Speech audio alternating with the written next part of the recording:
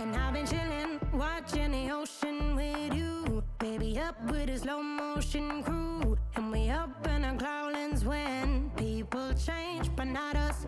And we just chillin', kicking it, kissed by the sun. Could be soaked to the skin in the mall soon. I know she got the good vibes when seasons change, but we're the same. Even if I lost all my money, the zero runs deep, honey.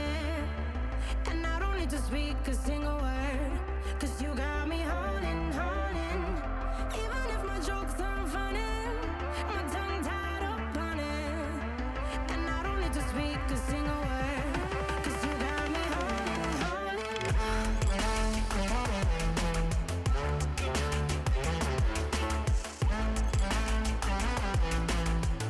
'Cause you got me holding, holding.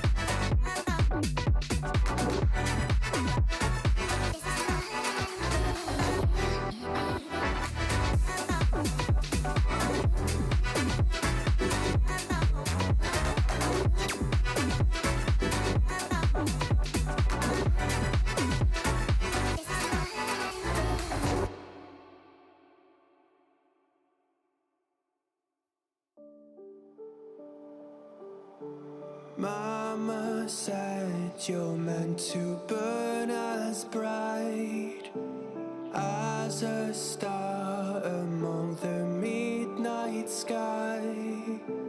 All the pressure blinded me, but now I see I'm no different from the rest. You said I'd fly away, but my walls have kept me down. Now I'm lost and I'm afraid, and I'm close to hit the ground. You said I'd fly away. You said I'd fly anyway, but I keep on falling.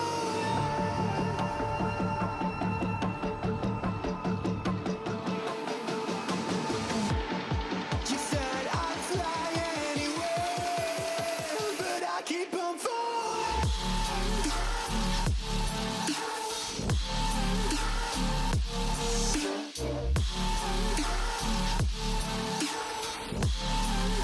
But I keep on falling.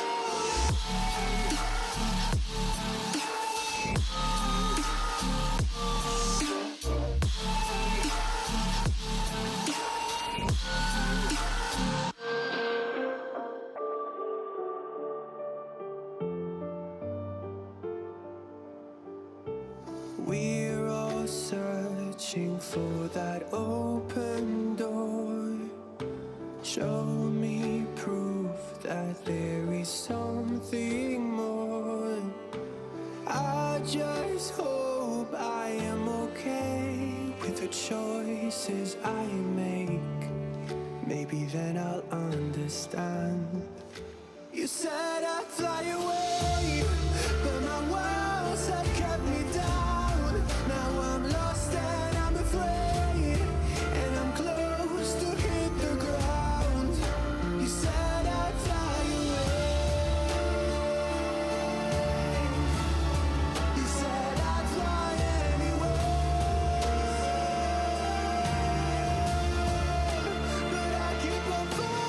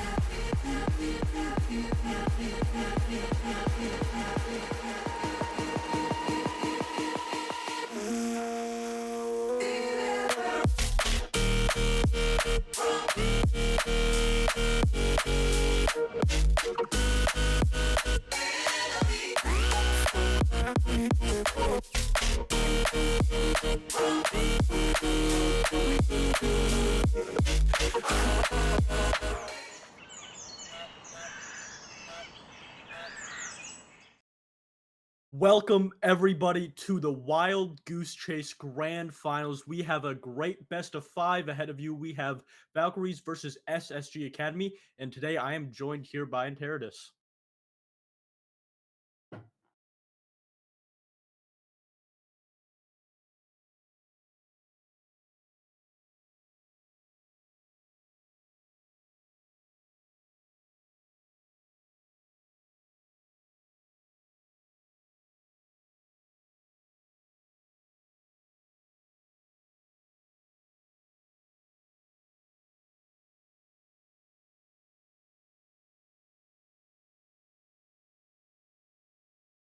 Oh, most definitely exciting. Going into our first team, Team Valkyrie, just coming off a best of three, which two of those maps went to max regulation overtime.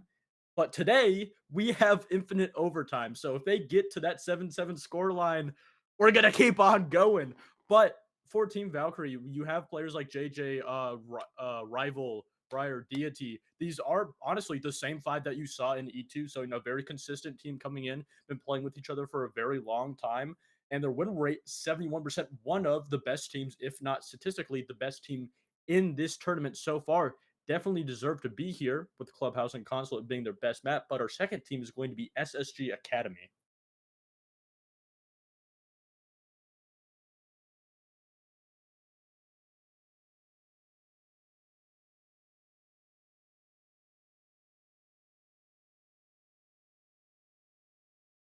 Yes, that is correct.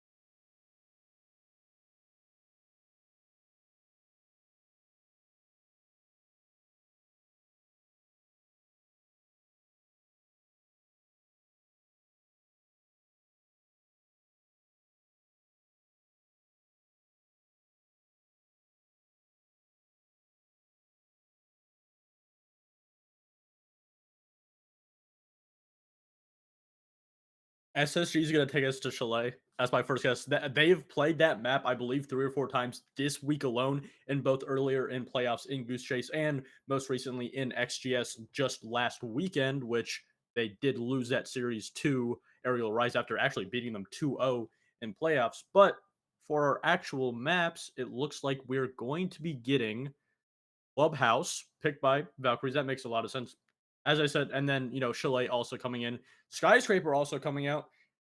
That one also makes sense. And then KAFE, most recently in this tournament, they actually SSG actually just beat Aerial Rice 7-5, and then Consulate and Border, the two worst maps for both teams being banned out. And then, as always, in T3 Siege, you always go to Oregon. It does not matter if it's a best of three, a best of five, a best of one. You always will get Oregon. And if we do somehow get to a fifth map, our suffering will be even longer, or mine rather, as if we do get to a fifth map, you'll be subbed out. So you won't even, actually, you won't even get to see Oregon.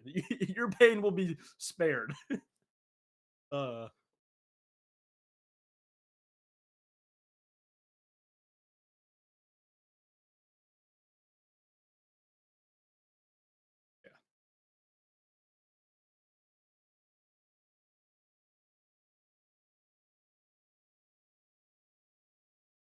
yeah. it's Oh my god. It's There all he right. It's all goes. right. So you guys couldn't hear him, but he was yapping I about was how yapping. Oregon is just so boring, and yeah, it is a very boring map because it's been out for so long. And not only that is it just has not actually. I don't think it's been reworked. No, it No, no. hasn't. Okay, so it has not been reworked. No. So yeah, it's been in since Pro League has first came out. It was one of the default maps that came when Siege came out. So Yeah, it did. Dang. yeah, so this is Really. probably one of, it might be, or no, Clubhouse too. Yeah, so Clubhouse, Oregon, two of the oldest maps in the map pool currently. So it's But just, what'd you say? I was gonna say, but Clubhouse has been reworked and Oregon hasn't. That's true. So actually, yeah, Oregon is the oldest map in the map pool. But who's gonna win tonight? That's what we want to ask. Obviously, we Yeah. won't see until later Yeah. tonight, but we can get into predictions. Those predictions being not very close, No, no, no, not close at no. all. All right. I know it doesn't look great. And I don't think we actually have to show who actually voted. But I gotta say, I'm as bad as it looks. I think I'm going towards Valkyrie here. They're a roster that has been together, even recently, and done incredible work. There's been a lot of stuff that they've been doing, that just have gone incredible. And here, yeah, here it is. Goose, obviously, you're an SSG boy. Yeah. You're following the bandwagon.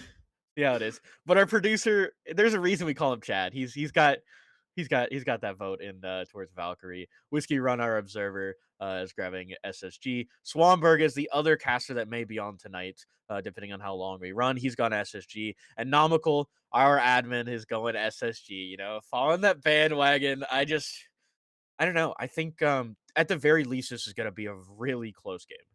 Oh, I do think it's gonna be a close game, and I think earlier this week, SSG they looked really good, but Yeah, going into this previous weekend, we've seen a lot of actual weaknesses because this weekend only we've seen two new players come out. First, barring yeah. now replaced with Fens, and speaking of actual game, we should be going into the game very shortly. But the thing is, my question is Fens the answer? Because last time they played a game, a best of three, they won three attacking rounds, or yeah, three attacking rounds in two maps. I mean, he's in the past. He's been a really good player for them. But the problem is that's the past.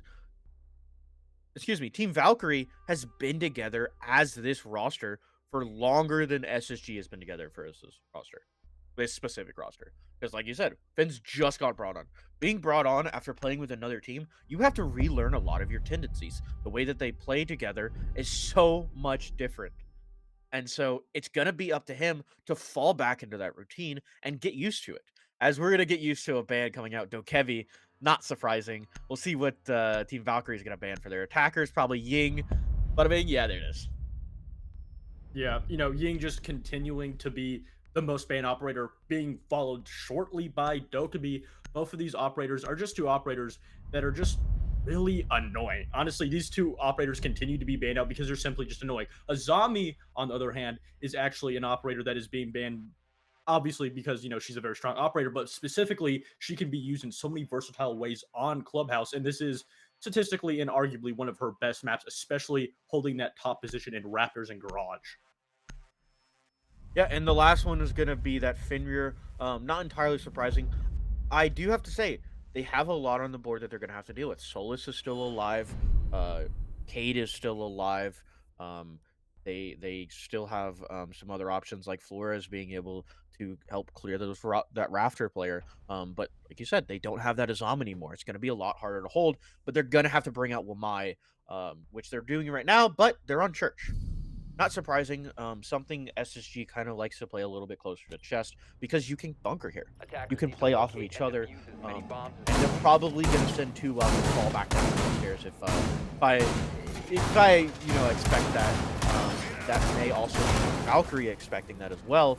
So it's gonna be up to the Team SSG Academy to kind of change it up, because obviously these are players that have been playing together for a long time, playing against each other and with each other, and so they kind of know some of their tendencies. I'm kind of interested to see what SSG is going to bring out tonight. That's the question we were wondering, because sure, it is only one player, but one player could be a complete change to their overall strategy. And one common theme is when SSG Academy is not when they're not playing their game, they tend to lose situations and then eventually rounds and even games. And them going to basement first is just the definition of a comfort pick. It's kind of the default site of this map. It's statistically one of the more defenders cited sites on Clubhouse, so it's a no-brainer that they're going to be wanting to go there. But my question is, if Team Valkyrie does start to make SSG somewhat uncomfortable, and it doesn't matter because Bill coming out big with the very first pick onto Deity, and now that is your Capital gone. That is a lot of utility gone just in the 30 seconds. I was thinking a little bit while we were sitting there talking. I'm not surprised to see a little bit more aggression coming out of SSG Academy. When Finns was on the roster previously, that was something they like to do. They like to bring it out, and so honestly really liking it, seeing that come out for them. And it's going to be up to Team Valkyrie to answer for it. And so far, they haven't really been able to do that. They have started clearing out, but that player's fallen all the way back to the basement, and so they haven't been able to find a retrade. But they're going to be looking to see if they can't grab these hatches, see if they can't find some space on site as he's just shooting into a wall. Just making sure you can control the recoil on the shotgun, which it does have a decent amount of recoil. And yeah, SSG Academy, after getting that first pick, not really even giving the opportunity for Team Valkyrie to actually get that trade back. Every single operator on the side of SSG Academy is now down below on the site bunkering, and that's all they need to do. With about half the round gone, you still now see two players trying to push down. Fry eventually killed by Fenstron, trying to get a little aggressive, but he's eventually punished for it. And now, with more than half of the round gone, Team Valkyrie find themselves in a 3v5, now a 2v5, as they can just not push out Fentron. And eventually, AMD does get spent, trying to push in towards actual site, trying to find a player, trying to find anything, but he can't. He has no intel, no power position. And in this 2v4, SSG Academy has all the cards in their favor. Vocal just making sure that that wall stays closed. And right now, AMD is just waiting for somebody to swing him, but SSG Academy is doing a great job of just not letting anything go the way of Valkyrie. That wall is staying open, not giving them a swing. And blue control continuing to just completely stay in the control of SSG Academy, and no players from Valkyrie are trying to roam. But here is Hitman going through dirt, trying to get a hit back from the back, trying to find the SSG player caught off guard, but so far is going to wait for that smoke to dissipate. Just trying to find anything, trying to bait out a defender, but nobody wants to go. That ace charge is going to be caught out. That wall is going to stay closed.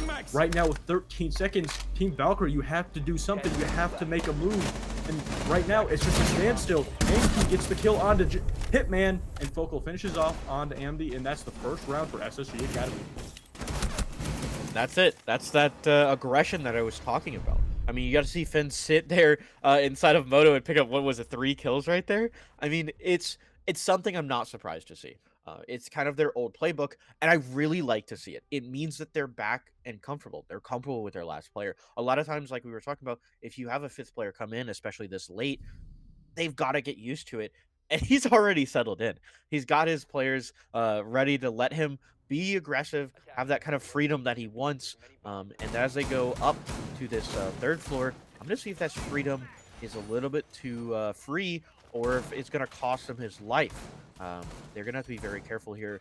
I wouldn't expect, or wouldn't be surprised to see some bar aggression coming out from SSG Academy, but are they going to be able to hold it? Yeah, that is the question, if they can be able to hold it, and we're seeing that aggression come out. But one question I have is, last round, Team Valkyrie, they were down a player, they had around a minute left, and their game plan was to just funnel 3 players down main and die defend. That was their strategy. It did not work out whatsoever.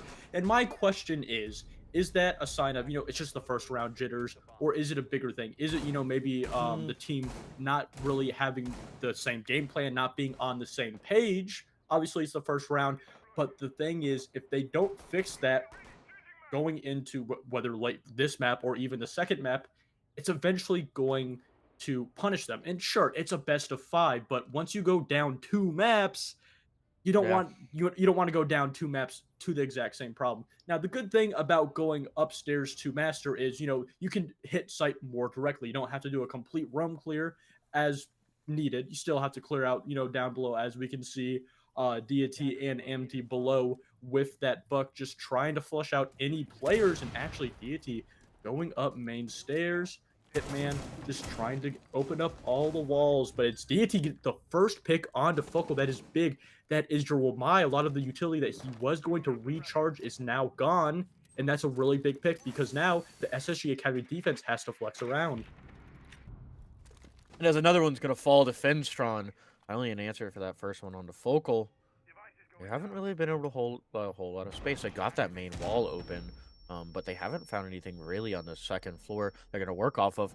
Looks like they're going to try to see if they can't clear this Mira, as he's just going to drop, almost losing his life to Fins, excuse me. As AMT's going to leave, he looks like he disconnected. But AMT's going to grab another one onto Deity, and the bodies are just falling so far.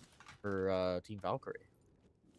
And with a minute 20 left, Team Valkyrie, while they did get the initial first opening pick, not a whole lot. Actually, matter of fact, nothing came out of that whatsoever. You still have a player down below by bar, still roam clearing, and with a minute left, SSG Academy, they're not even really throwing a whole lot at Team Valkyrie. It just really looks like Team Valkyrie is starting to struggle, but Bry saying no. Hitman following it up with a huge kill on defense, and now being followed up, Bry pushing up main stairs, trying to find that opening in the site, but it's JJ to actually find the opening. Vile gets a kill onto Bry, gets a second onto JJ, now a 1v1 situation, but he can't win the gunfight. It's J Hitman to win the gunfight and tied up for Valkyrie. So I think kind of something I want to point out. You talked about it a little bit at the beginning of the round here. You asked that question about why I thought they put 3 down main stairs, and I never actually got a chance to answer. So while we got a second here, I want to talk about it. It's an issue that I've seen coming out of Team Valkyrie in the last month or so. When they kind of struggle to find any answers for something, they just throw bodies at it. And it works in T4 when you're players of this caliber, but you can't do it against SSG Academy. They're gonna shoot just as well as you, and just trying to funnel your way through is not gonna work, especially when you have to deal with a lot of angles. And it's something I fear kind of from the Valkyrie players. They're all incredibly good players, but they seem to get a little bit too headstrong sometimes, and just say, "Hey, screw this! I'm gonna swing. We're not winning our fights. Let's see if I can just get aggressive." And that wasn't really the answer there. They needed to get that hatch open. They didn't have anything really to open it. But at the very least, start opening floor holes, get that kitchen hatch open, see if you can't smoke it off. You got to use utility to get through it. You can't just push bodies. It does look like Team Valkyrie has an overall plan, but a lot of the problem we see with, even T2 teams, but mostly like T3 teams, is they'll have this really big idea, this really big strat they want to execute on the attack, but they don't do their basics and their basic setup behind that attack. So while they have the overall big idea, but when they don't have those supporting factors, when they don't have the hatches open, when they don't have the intel, it just simply won't work. It's like a book. You can't write a book without words. You need the words and you need the actual covering of the book. And they just don't have that covering. They just have the pages. They have the idea of what they want to write down. They just can't put it onto paper. They did tie it up eventually, while it did just, eventually come down to just, funneling up main stairs and players from SSG Academy over swinging, which, is a little curious because, in that initial first, half of the round, that's exactly what they didn't do. They stopped swinging. It kind of looked like, maybe they got a little bored, maybe a little zealous, and they overswung, and eventually it was punished. And they're going to start getting open up CCTV and try to push a little bit over there, trying to see if they can't clear out these players who've already started to give out that side of the map. They've already pushed out of the entirety of Cash. They're trying to hold Finn sitting inside of construction. But, excuse me, even with Cash clear, it's a hard pusher. You got Focal sitting inside of logistics on that Mira, and they don't have anyone on the hatch to deal with him. They have the hatch open, so they could just walk over, but Bry's just going to drop an Ash charge to see if they can't clear him out. Focal doesn't have that spot anymore, but he's got a little bit of a pixel. Going to see if he can't find a kill. They haven't given it to him just yet. They're going to have one holding that, and they're going to prevent that single panel from being able to get opened as JJ's looking for a kill right here on this highway window. On the roof, and they're slowly making their way in, trying to constrict the players of SSG Academy. Team Valkyrie clearing out a whole lot of hard walls and utility, just knocking on the door of death, but Aimkey down below with that Solus is going to try to flank and get a backstab. And right now, it doesn't look like Team Valkyrie has a whole lot of aware. Bry is aware, but it doesn't matter because Aimkey wins that gunfight. And instead of rotating back to site, he goes all the way to garage. But JJ may be aware of this, and yes, he does. He gets the first initial pick, followed up by Hitman onto Vil. And now SSG Academy, with only 50 seconds left, find themselves in a 3v4. There's still a lot of space for Team Valkyrie to take as they're trying to make their way in through Lodge. Vocal's still holding it as he's going to take out one before getting dropped from the hatch. Players live left for SSG Academy to hold it together as Finns is getting a little bit aggressive. Look to see if he can't find him, but they've already dropped. They've already cleared him, and he's off the board. It's up to JetCon to hold it together. 3v1. He's going to throw out the C4, but not before Hitman puts him down. gets themselves around. A beautiful round at that, a really good follow up, and now they're up 2-1 on the attack. While it is their pick, it's still, you're still attacking Clubhouse, and SSG is a fantastic defensive team, having a over 75% win rate on defense in XGS recently just this week. So they're, not really good uh, team to mess with. And the thing for Team Valkyrie in that situation is it wasn't because SSG just played that round bad. They had their game plan and they had a great setup. They held great crossfires when they did have that man advantage late in the round, and that's why they were able to close it out. And that's why all the or two of the SSG Academy players rather were not able to put themselves in a clutch situation, because all of the angles, every time they try to swing, maybe rotate to a certain position, there was a Team Valkyrie player right there waiting, holding, and which resulted in the round. And that problem we talked about, from the first going in the second round, it looks like they've definitely fixed it. I think the other issue is what happened to the aggression that the SSG Academy had. I mean, we saw that first round, Finn's playing out of Moto, like I said, giving him that freedom, and they've just stopped it as... What is Aimkey doing? He's looking for a drone through the hole. We're not going to find it. Potentially looking to see if he can't kill someone as they open up that. But like I was saying, the aggression coming out from SSG Academy was something I really liked in that first round, and it's kind of disappeared. You had Finn's holding construction, and he wasn't swinging. I mean, I understand he's playing Castle, but it's a one bullet headshot. You have such a incredible control of the gun because of how easy it is, with like pretty much no recoil. Let's be honest.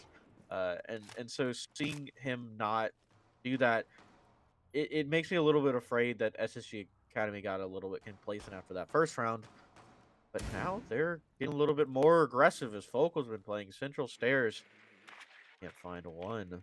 He doesn't have anyone to trade it. It's going to be up to him to hold and get that kill.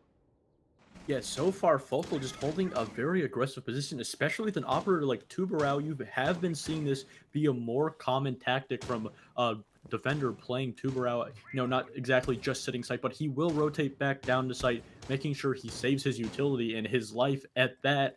And Team Valkyrie just able to clear this bar first floor. And so far, SSG Academy hasn't given them too much pushback on this overall roam clear. And it does look like every single defender yet again has rotated back down to site. And we're seeing the exact same position. This Cade trick will just be completely canceled out by this Tubarão, and especially that Tubarão just be canceled out by the Maverick, rather. JJ surely going to get this hatch open, and Team Valkyrie not only fixing their actual mistake in their overall strategy, but fixing the mistake of having a lack of hard breach. Bringing out this Maverick basically solidifies that they will get at least one hatch open, even with the Cade and Tubarão. But the thing is, they need to be able to clear down main stairs, not only clear down, but make sure they get this wall open so they can have a line of sight into actual sight. And Team Valkyrie looking to see if they can't find themselves another round. Opening up that main wall. Bry's going to go ahead and drop into Moto, excuse me. They've got another one falling right behind him as Jetcom's going to take a little bit of damage. Vill's going to be holding Moto. One's going to fall to Bry. Vill looking to see if he can't grab one of his own as he's going to get flashed out before AMT finds one on a Jetcon. And they're clearing out these players one by one. Another one's going to fall. Another one after him. And AMT's the last one alive with nothing answered for Team Valkyrie, where they finally finish it off with a flawless round. And like I was saying earlier, I mean, I don't see the aggression from that first round here, Goose. I'm just really questioning what happened. It seems like they kind of just fallen off after that first round, and just given Valkyrie rounds. There've been a lot where they've wanted to hold it, and they just get any bit of pressure coming out from Valkyrie and just give up the space. You gotta fight back. You gotta do something. They were doing that in the first round, and it's vanished. Team Valkyrie has solidified at least an even half. Even if they lose these next two rounds, going into their defenders' half, which statistically is a sided half or half for this map, they've already gone 3 rounds. Even if SSG Academy come back and win these 2 rounds, I wouldn't say it's a loss for SSG Academy, but definitely not what you want. You know, especially defending on Clubhouse, even if it's not your map pick, you would prefer a 4-2 most of the time. And it's not necessarily because, you know, Team Valkyrie is doing a great job, which again, they are doing a great job at that. You know, they're putting out a really great attack, but SSG Academy is just letting Team Valkyrie have their way with the map, letting them play their own game. And because of that, SSG Academy is not in a comfortable position, which we talked about earlier in this first map. When SSG Academy is not comfortable, they start to lose rounds. And that's exactly what we're seeing yet again here. They need to fix this problem quick, because if they don't, they're going to find themselves going into a 4-2 half onto their attacking side. And I don't know. That's 71% or 72%, whatever it was. Are you feeling so confident of that here, Goose? I mean, I don't know. I'm a little shell shocked. I'm not gonna lie to you. I think SSG Academy knows what they need to do, and they're just not doing it. I mean, like Vil there, you impact the drone hole. That's a free clear of a thermite. He put it way too far right. That's something that players of this caliber should know. And if there's, I don't know if they're stunned, if they're not feeling it. Maybe some of them are hungover. I don't know. Like partied a little bit too hard last night after that game. I guess it's just questionable. There's a lot of stuff that SSG Academy should really be doing, and they're not. JetCon, I like the aggression coming out of him here. Bill playing nearby, and they were able to fall back, but he should be picking up at least one before falling. He's sitting at 0-3 right now, and that's just not something JetCon, a player who, when I was watching him last two seasons of XGS, was stomping people. And right now they're not taking as Vocal is going to swing and find one before Deity's able to find a trade on a JetCon. That man count's going to stay up even. The good thing for SSG Academy is, you know, sure, they did lose a player that it was eventually traded back. They've now wasted 2 minutes, and Team Valkyrie now in somewhat of a little bit of an uncomfortable position, only have a whole entire minute left. Vocal down below with his C4. Not only will he have comms from his teammates, but will also be aided by his Valkyrie cameras. So even if Team Valkyrie do get in a good position to plant, they're still going to have to worry about the C4 below. But actually, it looks like he may go for a kill from below, but it's Fens and Vil to get the first 2 picks in this late round onto DT and Bry.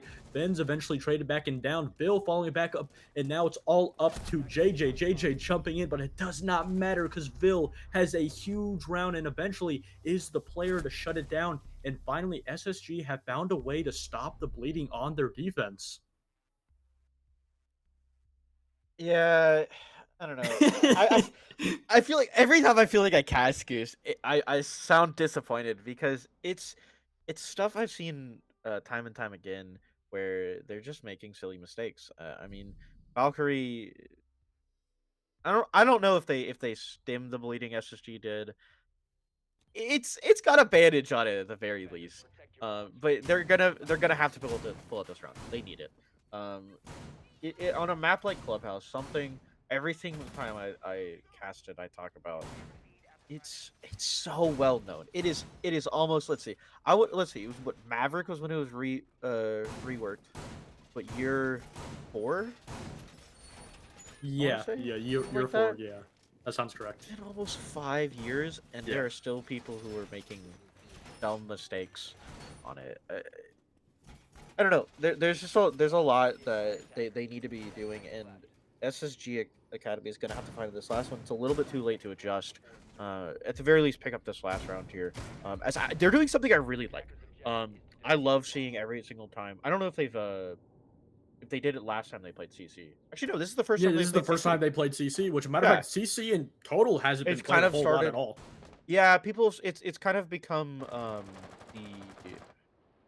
what's a good equivalent?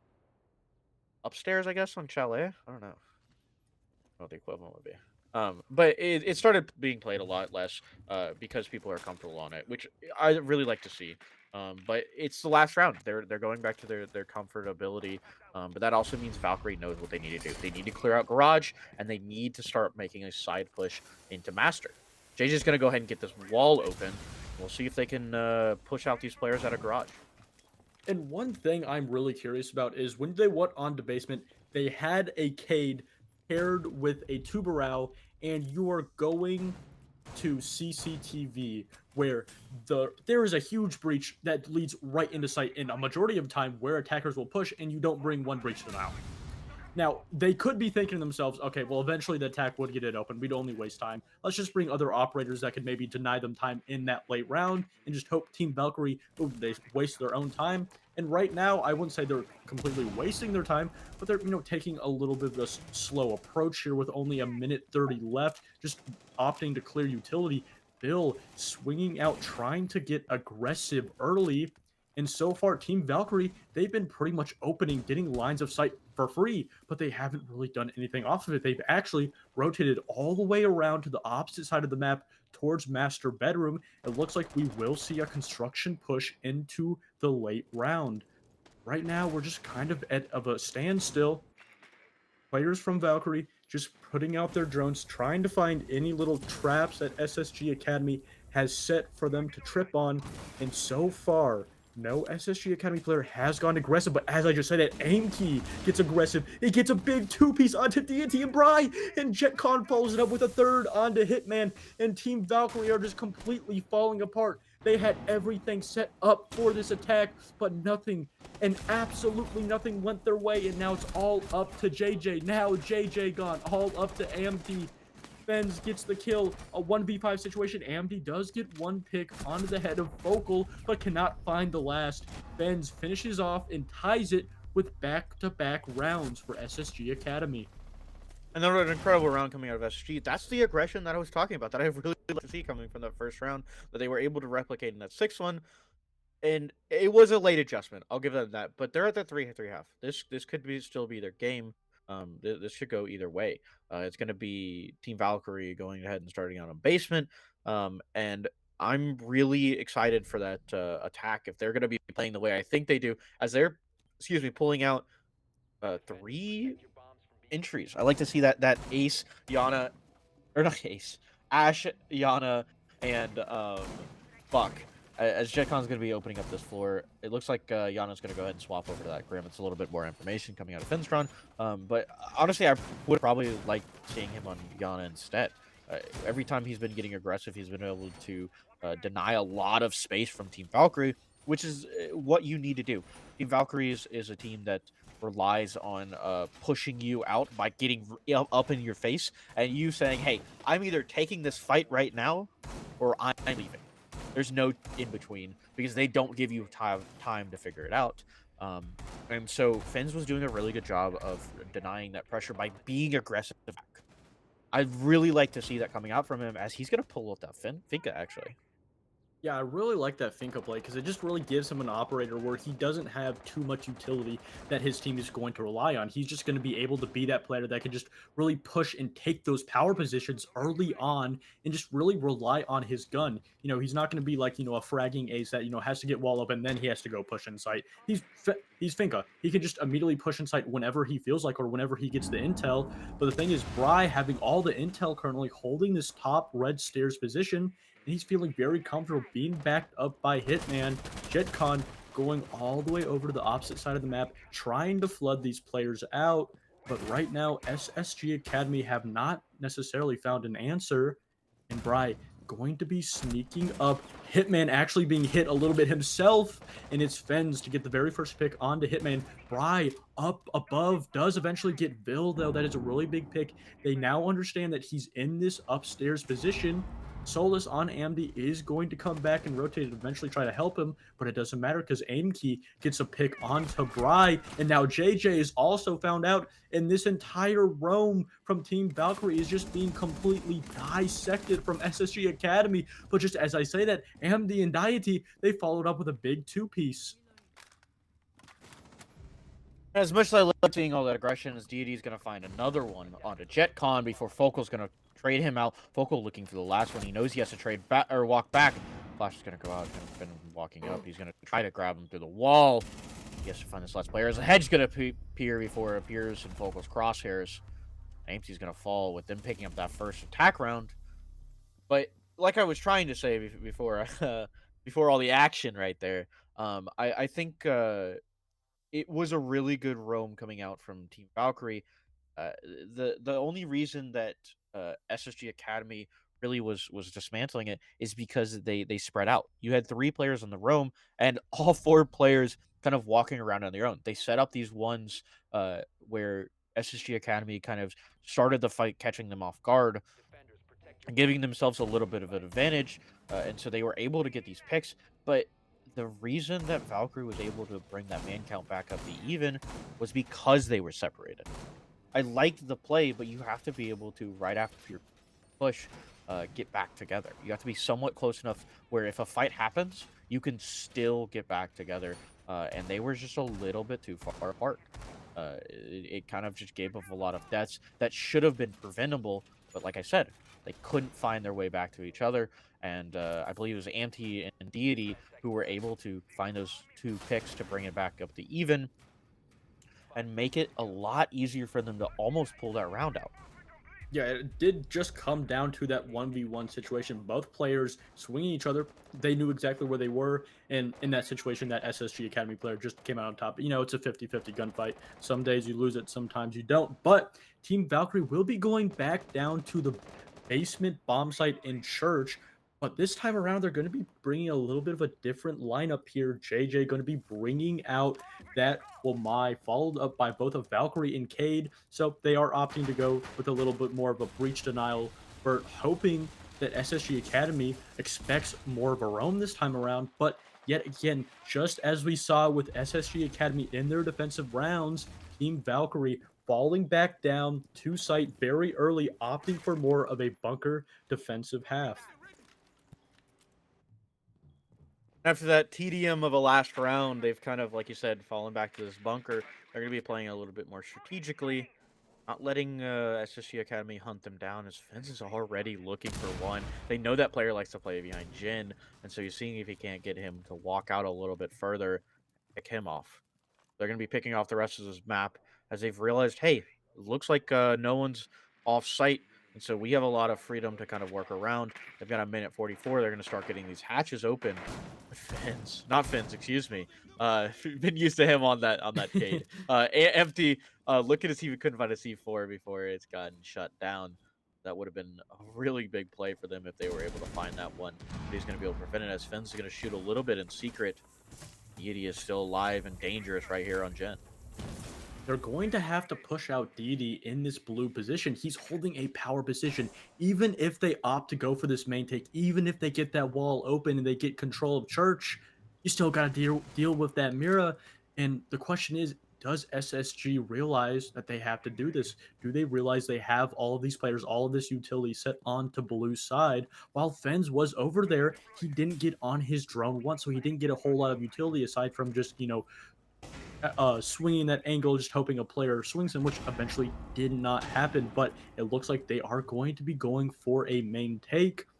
Team Valkyrie expecting somewhat of a back push late in the round, but SSG Academy will not be bringing that out. Anki aiming down the hallway, hoping he can catch a player rotating between sites, but that's not going to happen. And the thing is, there's only one Team Valkyrie player on the side of Armory. So if they just want to flood through that soft wall, through that rotate, and get this player, they could be in a position to get a plant down. And with 20 seconds left, SSG Academy, they're bringing out the flashes. They realize they have to try to go to the other side, but it's Bri to shut him down, JJ to follow up, and it's now all up to Fens actually following back up. But Bri, yet again, followed up by Deity, and now it's all up to JetCon. He gets one kill, but with 5 seconds left, it's near impossible. It's not going to happen. It's going to be tied yet again. And one of my fears going into this series may be true, because if we go into overtime and it continues to be like this, we still got infinite OT. Don't even remind me. We're on map 1. It's already infinite OT potential. I mean, you know what? I will say this, though. It kind of shows why I was surprised to see the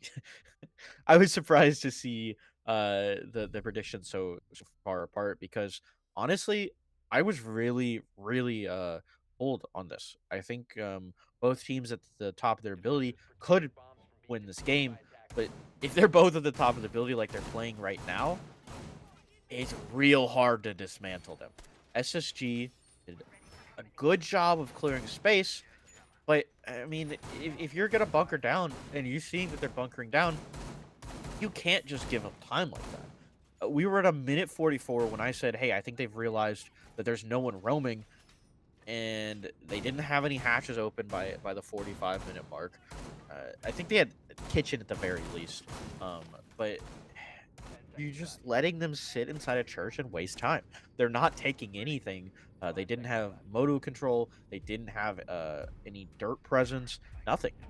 It's what I was complaining about Team Valkyrie doing, and just kind of trying to funnel players through a doorway and shove players or shove bodies to solve a problem that SSG Academy kind of fell a victim to. It honestly just really looks like they were in a position where they're just confused. They didn't know what they wanted to do. They had an idea of what the setup was looking like. They knew exactly what Team Valkyrie was throwing at them, but they had no idea how they wanted to approach it. As you saw, they had Fens and eventually a second player trying to back him up in blue, and with half the round gone, nothing happening, they just opted to just completely give up blue, rotate all the way, and try to go for a main take. And it really looks like, SSG, sure, they do seem to have an idea, but when it does work, or when it doesn't work, they don't really do anything to follow it up. They don't really do anything to compensate. They don't really change up their game plan. They don't adapt in that mid round, which is a surprise because SSG Academy is one of the T2 teams that is known to be able to adapt really quickly in between maybe 1 to 2 rounds, but we're just not seeing that from them. And honestly, whenever SSG starts to fall back, they start to win rounds when Team Valkyrie gets complacent. It's kind of like a mirror match. One team does good, they get complacent, give away in a round. Not to say that this isn't a good game. It has been a great game so far, but it just really looks like not a whole lot is happening. But speaking of a whole lot happening, JetCon gets the very first pick, followed up by Fens, Fry and AMD down, and now Team Valkyrie find themselves in a 3v5. And a lot of space already taken by SSG Academy. They've been able to clear out most of these players. Construction side, there's still Hitman trying to be aggressive over here, but they've pretty much all fallen back to Jim.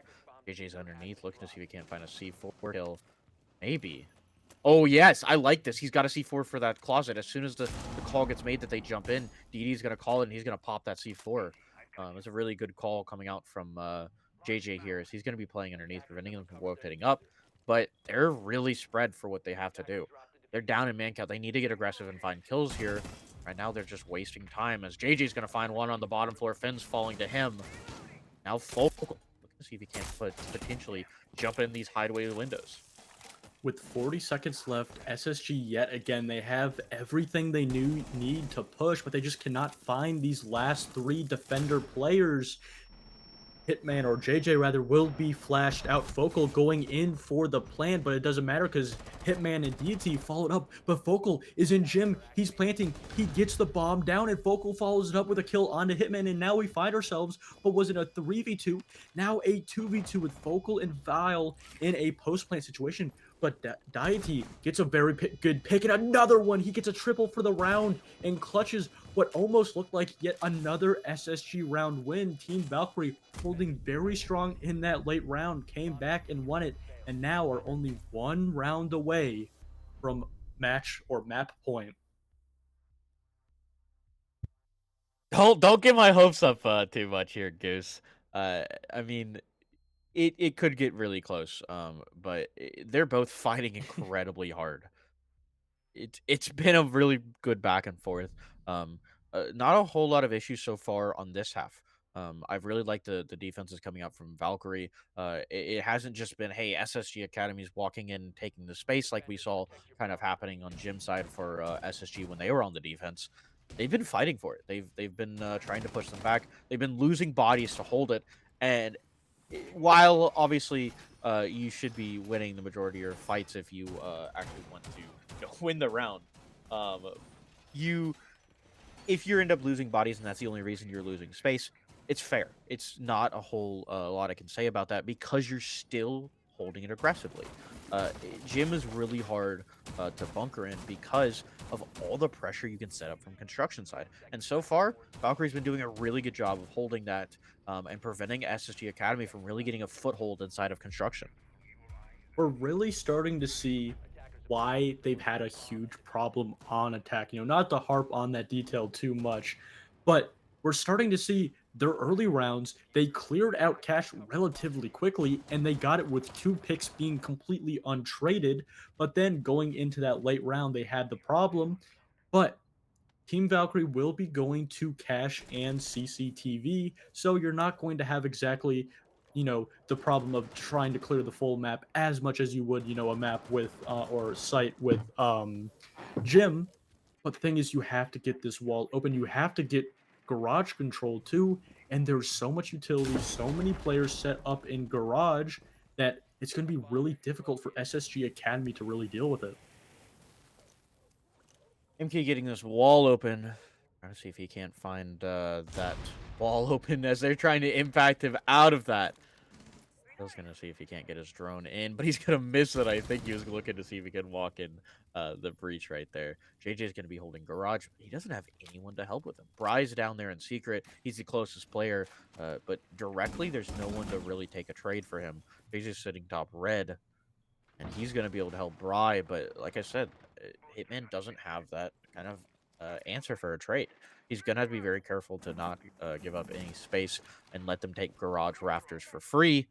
Because if we do, it's a lot easier for SSG to actually take garage and take CCTV. And that's going to be Empty taking one on to Empty taking on an Aim Key. That is trippy. I'm sorry. Jetcon's going to walk forward before falling to Bry. Empty's going to find another one on to Vil before finding a second one on to Fins. And it's fallen apart for SSG Academy, as Fokal's the only one alive. And so far, he's only found one as he's going to take down Bry. For a second, no one's giving up their bodies. What could potentially be a very close round for them if they can find some more kills. It really does look like Team Valkyrie just has all of the info on SSG Academy. Every time SSG Academy takes a step, every time they make a plan, Team Valkyrie's there. They're already one step ahead. They're expecting SSG to be in the positions they are before they even get into them. And yet again, obviously, it's the very first map, but I'm starting to get a little worried about the continuous problem of just SSG not being able to attack. And it's not just me. It's not just me, harping at my really bad tweet about T4. Packer himself even said that SSG Academy, when he played them, simply just they could not attack. They could not form a really good attack, and you have to win at least 3 attacks. You have to, and that's the problem with SSG Academy. Yeah, and I mean, like, it feels weird because, like we were talking about earlier, this is a roster that likes to get aggressive with Fins at the helm. It feels weird that they're not an attack-heavy team. You don't see a whole lot of defense-focused aggressive teams. Like, off the top of my mind, I can't even think of one. It's not happening as much because when you're aggressive, the biggest thing is you're taking space. It's harder to do that on defense, and so a lot of teams, what they do is they'll have 1 or 2 players who are really aggressive, but for the most part, it seems like their whole playbook has been aggressive. They've been 4-man walking around, clearing roamers, taking those solo fights, and they're winning them. I can't even say that they're not winning them. It comes down to they clear out the roamers, and then what? They try to walk in sight and get gunned down. And Valkyrie has done a good job of noticing, hey, they're really bad at their end round games so far. And so they just cut out the early rounds, prevented those roamers, started bunkering down. And aside from the 1 player roaming right now, that's about as aggressive as they've really gotten on basement. JJ does get downed and eventually will not be finished off. He'll actually be Bry to get the very first pick to Jetcon. That is a relatively good pick. That is your Ram gone now for SSG Academy. But Deity is down. Fens with a huge double kill. It does look like, actually, no, he wasn't even trying to be picked up. Fens with a 3rd. Where is he finding these kills? And that's exactly where it is. 3 players just swung him on blue window. You can see their bodies. Oh. How do you lose 3 players on the same window? Wait, look at that line of blood. That is insane that they've been able to do that. But I don't know. That's just dumb. Like, Valkyrie, what? It's honestly a jail. It's like a get out of jail free card. Like they have just given SSG Academy. Wait, a fourth player's gonna swing this? No, please. Fry. You've lost 3 players on that. Don't swing that. Please, just hold. He's gonna drop back, clear that mural window, so that he can play out of church and prevent them from being able to see him. I would have rather he punched him, not gonna lie to you. I understand he's going for information, but give yourself a full softball. Or hard walk. It's those micro mistakes they continue to make. It's honestly, it really does hurt him. But Bill is down by Hitman. Hitman gets a second one on defense, and oh no, SSG Academy, you can't choke this. You can't give this. And Hitman on the shotgun. It does not matter because Aim Key and Focal, they shut down that comeback, that 2v4 comeback that almost was, but it just wasn't enough. In SSG, they've started to crawl back and now are only 1 round away from overtime. Why does he reload the shotgun there? I'm sorry. I gotta talk about it. Why is he reloading the shotgun there? Reload your main gun. Oh, it was full out of ammo? The main? Oh, okay. I didn't see that. Thank you, Chad. But W, Chad. yeah. I'm not gonna do a heart because you can't see it anyway. But it's in my in my mind's eye. Oh, I have a little heart for you. Hold on, we better cook on stream. Wait, get my chair. Heart?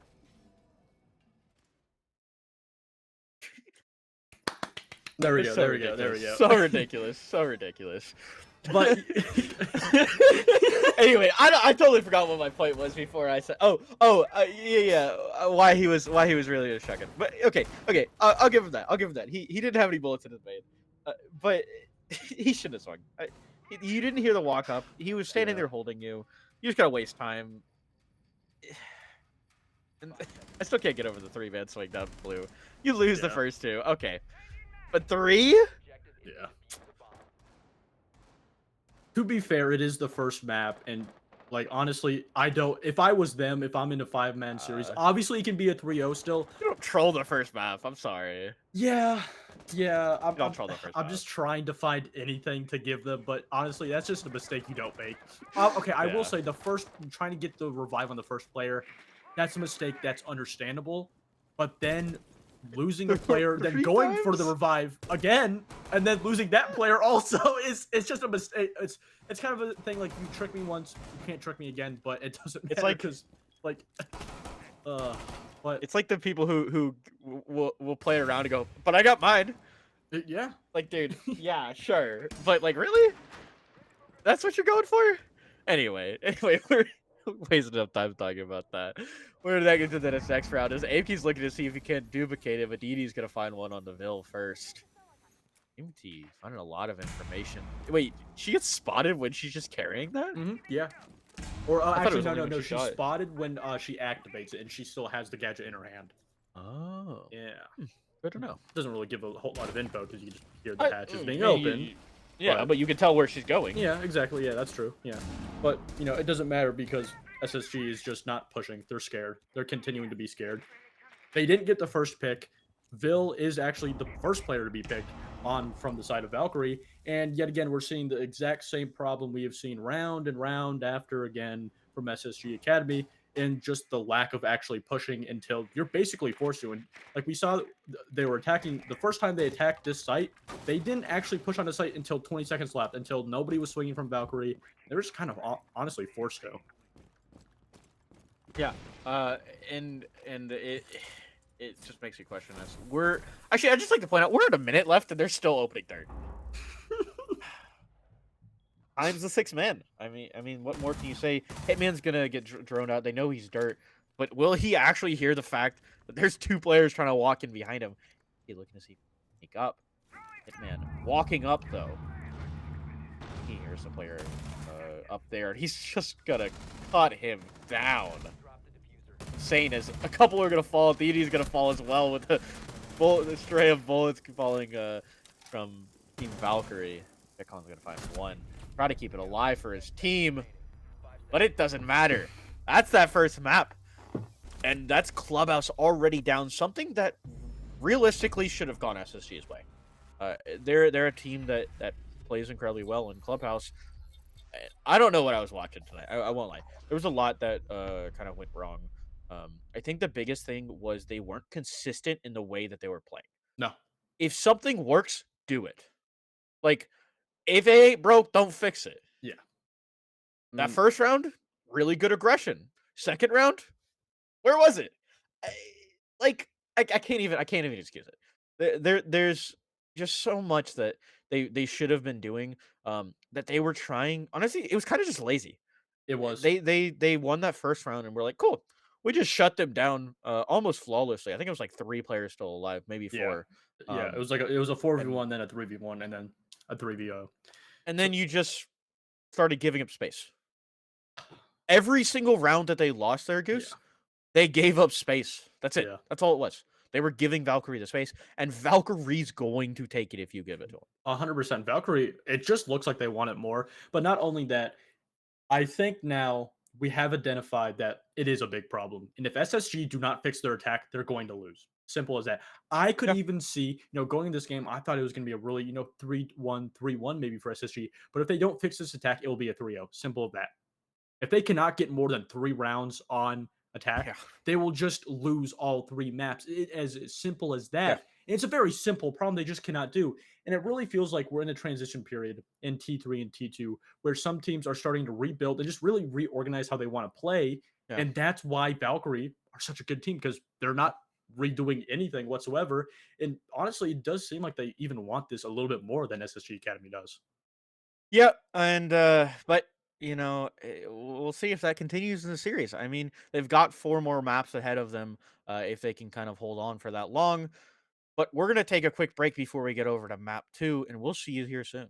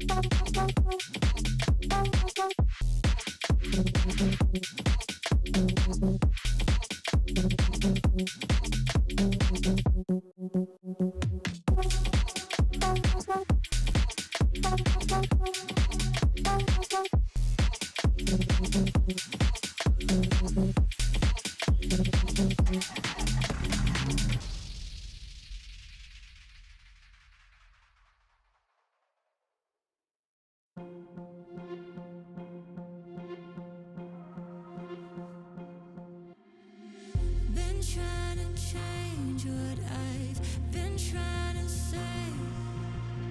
Words don't come straight from my head to my mouth. It's such a shame that it fell out of place. Was never me that was bringing you down. Why we always looking for more? Why we always looking for more?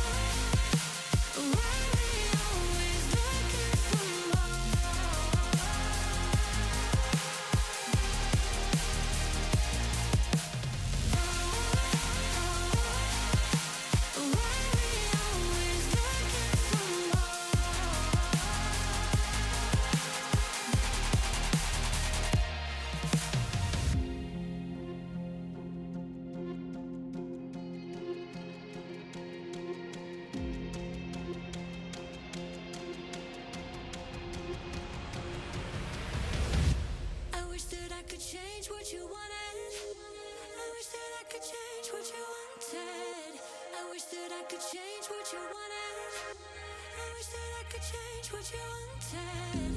I wish that I could change what you wanted. I wish that I could change what you wanted.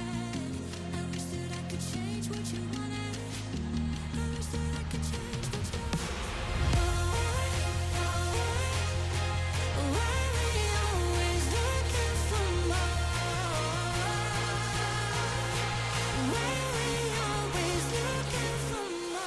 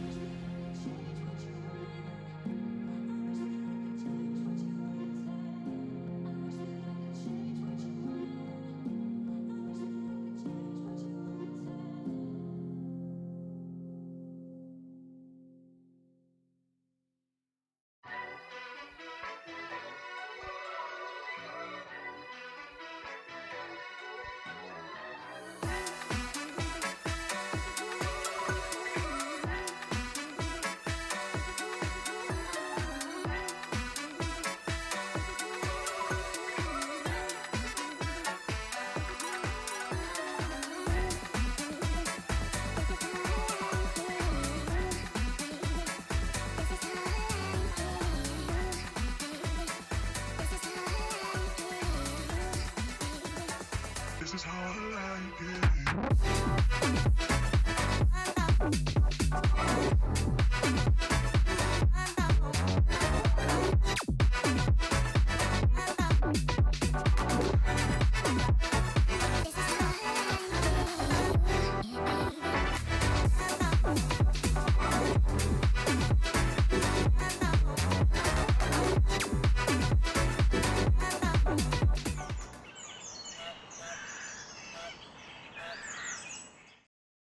Welcome back, everybody, to the Wild Goose Chase Grand Final. If you missed the first map, Valkyries took it 7-4 against SSG Academy on their map pick. Our second map will be SSG Academy's map pick. That will be Chalet.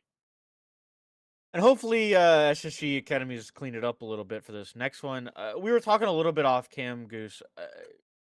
There was a lot of questionable stuff coming out of Yeah. SSG Academy. There was a lot of really good stuff I liked well, but they weren't consistent. That was their biggest issue. You got to be consistent. If something, like I said right before we cut the break, if it ain't broke, don't fix it. You just got to keep doing it. I would like to see a little bit more aggression coming out from them. It's been working. Vince has been doing really good when you give him that freedom to be first man in, first man taking that gunfight, because he's been winning it so far. If I've been keeping track right so far, he's 4-2 on opening picks. Yeah, Just that's in that last one. That's just shows if it works, let it go. do it. Yeah, Do it. exactly. Like, And I was also talking about you before. We're seeing the overall big mistake come back from their Aerial Arise series earlier weekend is that they cannot win attacks. But this time around, it's a completely new problem. When they played Aerial Arise, they were not winning attacks because they were not getting those opening picks. Yeah. But every time they got an opening pick on attack, 100% of the time it translated into a round win. But this time around, they're not having that much of a problem get those opening picks on the attacking half. It's that late round execute that they're having. And obviously, you're switching out a player from Barring, who's an older player, going to play that older style, trying to get that actual site execute going. So more of a newer player like Fens. So that could be why it changed up. But honestly, it's just a complete 180. And I don't think I don't one know. player is to blame for that. I just don't understand. because Valkyrie is Yeah. sure they're an aggressive team, but they're not like SSG main Yeah. aggressive. They're not like Wanted Goons or Wanted Goons No, main. they're not. Well, they're gone now. But yeah, so it's not like Valkyries are this over aggressive, the most aggressive team. So it's just I don't know what's happening. We're in game. That's what's happening. We're in game. But I don't know. I think the problem was they're not dominoing affecting. Like a lot of teams, you'll see an issue where they can't start the domino. They had the start of the domino, and then it went sideways. I don't know what they're doing. They're not following up on taking up space. They'll find some of the spaces. Bravo's gonna be the first one off the board. Something that got a little bit of use last round, but I think the most use it got out of was from SSG Academy. So I expect to see a lot of our Rooney if that's what they're trying to clear. As the first ban coming out from Valkyrie is going to be Ying. Ying. He's still on the board. Yeah, that's really interesting. I hope that could potentially help SSG on their attack. Probably won't, but they're gonna have to actually, honestly, do a complete change around of not even necessarily how they approach attack. How they were approaching it was relatively good. Fenrir now also being banned. This is probably Fenrir's most banned map, and warranted, especially on that basement site. And that does, ideally make SSG's late round execute a little bit easier. And then Solus also being banned out. That was a player that SSG Academy used a whole lot, but also Team Valkyrie right next to them. So again, you can ban out these certain operators that make and put you into difficult situations on the attack. But at the end of the day, that is not why SSG Academy is losing their attacking rounds. But it will not matter because they'll actually be starting on the defense, going to Barn Gaming for their very first site. 2 defense starts coming out of SSG Academy. Probably for a reason. Because Valkyrie likes attack. Well, yeah, that too. And I I honestly, going into this game, not only do we know, but SSG, all the players on SSG Academy know they can't attack. I'm saying it right now. From what we've seen, you cannot attack. And, I don't like saying that, very lightly. But going against a team like Aerial Rise, which you just beat earlier last week 2-0, then you lose 0-2 and only having 3 attacking wins in the span of 2 maps, that is a problem. It's also like weird because previously when JetCon played with Rai on oh god, what was his college team? Oh, I couldn't. I used to be able to tell you. I used to be able to tell you. I couldn't tell you. I mean, you got like 3 different anyway, teams. Yeah. Anyway, when he used to play with Rai, they were a really aggressive team, and they played really well in the attack. I'm pretty sure they had a higher attack than a defense. And so seeing him on a team that can't attack is just questionable.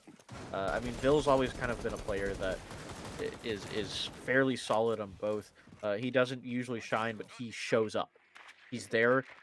He will get a lot of value. Don't get me wrong. I'm not saying he doesn't get value. I'm saying he doesn't excel. You never see that. But right now, he's not even really showing up.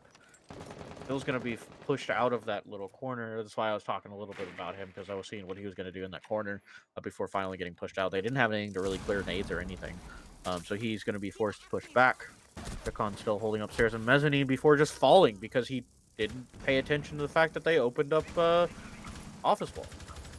And now, with only relatively a minute left, not only do Team Valkyrie have complete control of Library and top Mez, but they have 3 kills. Amity getting 2. Bill eventually answering back. Almost gets a second, but it's Hitman to shut him down. And Bry now shuts him down. And Team Valkyrie look all powered up. And honestly, they look completely unstoppable. But for the side of SSG, it honestly looks like they're starting to drown in the water.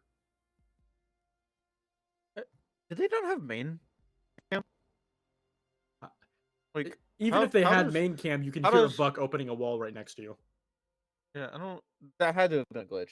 There's no way that man doesn't hear Buck opening the wall and walking up. Yeah, honestly, I will say it probably was just a sound glitch, because you do hear that. But and it happens. Even then, why don't you have someone on cams checking for that? You should know that they're pushing over there. I mean, to be fair, the wall was soft. They could have just shot it through the soft wall. No. That's not my point. They should have known they were pushing from that side. Yeah, that's fair. Yeah. Like, you had a. No, they didn't have a player blue. No, they had no player top blue. They had one player in library and one player top mez. Wait a second. What? So you had one player fall. Finn's. I don't even remember where he was. I think he was bottom blue. Jetcon gets shot in the back, and no one playing top floor. Or I could be wrong. Maybe a player, really flooded back. But see, the thing is, when they pushed so fast, nobody was on blue after that top mez player died. So either he fell back really fast, or he just wasn't there. We could just be looking like idiots right here, just not paying attention. But it doesn't matter because aim key makes Amdi look like I was gonna say an idiot. I just didn't want to call him an idiot. I had to stop myself there. But no, that was a really good pick from AMK. And honestly, especially with the SMG 12 and onto the Finka, not a whole lot of utility gone, but that's definitely a very aggressive player you can remove early on. And it's gonna be up to them to find an answer for it. So far, they haven't been able to find anything. SSG still look like they're just not ready. I mean, I really like this play from Finn's playing with boosters. But even with that first pick, they haven't really got a whole lot of control of the map. They've got control of Kitchen and a player on blue. Azil's gonna find another one, the Deity. So far, VALKYRIE just kind of walking into these the gunfire coming out from the SSG Academy players. As Hitman's gonna take a lot of damage. Jetcon's gonna find another one. Team VALKYRIE just kind of falling apart. Yeah, a complete contrast to what we saw the round before.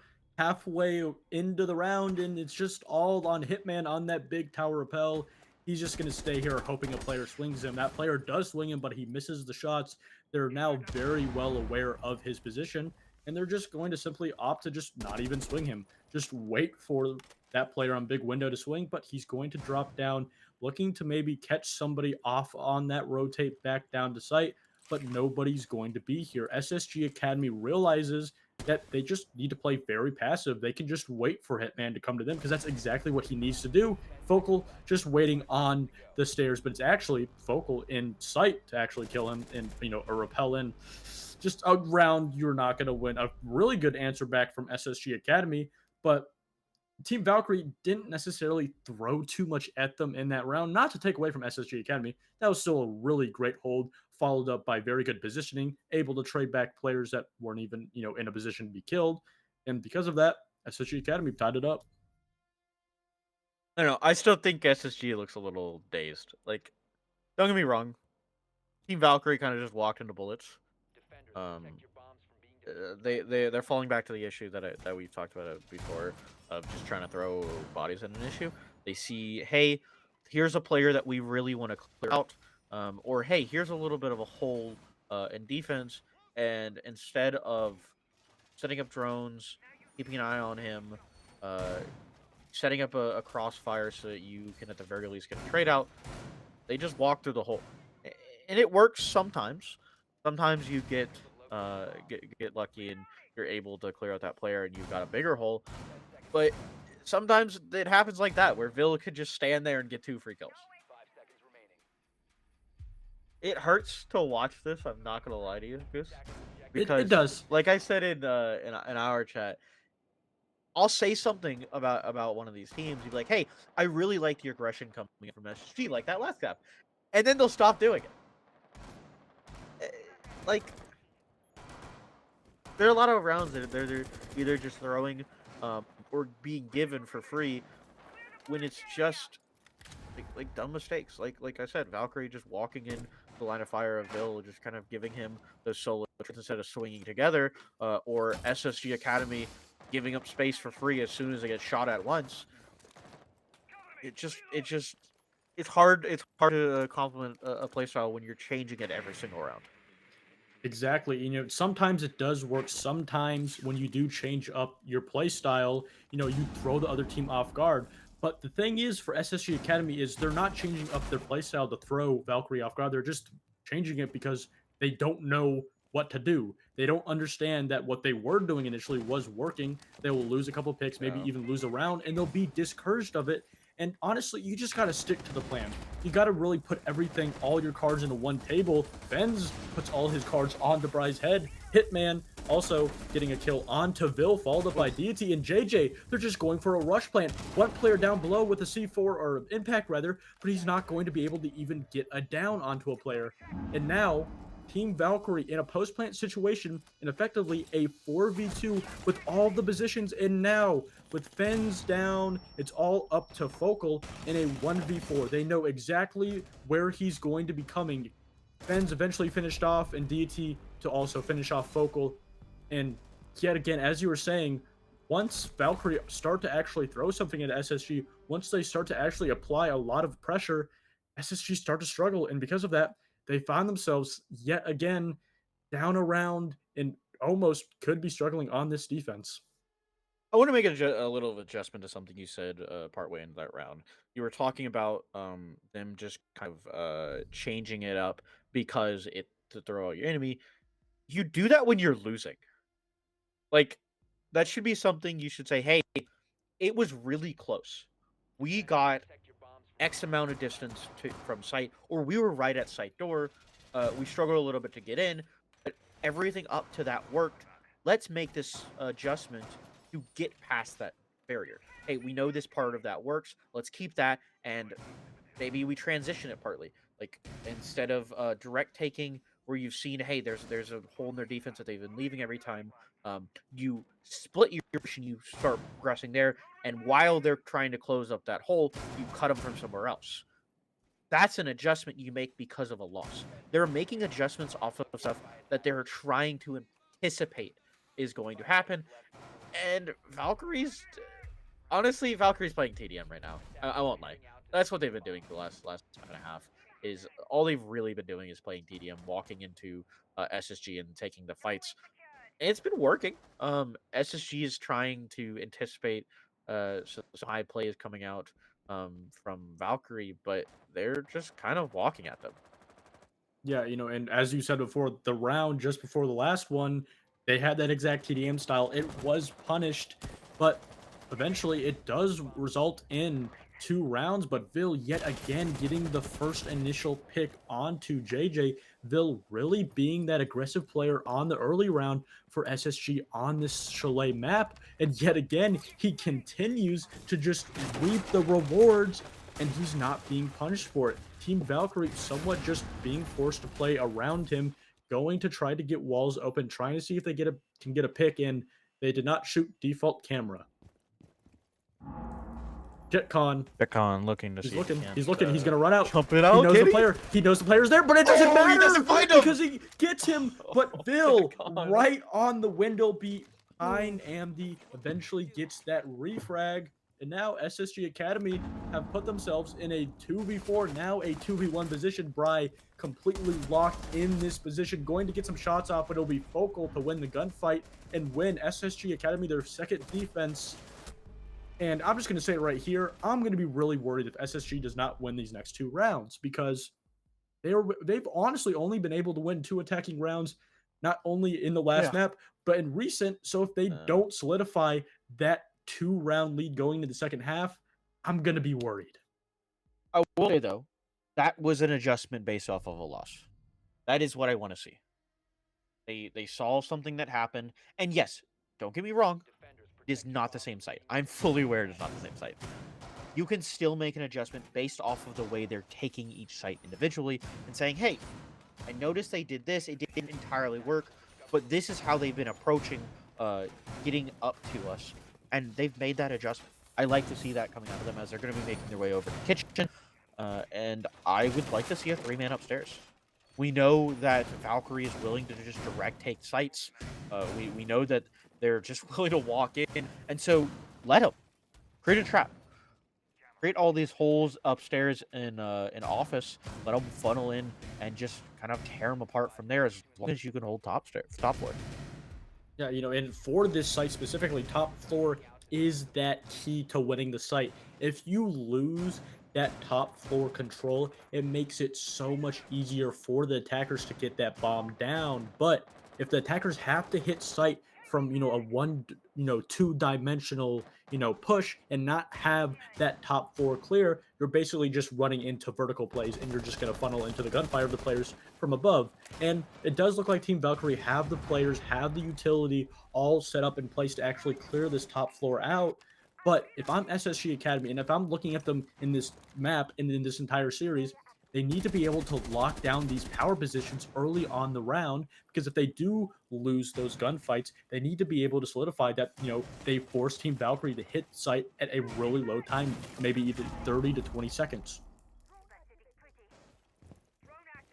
Bill's still holding upstairs. They got 2 minutes to clear him out, along with JetCon, and this is what I was talking about. This is what I like to see. They've got some floor holes. They're kind of holding upstairs more than they're holding downstairs. Keep holding up trophy stairs. He's gonna find 2 off of that window before finally getting taken out by Deity. But he's already found 2. They don't have any of those players repelling anymore, as Brian's gonna find 1 before falling. SSG has been keeping a good count, making sure that they are up in man count. They've been getting trades every single time they found a death. Bitcoin's gonna retake that space. This is what I like to see. They have more players. They can retake that space. Vocal is gonna be playing out of kitchen. Looks like I said, Team Valkyrie may just be trying to direct take into trophy. MT's gonna see if he can't clear that player off of the stairs, but you can't cook that nade anymore. And JetCon's gonna cook him before he's able to fall down. And taking up the top floor. There's only 2 players live so far, as they're gonna pull up JetCon to make it 3, and Finns is gonna finish off the round with SSG putting them closer to that 4-2 count that we were looking for. I will say, SSG, if you want to give away, or if you do lose this next round and goes into a 3-3 half, they still have plenty of time to change up their attack. They've had a whole entire, transition into the second map. We could see a much better attack. Also, because statistically, this is their best map. The most recent loss they had was a 7-5 loss. So a relatively, really close. They, matter of fact, just lost 7-4. Yet another very close matchup. But it's the thing is, they have to lock down these power positions on the defense, and that's exactly what they did last round. And we're going to be seeing Bar Gaming, and as I just spoke about, that power position, top Mez and Library, they just simply didn't hold whatsoever. Honestly, they just didn't hold. As soon as they came into contact with any aggression from Team Valkyrie, 2 players died, and in the span of 5 seconds, Team Valkyrie got control. No pushback whatsoever, and honestly, no picks given to SSG Academy to retrade, and honestly, it wasn't even relatively any damage done to the players. So this time around, you spoke about it before, teams, really adapting, changing how they play their defensive setups based on their losses, and this is the perfect opportunity to do that. Also, put a player on blue. Yeah, like there's not honestly, even a shield. Not even a mute. Where's the reinforcements right there? They do have. I will say they do have players pushed Hall. over onto Solarium in Master. I will give them that. Setup. I will give them that. I just hate the setup. I do. I'm right. There's no double reinforcement on Office Hallway. Where are there? Sure, you have Finns. Is a better question. On site. Okay, there you go. In the basement for whatever reason. And they're just gonna get it open. That reinforcement just doesn't even matter because you just. Yeah. I mean, sure. You've adjusted. Finns is now playing Office. You still don't have a blue player, and he just got spotted. AMT though. AMT finds one on JJ. And AMT really low health. That is your aggressive player. That is your entry player on Ash. So honestly, alive in the corner. Yeah, a really great start. Build looks like he may get aggressive, but bringing out that C4 just not going to work. Bri punishing him for that. And while SSG does have a great start, they continue. It's actually AMT continuing. And honestly, I don't want to take too much away from SSG, but if they didn't have AMT in defense in these positions, getting these kills, I'm really curious on what position they'd be in. And the position they're in right now is a 4v2 and almost getting that 4-2 half that I said that arguably they need going into their attacking half. Finns is retaking meds. I guess they pushed JetCon off of it. Oh, I hate that graphic. Sorry,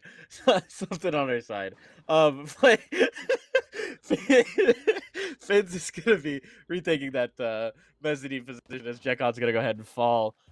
2 minutes left on the, or a minute left on the board with 2 bodies left. They're still gonna have to fight their way through. Aimkey sitting inside of dining hall. They can't spot him out.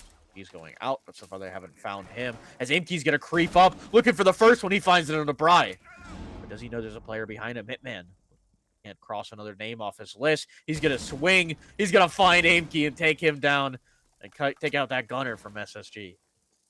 Hitman with a really good gun and necessarily a really good player, but in a 1v3, no map control, no bomb control, and still 2 players upstairs on Library.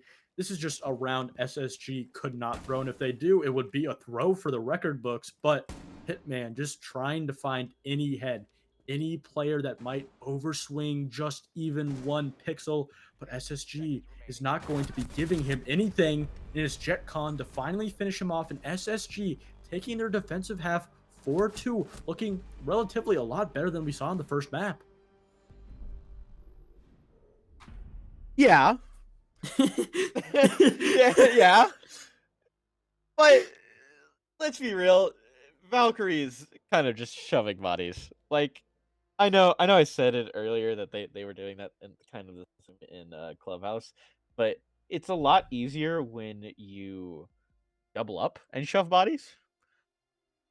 It's really hard to do that in Chalet. Yeah. If you're doubling up, you have to play one off a window, and it's just such a tight angle. It's hard to really find a whole lot of.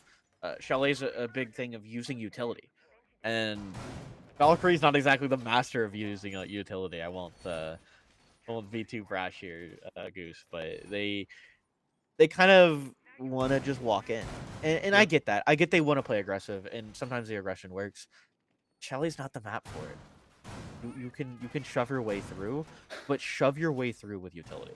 Yeah, I agree. And to be fair, in their favor, especially on bar gaming, there wasn't a whole lot of utility SSG was throwing at them. And we're there's so much more now. Yeah, exactly. Yeah, we're seeing, Team Valkyrie just taking a complete different stance. Still, we have 2 players on double window spawn picking. They are continuing to push that aggressive play style, and they have 2 players on main door. They're doubling up though, Goose. Ready. They are doubling up. I really love this. But this is not the position where you double up. What do you mean? There's 2 guns, 2 bodies, the easy 2 players in May, they're able to take out and deny that drone. They're able to deny a whole lot of intel.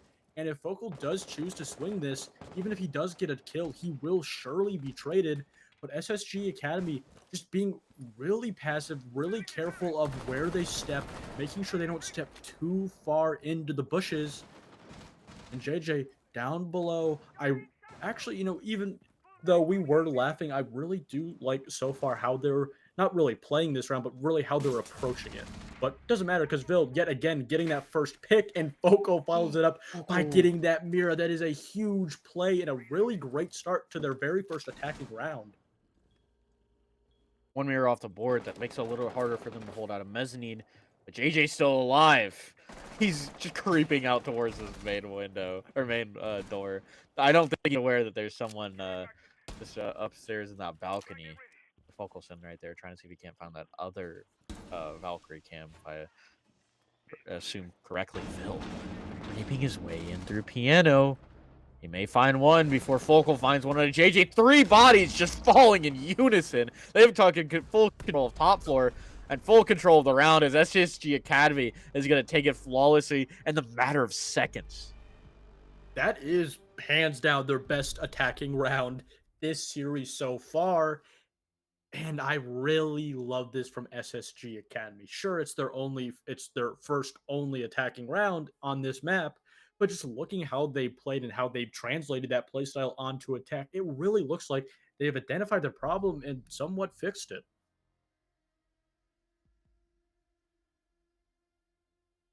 Looking like 5-2 right now.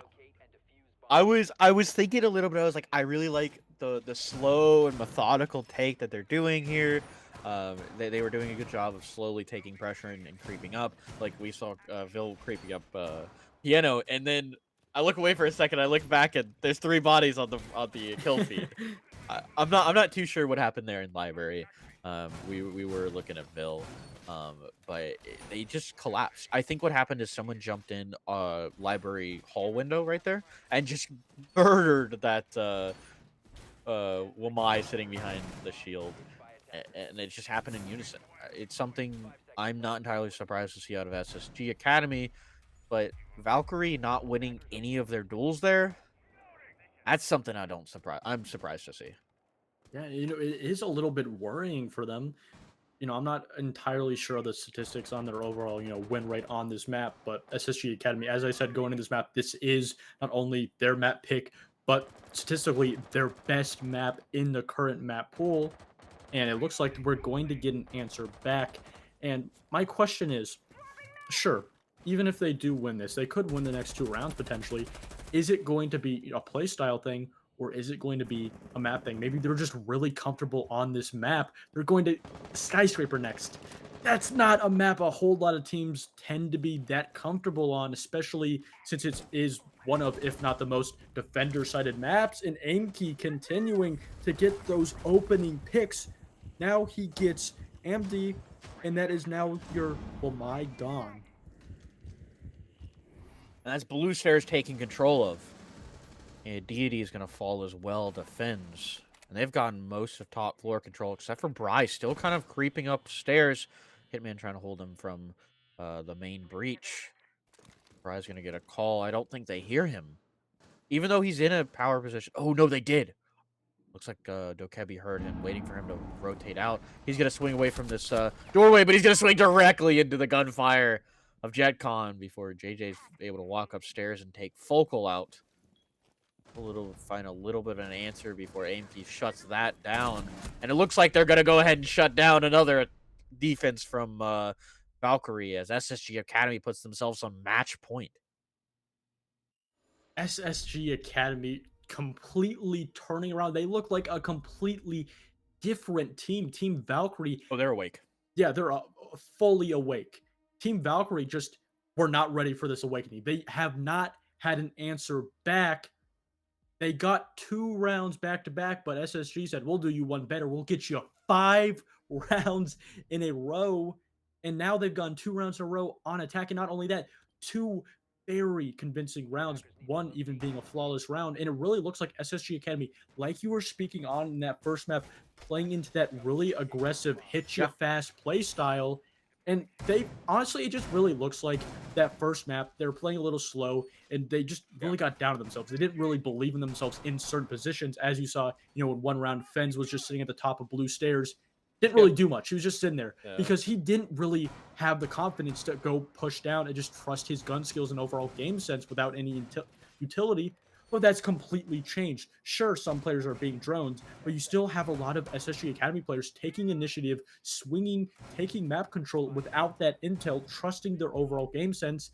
And because of that, SSG Academy are just 1 round away of sending us to our 3rd map.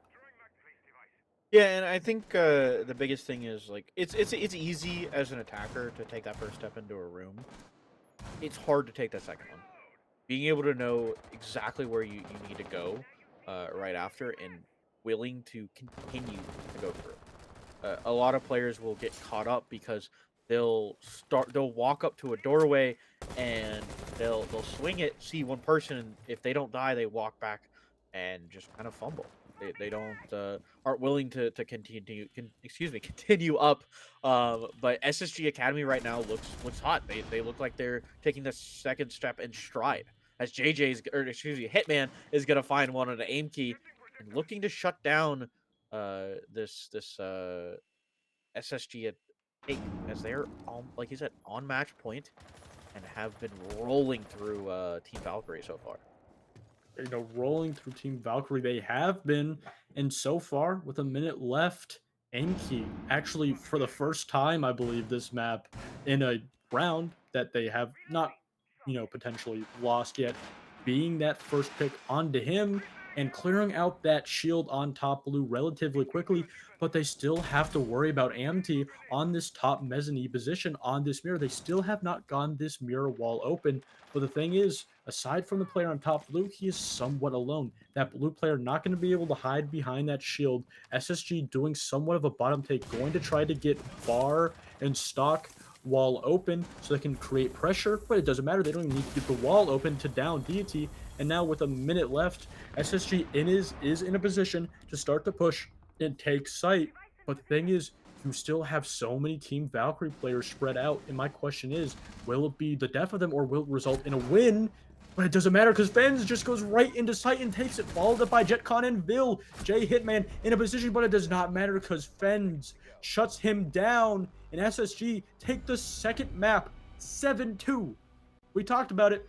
We asked the question. We said, SSG, if you want to have a chance to get that $1,000, you need to start winning attacks. And they said, yep, sure. We'll give you 3 in a row. Yeah. You were saying something about who can't win attack. No, but for real, Team Valkyrie is incredibly good on attack. They've shown that time and time again. They play really well off their aggression. They're willing to take that space, but there's a lot of issues that they have on defense that they try to just answer for with aim, and it works to a point. Yeah. You can take those duels, and if you're winning them, cool, you're getting rounds. But if you're not, stuff happens like that. You're not finding the trades. There's a lot of players just not in a position where they need to be. Whenever they're fully set up and they're ready to go, they'll lose a body because a trade doesn't or a duel happens and they end up losing it, and there's no feedback to retake that space. That's what I think been the biggest thing so far for Team Valkyrie is they haven't had started that initiative to retake space. They've been giving SSG Academy a lot of freedom in being able to walk in through whatever they've cleared with their guns, or whenever they've like kind of pushed Team Valkyrie back towards site. There hasn't been any aggression back, trying to get aggressive to take those fights and take that space to waste time. And so what they've been able to do is set up these really fast goes. As soon as they are ready, they'll drop all those players. Like we saw that one round where Vil was sneaking up on Piano and then just 3 bodies falling. Yeah. That's the coordination Yeah. I really Yeah. expect to see And out of you know, SSG and Academy, and it's happening. it was coordination. It wasn't just 3 players swinging you on a window that time around. You know, it was actually something that was planned and that did actually execute. And we will be going into our third map being Skyscraper. But before that, we'll be taking a little bit of a break, and we'll see you guys in our third map.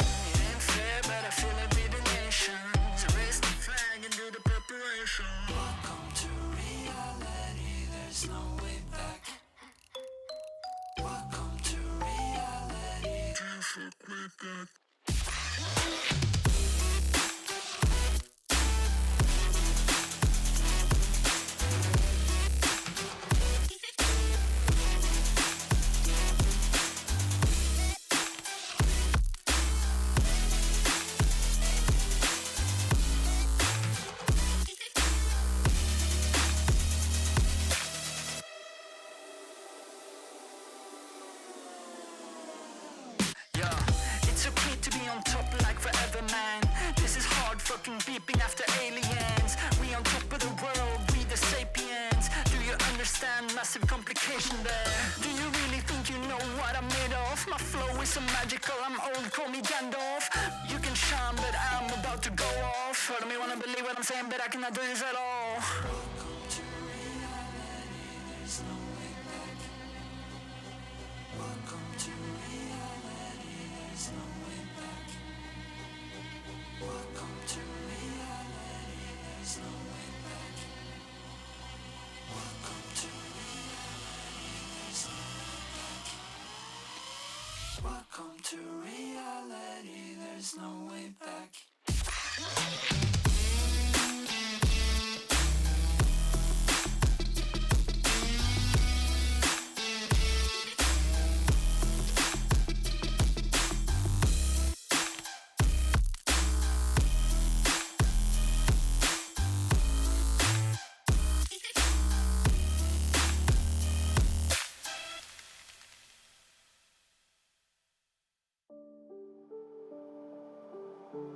Mama said you're meant to.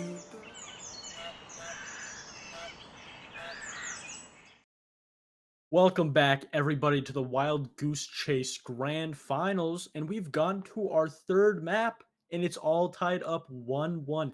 SSG Academy following their 7-4 loss by no better than a 7-2 win on their most favorite map, and now they seem to be going right back into enemy territory, that being Skyscraper. Last time I got to see Team Valkyrie here on Skyscraper, they were playing against it was Come Up last time we watched them, wasn't it? Yeah, It was here. Yeah. And a lot of the problems that they were really running into was with the way I put it is basically the wall. So halfway between Skyscraper, right there at like that dragon drum side is this imaginary wall. It's where a lot of players can set up because it's very hard to get across without using utility. And so far, they have not been a utility team. So I would like to see them use a little bit more utility, bringing out a Flores. Maybe because they don't have that Ying any because it's probably going to get yeah, banned. Let's be it's real. going to. If it doesn't, they have to play Ying. Yeah. But they're gonna probably struggle with dealing with that wall. SSG has been really strong, and we're gonna see if they can keep it up. As we're gonna go ahead and start out map 3. What band you looking for here, Goose? I honestly I want to see if we'll see a Solus go up, because with a map like Skyscraper, it is not needed, and it has been banned a little bit less. And honestly, going into the defense, I was a little bit worried about SSG Academy because I use Solus quite a bit, but now that they don't need it, they could honestly ban it out themselves. We could see a very different alternative. And I'm also going to see, I feel like a Dokkaebi and a Ying banned for attack, but if that Dokkaebi is not banned, it's going to be a Flores in return to deny the attack, that ability to get rid of that defender util, especially on the wall that you just spoke of. And now we're going to see if Ying is not banned. And honestly, if Ying is not banned, we're going to see her every single round for attack. It doesn't matter if it's Team Valkyrie attacking, it doesn't matter if it's SSG Academy attacking. If you have Ying on the board, it's pretty much a no-brainer. And Thermite being banned, that's crazy. Actually, I don't think it is. They did it last time. No, they did it last time. Yeah, they did. They don't like that Thermite. They don't like them being open that double wall right between Drum and Dragon, right there where that drop is. I'm not surprised. I think the Ying should be stayed on the board. As Solus is going to fall, a zombie is my guess for this last one.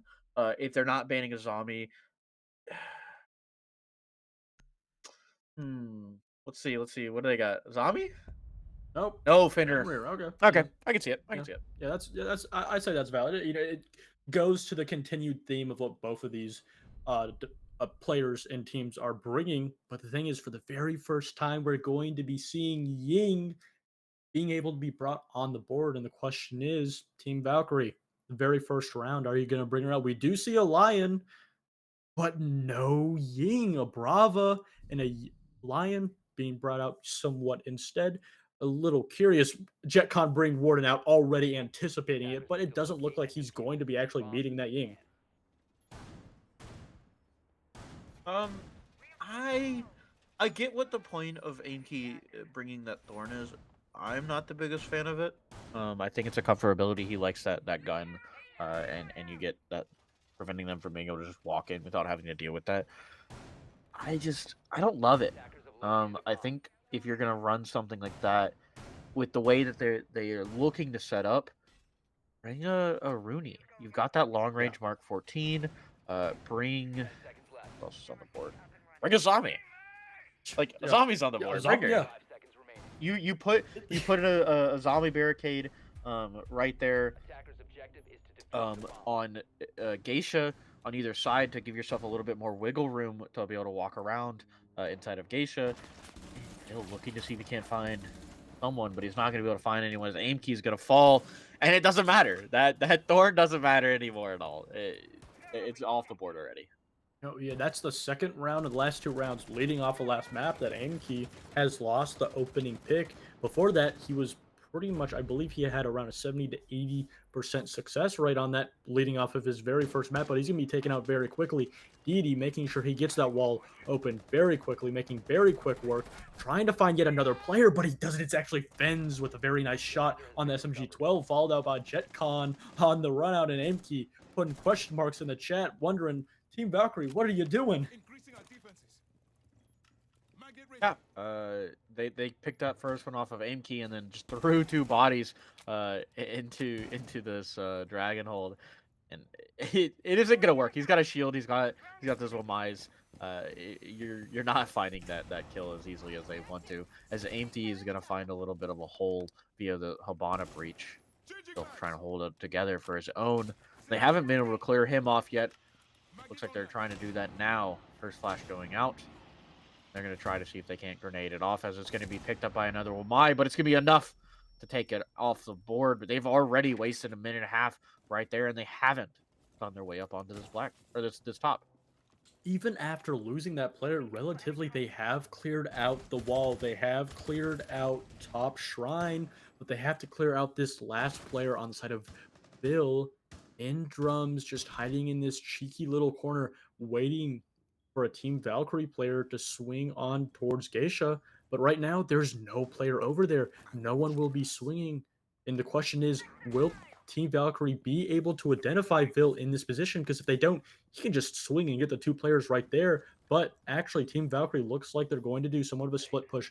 One player in kitchen, one player on shrine, and one outside on balcony, just trying to catch any SSG Academy player rotating over. And Vil still holding this angle, but nobody will be coming over here. Two players over on the side of Black will be coming over here. 30 seconds left. No players being able to find. Vil finally starting to move, trying to flank a player that honestly he probably won't find him. Because of that, he's let JJ slip through his sights, and JJ gets a huge double kill. That's a really big oversight from Vil, but Vil is right behind him, ready to get the down, but it's actually Amity to get the kill onto Vil, and now it's all up to JetCon. In this 1v3 position, JJ is going to be able to get the bomb down. He's going to swing JetCon, and he wins the gunfight. A huge round from JJ. A really good round, and honestly, is that our first plant? I mean, it is the first of the game. No. Or of the series. No, it's not the first plant of the series. I thought you were about to say of the game. It is the first round, so yeah, it would be the first plant of the game. But no, it's not the first plant overall. I like the way that they got through. They did lose two bodies to it being dumb. But they settled down and said, "Hey, we're struggling to get through this wall. Oh, So let's slow just- down a little bit. I can't hear Let's you, find that Paris. utility. There we go. And let's actually let's actually take our time being able to clear them out. And they did a good job. They were able to clear off that shield and just make it so that they didn't have to waste any more bodies trying to fight Vil right there, able to push him off and made it a lot easier. Like you said, they got through that wall. They were able to push through. And as soon as they finished that up, it was so much easier for them to be able to take site. That's the big thing with Sky. Sky's a really hard map for teams that struggle with attack because it's a kind of two-step process. First step, clear out the office side. Clear out first floor, clear off office side if you're playing karaoke. If you're playing offense, it's the other way around. Yeah. And then step 2, get through that wall. And they did a really good job of it. Oh, They 100%. use utility, and that's what I was asking for. That's what I had been asking for, Goose, the entire time. Start using utility. Stop trying to push through. They did do it. That's why they lost those 2 bodies. They tried to push through. But I did like the adjustment mid round to say, hey, let's take a second and let's clear this with utility. But going into our second round, actually, SSG Academy is opting for the exact same site, saying our overall game plan, they relatively liked how they played that. It was just a really big oversight from Phil in that drum position. If he was just in a little bit of a better position swinging that, he would not have let JJ go into site and get those big 2 kills, eventually a 3K. But it's going to be up to SSG Academy. Again, it's that late round. It's really just playing those positions together. They played a little, I wouldn't say isolated, but a little scattered apart once they only had 3 players left. And honestly, I just want SSG Academy. I want to continue to see them play that exact same playstyle. Don't change what you did, because not only did it work, but it got you a 7-2 map. But nonetheless, Team Valkyrie, honestly, a great answer back round coming off of the, I wouldn't say a horrible, but, losing 2-7 is not ideal. But nonetheless, honestly, really changing up and really adapting how they really approach the attack. And we'll see if they can make, or if SSG Academy can make the adaptation to fix it. If they can find another way to slow them down just past this wall. It seemed like they relied on the step 2 a little bit too much, honestly, Goose. They said, hey, we know Valkyrie has in the past struggled with getting past this wall, but the biggest thing has been they struggled because of time, and Aimkey's not going to struggle to take down Deity as they find that first one. Kebi already off the board. That's a lot of information for Valkyrie's side. Yeah, I also find it really curious that JJ is going to be bringing out this shield play from Monty, and we've actually seen this before. He did this exact same play last time he played Skyscraper last night against Wanted Goon's main, and oh no, JetCon gets a second one onto Hitman off of that C4, but AMD able to get the retrade onto Fens. And JJ is just looking. He's seething at the mouth, is trying to put this plant down, but it doesn't matter because Aimkey continues to put the dagger deeper and deeper into the body of Team Valkyrie's attack. And now they find themselves at a standstill at a 2v4. All the players of SSG Academy know exactly where these last 2 players are. Bry finds a player rotating, coming up off of Black Stairs. Vocal gets the final kill onto Bright. Now it's all just up to JJ, but it doesn't matter because JetCon sets him down, puts him down into the dirt, and SSG Academy win their very first defensive round on Skyscraper.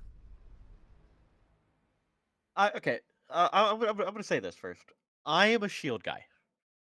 I love me some shields. I love playing Clash. I love playing Monty. What I don't like seeing is a team crutching on them. You can't make it the focus of your attack. Yes, it's fine to say, hey, we're going to put Monty at the front of our main attack to, get us forward and take a little bit of space, get us out of Blacktop. You still have to have another plan. Their only plan was to have him stand right there in the hallway and just ping people out, and they were going to take fights. If you win the fights, cool, but you got to stop relying on winning fights. It's not reliably happening right now. That cannot be your answer, Valkyrie. You need to take a second and, like you did in that first round, stop and use utility. Figure out where they're going. Let's drone it out. Let's open up some floor space. That's soft floor right there that you can open. Something. You can't just let them bring you into these duels when you are not reliably winning them. As you talked about, mainly in the second map, Team Valkyrie really just relying heavily on that TDM playstyle. And once SSG Academy finally figured it out after 3 rounds, they got 5 in a row. And Team Valkyrie didn't get one answer back. And that's why you find yourself tied on your 3rd map. And right now, SSG Academy not getting too aggressive, not going for their spawn peaks that we saw in the first 2 rounds.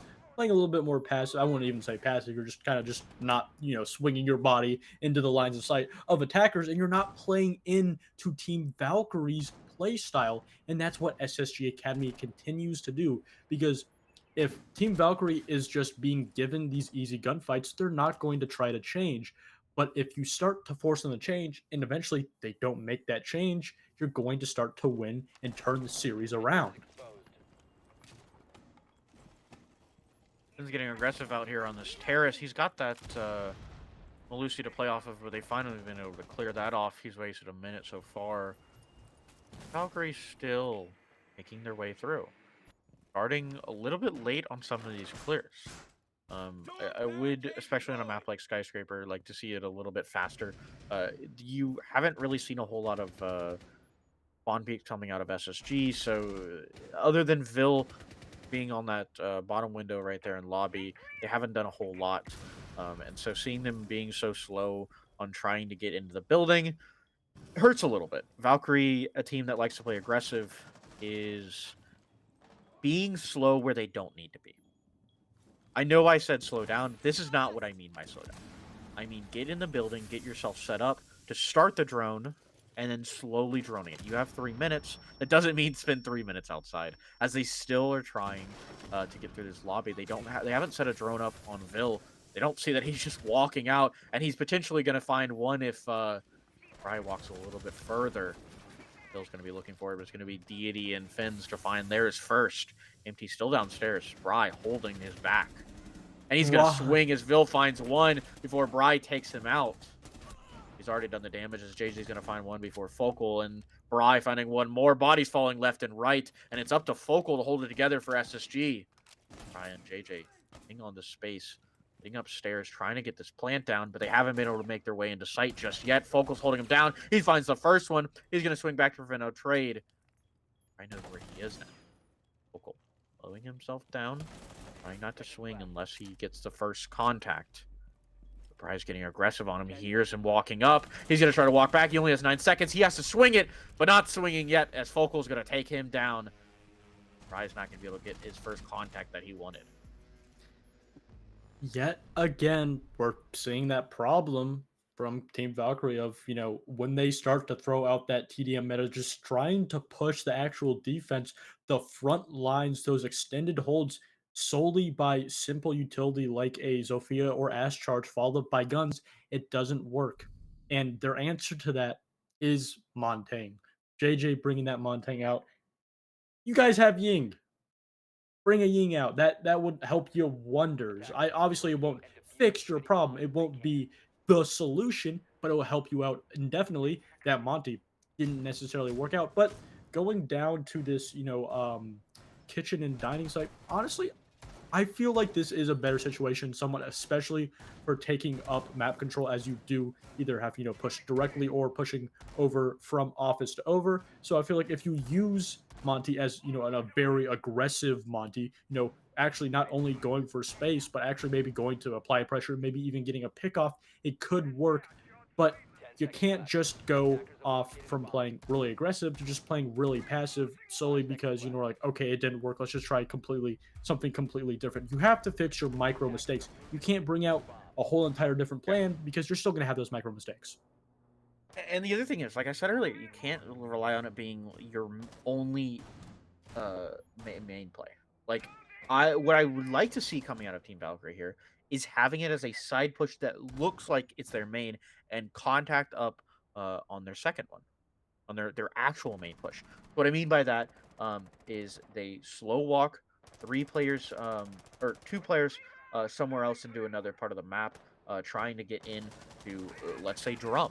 They walk up house stairs and take this fight. As they're doing this right here, Benz is potentially almost losing his life as he's going to swing across that, but JJ can't get out of the way for his team to get a shot. He's able to get his way into Blacktop, and JJ trying to get his player in as he's just walking in the stairs. They're trying to hold from upstairs, but they may be able to just plant right here on this wall. They have identified that there's not too much of a hold, but the thing is, Vil is upstairs. Focal and Fens get the very first 2 big picks, and now that is your Monty and Defuse gone. And yet again, Team Valkyrie's game plan just completely shut down because it's just somewhat one-dimensional, not necessarily in how they were pushing, but just, overall their game plan. That Monty was their do or die, and it happened to die in a 3v5. You do have half the round left. You do have time to find the players, but it doesn't matter because SSG is going to just continue. Deity does find one on defense after that one player was down, but he's going to get his health down so much. Hitman just missing all the shots. They know exactly where these last two players are. It's just down to Vil and JetCon to finish it off. And yet again, we've come back to a tied game going 2-2. And that's what I mean. You cannot rely on your Monty to be your main push. You can't expect to say, hey, we're just going to walk him down the stairs and figure it out from there. I'm not going to lie. It feels like Valkyrie is just playing it by ear. They come out of the beginning round and say, "Hey, we want to end here. We want to end off that we want to end off that wall right there in barbecue." And they just kind of walk in and see what happens. There's not a whole lot of like coordinated side pushes. For the most part, a lot of their pushes have just been direct. Walk through blacktop, walk directly down the barbecue stairs, and just try to get on site. It's just not working. SSG Academy has realized that they're doing this, and they've gotten 3 free rounds off of it because a lot of their indirect pushes have just been a one-way walking through either office and just trying to bully their way in through Shrine or trying to bully their way in through Blacktop. And SSG is just not getting bullied right now. Yeah, SSG, even in that, round when they did go office and they were bullied into a 2v1, when Team Valkyrie did get the intel and find those initial picks, found the, swung first, got those gunfights, got those picks early, it doesn't matter because they didn't do enough early round prep. And that last player from SSG Academy was just in a great position. And speaking of great position, Bill almost in a great position to catch out Amity, not going to do enough to get the kill, but he is going to get him relatively low, and he has pushed back Team Valkyrie, and they haven't entered the site, and it doesn't look like they will in the next 20 seconds, so it does look like that Bill is going to be able to waste around a minute in that play. He is going to fall back to site because he realizes that, sure, he didn't get a pick, but he's done more than what he was supposed to do in that situation. But Team Valkyrie is still in the step 1. They have 2 minutes to work through step 2, and right now they've already almost potentially finished up the entirety of step 1, as Aimkey is still dangerous over there on drum, but they've recognized the danger so far. Get that wall open, make it a little bit easier for them to walk in Shrine, because that wall is going to go ahead and start getting opened. But they need to start something over on drum and get a drone in there. They'll maybe be able to get a free kill if he can just stay alive. He's not going to be able to find it. He's going to go ahead and get flashed out. Finn's pushing them back so that Vil can reset up. But they've lost that shield so far. And it's going to be up to Aimkey to hold drum side because they've lost full control of that Shrine side. One thing I find really curious is that Team Valkyrie is really good at using their utility only when they push drums and dragon. This is the only site, This is the only position that we've actually really seen them use their utility. Yeah. And I wouldn't say I'm curious on why, because I honestly I think it may be a lack of, not preparation, but overall the idea. It does look like maybe they're trying something a little bit new to really off-put SSG Academy.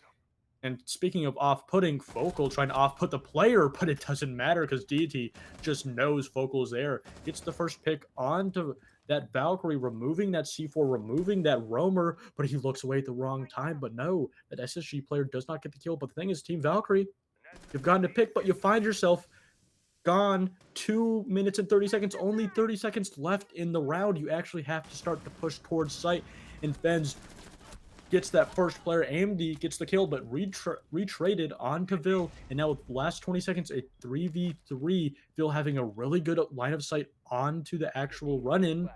Right back is Bry. JJ trying to go in for the plant. He starts to get the plant down. It doesn't look like they realize that he's in this position. He does, but he doesn't know where these last two players are, but he doesn't get the impacts off in time. Hitman gets a big two-piece, but Bill follows up with another two-piece of his own, and that's a triple for the round.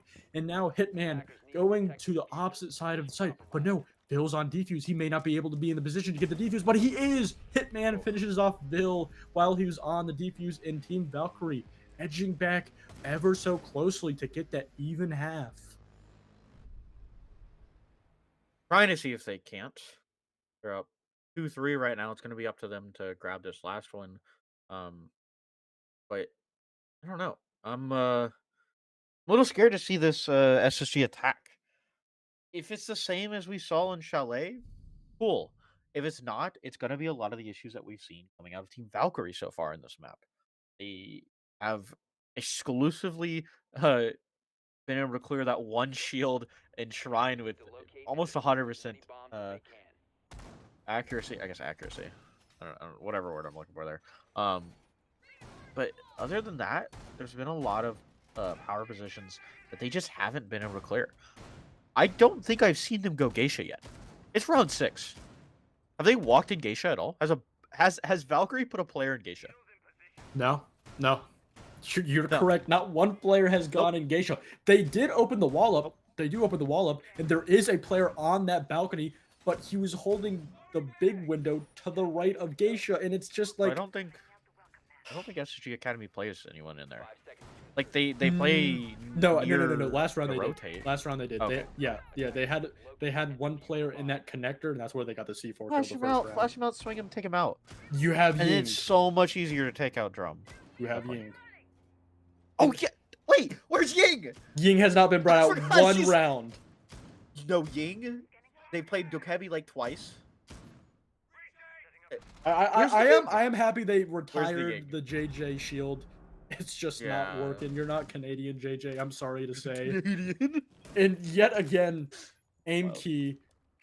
Just that one player to be on the forefront of the battleground, and he's continuing to just be this player, but it doesn't matter because it's actually Deity to get the first pick onto him. JetCon holding a position. Hopefully, he's trying to get the trade back onto this player on top black, but the thing is, he has 4 players all around him. He sees one player, he does get a kill onto AMD. This is the very first pick for SSG Academy, but he's still in this very tough position.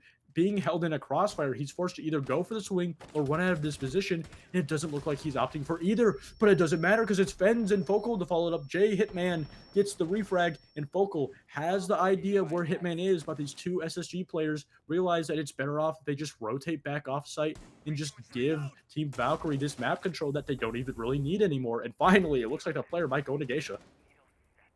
Well, it took 6 rounds for them to finally walk in Geisha. And it's not even karaoke. I don't know. Like a disappointed father watching this. Like there's oh no, JJ's finally taking Geisha. Maybe they'll find a round. Like you're still struggling with a lot of stuff. And sure, Geisha wouldn't fix some of these issues. It'd make it a lot easier. Make it a lot easier if you're pushing into Geisha. You're splitting this defense. But they're just not going to drown out Focal? Please tell me they know he's there. He's getting swung. Yeah, okay. It doesn't matter. He still wins the fight anyway. JJ's going to get taken out. And Hitman's going to fall as well. And SSG Academy is going to put us up at a 4-2 half. In going into their attacking half, they have a 4-2 half. And even if they do, kind of blunder going into the second half, they only need 2 rounds to send it to overtime. And, continuing just on the trend of how both teams have been playing and how this map is playing, I potentially could expect maybe our first overtime. But my question is Team Valkyrie, how they're playing on this map, is it just the attack, or will it be a problem that translates over to their defense? I don't think it will. Defense on Skyscraper is just default. I wouldn't say it's easy, but it's very comfortable. It's a map that really puts you in very comfortable positions. On the turn side for SSG Academy, it's a really hard map to attack. That's been a problem that sure we didn't see in the second map, but that is statistically their best map. Clubhouse not being far behind, but still. I really want to see. I think going into the second half, we'll really see who the better Skyscraper team is, or if it's just a defender-sided Skyscraper.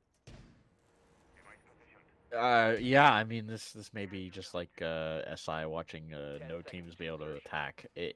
It's rough. There's a lot of issues that they've been showing. Mostly the fact that Valkyrie's just gotten lazy on a lot of their pushes. They are trying to just shove through, and like I said earlier, it's fine if you're shoving through with utility. They're doing it on drum, they're doing it on shrine, and then they hit site door, and there's like whatever, let's walk in. It's been working a little bit. Valkyrie's been giving it up because they've realized, hey, we're doing a lot better on retaking site than we have been on holding site. So we're gonna give up site and just fight them as they try to get bombed down. As soon as they get bombed down, walk back behind them because they aren't flank watching. But at this point, Team Valkyrie's on the defense, so they can play their aggressive game. PG's playing aggressive over here in drum. I like this double up, triple up with 3 players sitting inside of drum. No one over on Shrine, I guess? Oh, no, it's empty. Empty over on Shrine side. Yeah, I really we're finally seeing that Azami being brought up, but yet again, we're not seeing that Ying. It doesn't look like both teams really want to opt to go for her. So it looks like that ban wasn't even needed.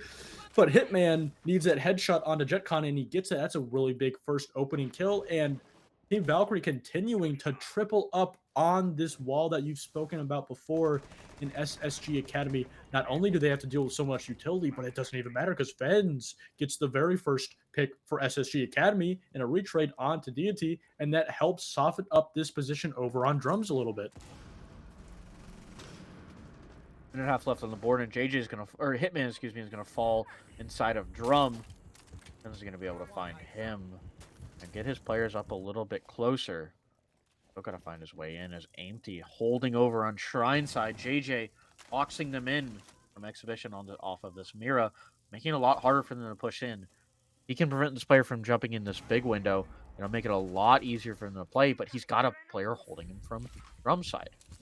And keep rotating down. They only have a minute left, and they're moving a rotate, or they're moving their push. They're trying to get to backside, blind them. They've got to hurry up if they want to take this round. We're seeing yet again that lack of confidence in the late round for SSG Academy, and they're putting Team Valkyrie in, sure, still a 3v4, but a very comfortable 3v4 that we initially didn't really find themselves. And they are going to have to worry about this backstab. Bry is down and eventually finished by Fens. That's a triple for this time. But oh no, Vil down and eventually finished off by JJ. And with 20 seconds left, SSG Academy have not found their way into sight. And Amdi finds yet another pick on defense. Team Valkyrie seem to be shutting down this split attack. It's all up to Focal and Amdi. Amki down by Amdi and eventually finished off on to Focal. And the very first defensive round goes towards the side of Team Valkyrie. And I mean, they're kind of stalling. They're getting stalled, is what I meant to say. They're doing a really good job of clearing office side, pushing that player outside of drum. I like the fact that they were usually putting aggression on him, and then had a player Finn sitting on that big window waiting for him to make a mistake and try to fall back. And then they kind of stopped. They didn't do anything like opening up main wall. That should be one of your first, whenever you're playing office, that should be one of your first moves. It does not matter if you are pushing office at all. Doesn't matter if you want to walk someone through there. It's the fact that you have it open that they have to put a man on that. They have to leave a body on top of that or watching that so that someone can't just walk in. It's that phantom pressure. They just didn't do it. They didn't put up that pressure. And so when they got stuck right there inside of Shrine and inside of Drum right there, it was rough for them to push in because they didn't have to worry about anyone walking behind them. They tried to walk someone behind, but it was 45 seconds when they started making that decision. It's way too late to do that. That's something you have to do at the beginning of the round. And, as I spoke about before, it's just that really lack of confidence. SSG Academy, Oh, yeah. they didn't know it. They had everything in their favor. They had Team Valkyrie pushed all the way against the wall, but when it came down to actually try to take Drum, try to take Dragon, they're like, oh no, I'm scared, I'm going to go to the opposite side of the map, which just wasn't needed. If you used the utility that you had and the players that you had, you would have been able to relatively easily clear out that position, but they just don't have confidence in that late round push. And it's yet again another problem that we saw on Chalet coming out again. And I'm just kind of confused on why we're seeing it. Getting aggressive, looking to see if he can't take out Fens. I think they have a Claymore on that window. He's going to be careful if he's jumping out. No, he doesn't. Fens is looking for it, but he's going to fall. Or sorry, excuse me, DD's looking for Fens, but he's going to fall to JJ, or to Hitman first. They're going to fall off? They're just giving up all that space after getting a take. I guess Bry is still holding it. But I would love to see Fens walk down Restaurant. Never mind, they just keep walking around. It's like a little game of chess as they keep moving their pieces everywhere. But AimKey looking to see if he can't push his way in and get this player off the shield. Yeah, I really like how Team Valkyrie is starting to try to retake map control and really try to push back SSG Academy on this push, but it doesn't matter because Hitman swings, but Bill wins that shot with that DMR. That DMR continues to be such a hard hitter. He may find a second. He does get it down onto JJ, and yes, he does. He gets his second in the round, and now SSG Academy yet again are only 2 players away from the round. Almost slips by Deity, and yes, he does. Going to ring up that call to potentially expose the last 2 locations of these 2 players. Vocal gets the pick onto Deity, and now it's all up to Bry in a 1v4. Get some shots onto Jetcon, but they know exactly where he is. It's just a slugfest, and it's AimKey to come out on top. And SSG Academy take their very first attacking round in a relatively convincing fashion. Able to push their way in, and like you said, it was just a slugfest. Every single time that SSG has gotten 2 picks without a trade, they've kind of just capitalized on it. They've been doing a good job of domino affecting off of that because they've realized that when Valkyrie isn't able to immediately get a trade and re-establish themselves, they struggle to find their way back and get in that footing, and they just keep losing bodies trying to do it. So that was a good call from SSG to keep just funneling in and taking those fights because, like I said, they can't really find their footing if they lose those 2 bodies and they haven't found an answer for it just yet. They have to get that immediate trade, or they just struggle to retake that space, and that's just really what happened. SSG did a good job of finding that round, and Team Valkyrie not looking like they really want to find this map as much as SSG Academy does. No, as you said before in the last map, SSG has waken up, and that's translated right into our 3rd map. And Team Valkyrie so far have actually been somewhat stopped, even though it is, a back-to-back round win for both teams. The scoreline does not resemble those 2 rounds. It resembles a lot less of a closer series and game so far. But Team Valkyrie going down to that kitchen dining bomb site, trying to find an answer back. And we have not seen this bomb site so far from Team Valkyrie. And yet again, it is Fens to get the very first pick, this time on to Rai. Not a whole lot of utility on, but nonetheless a very first pick. The C4 going out, not going to result in much based off of relatively no intel. And right now, it's just going to be Team Valkyrie pushing back, but actually, speaking of pushing back, Deity not pushing back whatsoever, trying to hold on to Geisha for as long as he can, trying to maybe even get a pick off of it if he can. With a minute gone, it looks like SSG has been slowed down a bit. They do not have any idea that Deity is here. Surely they'll throw a drone out here soon, but Deity could get a pick on defense, especially since he's going to be on drone. They have identified he's here. Deity, all you need to do is swing. There isn't a player there, but he's not aware. This may hold him off for long enough, but no, here comes a swing. He doesn't find the player. He does find the head, though, and there shoots for the player that does not exist. And eventually, Team Valkyrie does trade it back with half the round gone. Fighting demons over there as Bill's going to find one demon off the board. JJ's going to fall before Hitman finds one on the AimKey to keep that man count even. Defuse. Oh, that is defuse. They have sight, but they don't have defuse. That player just solo pushed upstairs with defuse, with 2 players taking sight. Love to see it. One almost sees one onto Deity. That would have been Oh, really yeah, bad for Deity them. is just expecting his Deity- top black push.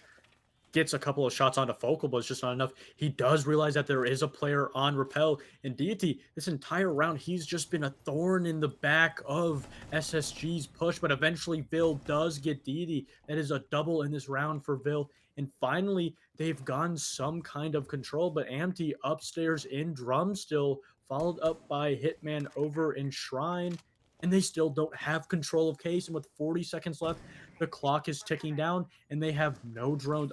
Eventually, finally finding Hitman in that position. Hitman is down. A triple kill for Focal in this round, but Amdy says no, just not yet. But Focal answers back finally and puts SSG Academy onto match or map point. And I mean, it's really been rough in these last 2 maps for Valkyrie. They haven't. They found 1 defense round in total in these last 2 maps. 1. Yeah. As much as I like their attacks, you can't drop that many defenses, especially on maps like Chalet and Skyscraper. Yeah. They're very big. Here's power position A. Here's power position B. Anchor. Just hold them.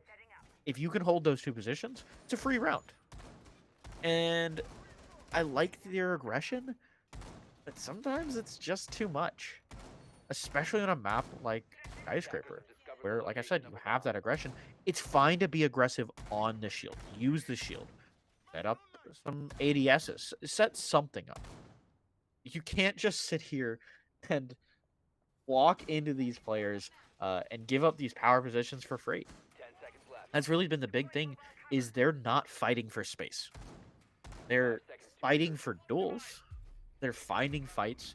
They're winning some of them, losing some of them. But there's not a whole lot of, like, space awareness coming out from Team Valkyrie. And it seems like they're just trying to play this TDM meta, and SSG is winning. And to be fair to Team Valkyrie is, they are an E2 team, this overall playstyle that they've relatively kept the same. So is Valkyrie. Oh. They're both T2 teams. Let's be real. Yeah, well, that's not an excuse. Yeah, I wouldn't say that, but what I'm trying to say is that it has worked. But with SSG Academy, it's just a perfect counter, against teams, and that's why Valkyrie did not make playoffs, because a TDM playing only a TDM meta only works for so long, and eventually you'll find a team that can counter that. Because let's be honest here, it's not that hard to counter a TDM meta. And sure, they're a great team. They have the gun skill, but they just need that extra leg, those extra strategies, those extra strats, those extra ideas overall. But they just don't have an idea more than like, okay, let's drone this out. 2 to 3 people push it. Oh, we're dead. Okay, well, let's just start swinging more and hope we get a pick. But JCon actually loses his life first, followed up by Fens trading it back on to Deity. Deity finding himself struggling a little bit more in this later half. But Fens is not whatsoever, but Bry just finds his head on the swing, just missing his shots onto default camera. A little unlucky. Yeah, the definition of a little unlucky situation. But nonetheless, for the very first time in this round, Team Valkyrie find themselves a man count.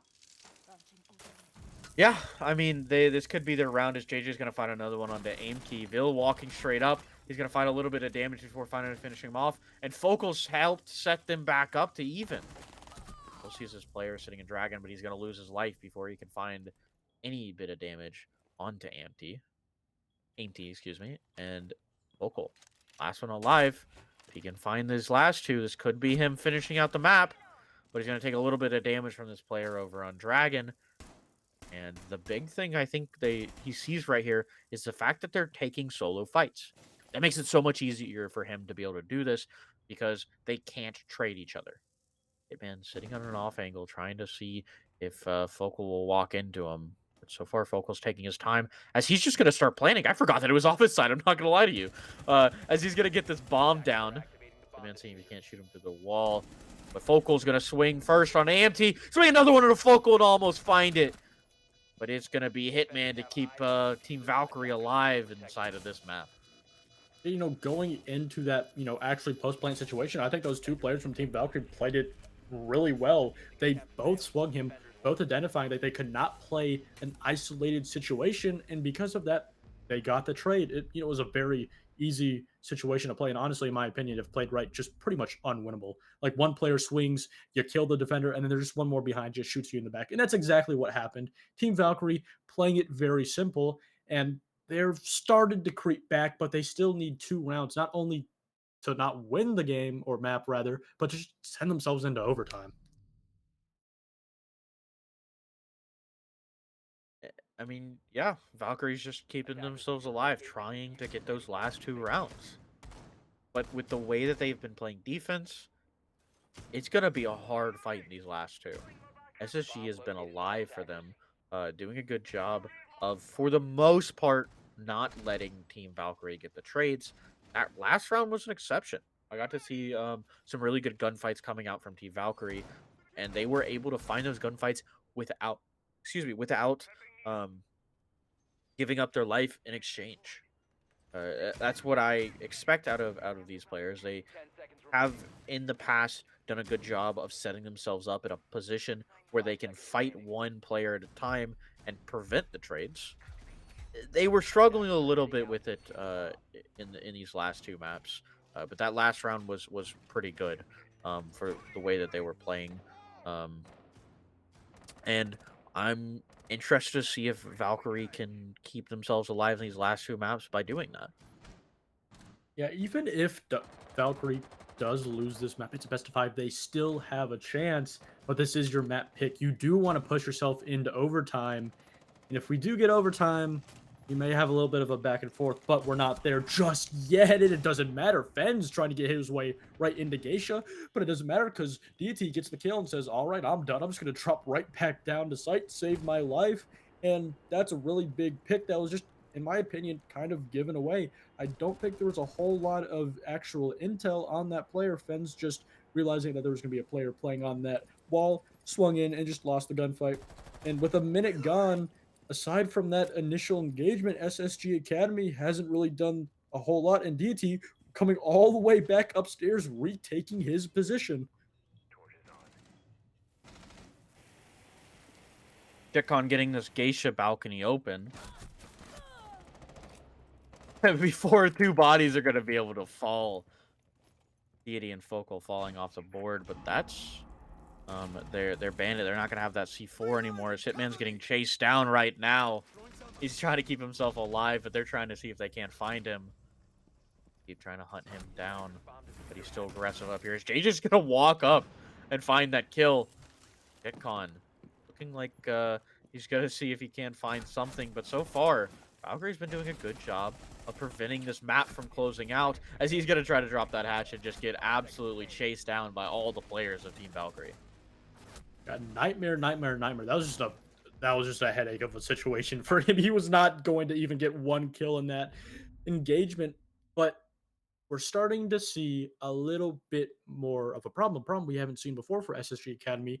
Those first two initial engagements that they lost, both those players swung without any drone intel, any drone being followed up in front of them. And because of that, warranted, they just died based off of no intel whatsoever.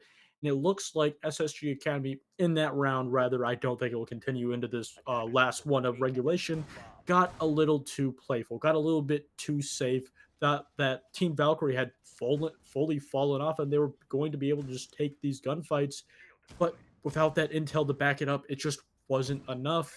And because of that, Team Valkyrie got a very convincing round, only losing one player at the end of that round, and now they find themselves only one round from overtime. And if they win this, yet again, SSG Academy, for the second map, will only have 2 attacking round wins in regulation. Yeah, I hate to say it, you're right. I hadn't been keeping track of that, but with the way that they had been playing previously, when we were sitting at that 3-6 half or 3-6 score line, honestly, it wasn't looking great for Team Valkyrie, and that's coming from someone who bet on them at the beginning. I thought with the way that Team Valkyrie came in at first, that this was going to be their kind of game, but they just honestly they haven't adapted a whole lot. they've been running pretty much the same thing all night, and it's been winning them rounds, but it's been losing them a lot of rounds. It's been costing them a lot, and I'd like to see a little bit of adaptation, uh, instead of this kind of what I put it as earlier, lazy play.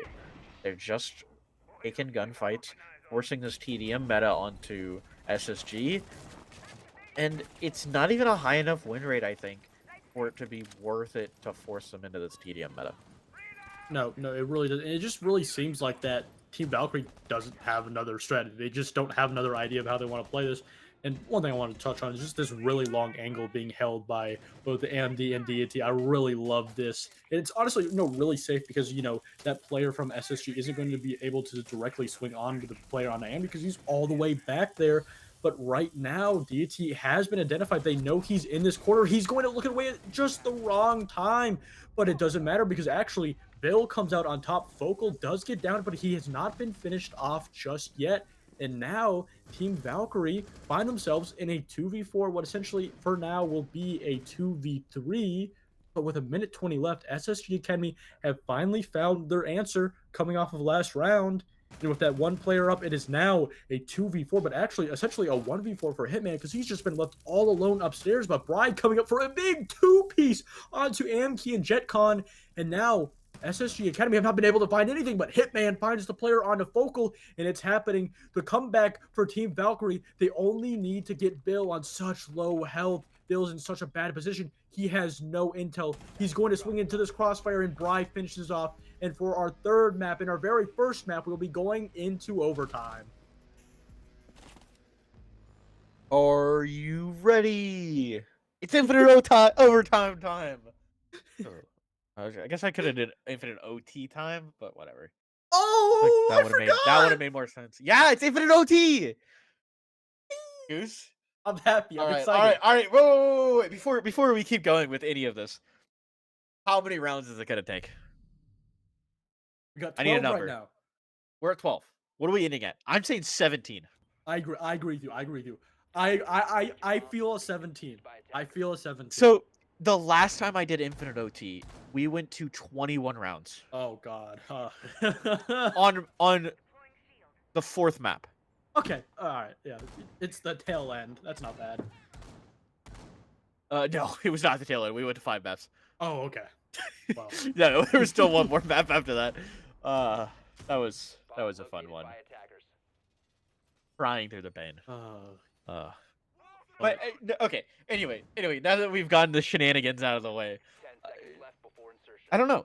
We're seeing Team Valkyrie back on the defense, SSG back on their attack. Both, honestly, not their strong suit. No. Whenever we swap sides, it's a little bit closer to their actual strong suit. So it's gonna be up to Team Valkyrie to find this one. They haven't been as strong on attack as SSG has been on defense. So, like I said, if they don't pull this, it may not go to 17. We may not see. We could just see an 8-6 right here and right now. But at the end of the day, it's going to be up to a team to win at least one attacking round. That's been a problem. But yet again, SSG Academy actually going to be going for a back take. Actually will be attacking the kitchen dining bomb site. So Team Valkyrie warranted will be falling back just a little bit, but will still be able to hold Karaoke and over by Geisha. And I really like this setup. Not only do they have so much set up on the top floor, but they have yet a second ring. Like we're setting up an onion here. They have a whole lot of utility. They have a shield. They have 2 players. So even if they do lose top floor, they still have a whole lot going for them right outside of the site. I'm so glad my mic is muted.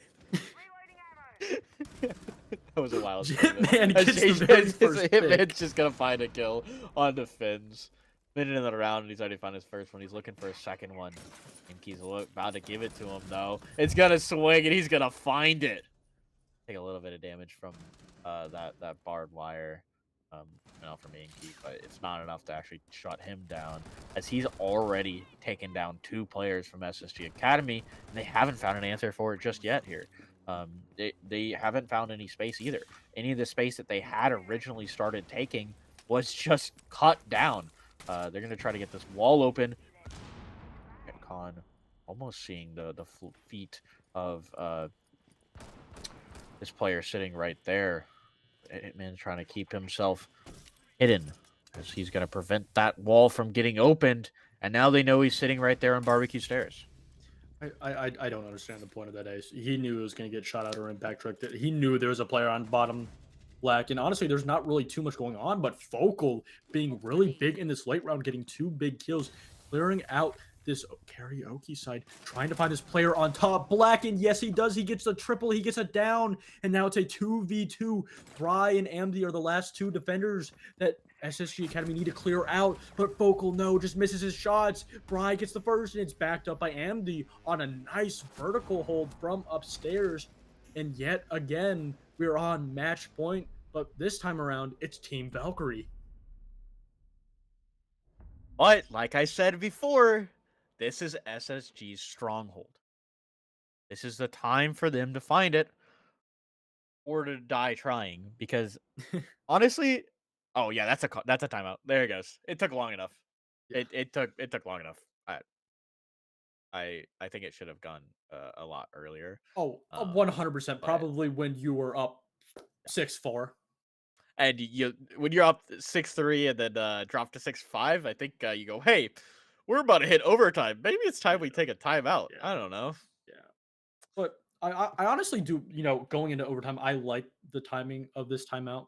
They didn't wait to win the defense, even though they know they probably have a really good chance to, and they're really confident in it. They're taking this time not only to set up their defense here, but also talking about what mistakes they made on the attack. Oh yeah, prepping hopefully for them the next attacking round they go to. And honestly, it's just going to come down to what team can win that one attack round that will just get them the map. Well, hopefully they've spent that minute to figure out what they want to do, because like I said, this is Team Valkyrie on match point. This could be them closing out this map. And honestly, this is a really big, crucial one. Your third map into a potentially 5-map series. Third one is the biggest one, because everyone's starting to get tired. Everyone's starting to get a little bit lazy. Not just Team Valkyrie. We're seeing some people swing stuff without checking it, without having a player nearby. And it's just because they're getting a little antsy. So it's going to be up to SSG Academy to prevent themselves from losing this map if they don't want to go to a 5th map here.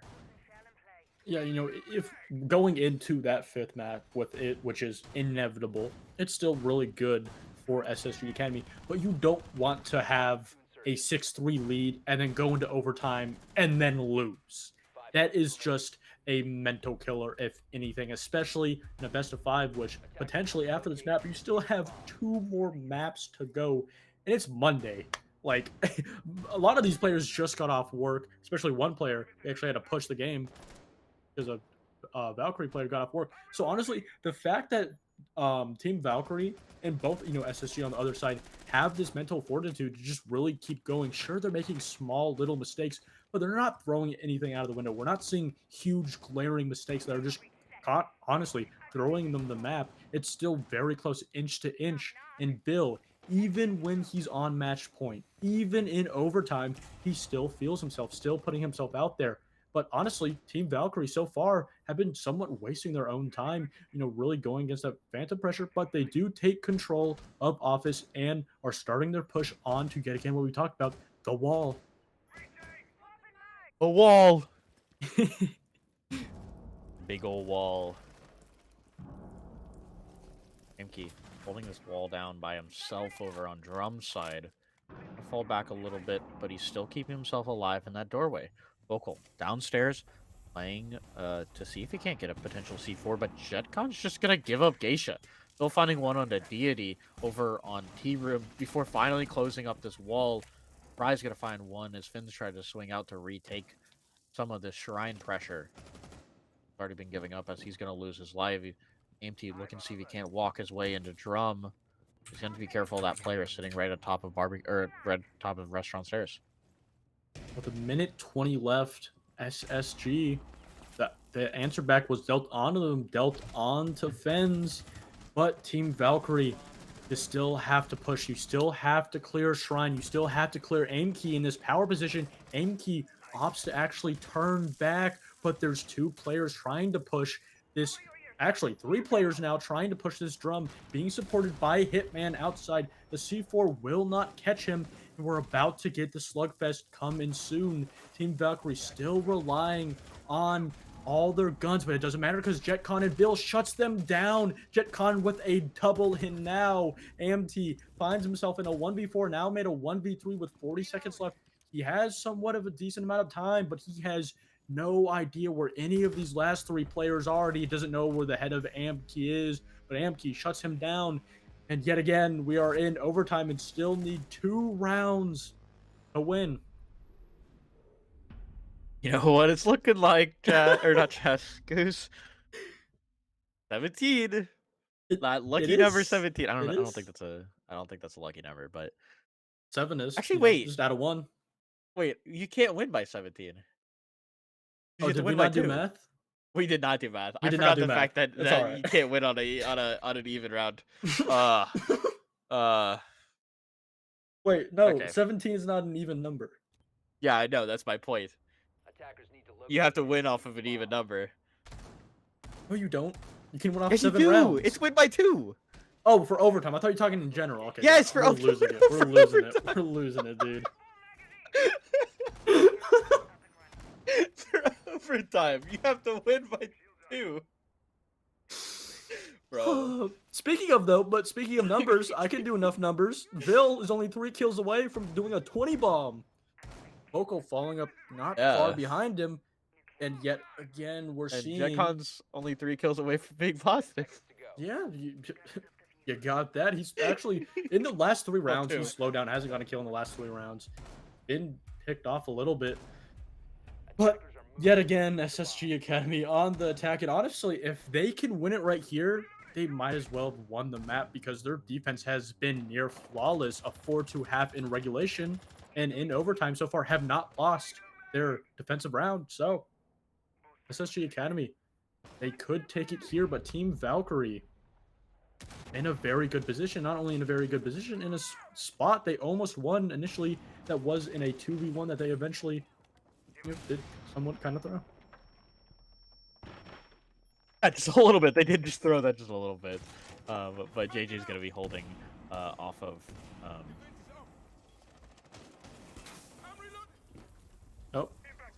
off of the bar. So I couldn't think of the call for the bar. I was blanking out there, but Finn's looking to see if he can't find one through that lobby. But he's gonna be able to get his way away from there and hold on to his life as JetCon gonna be playing in walk-in closet.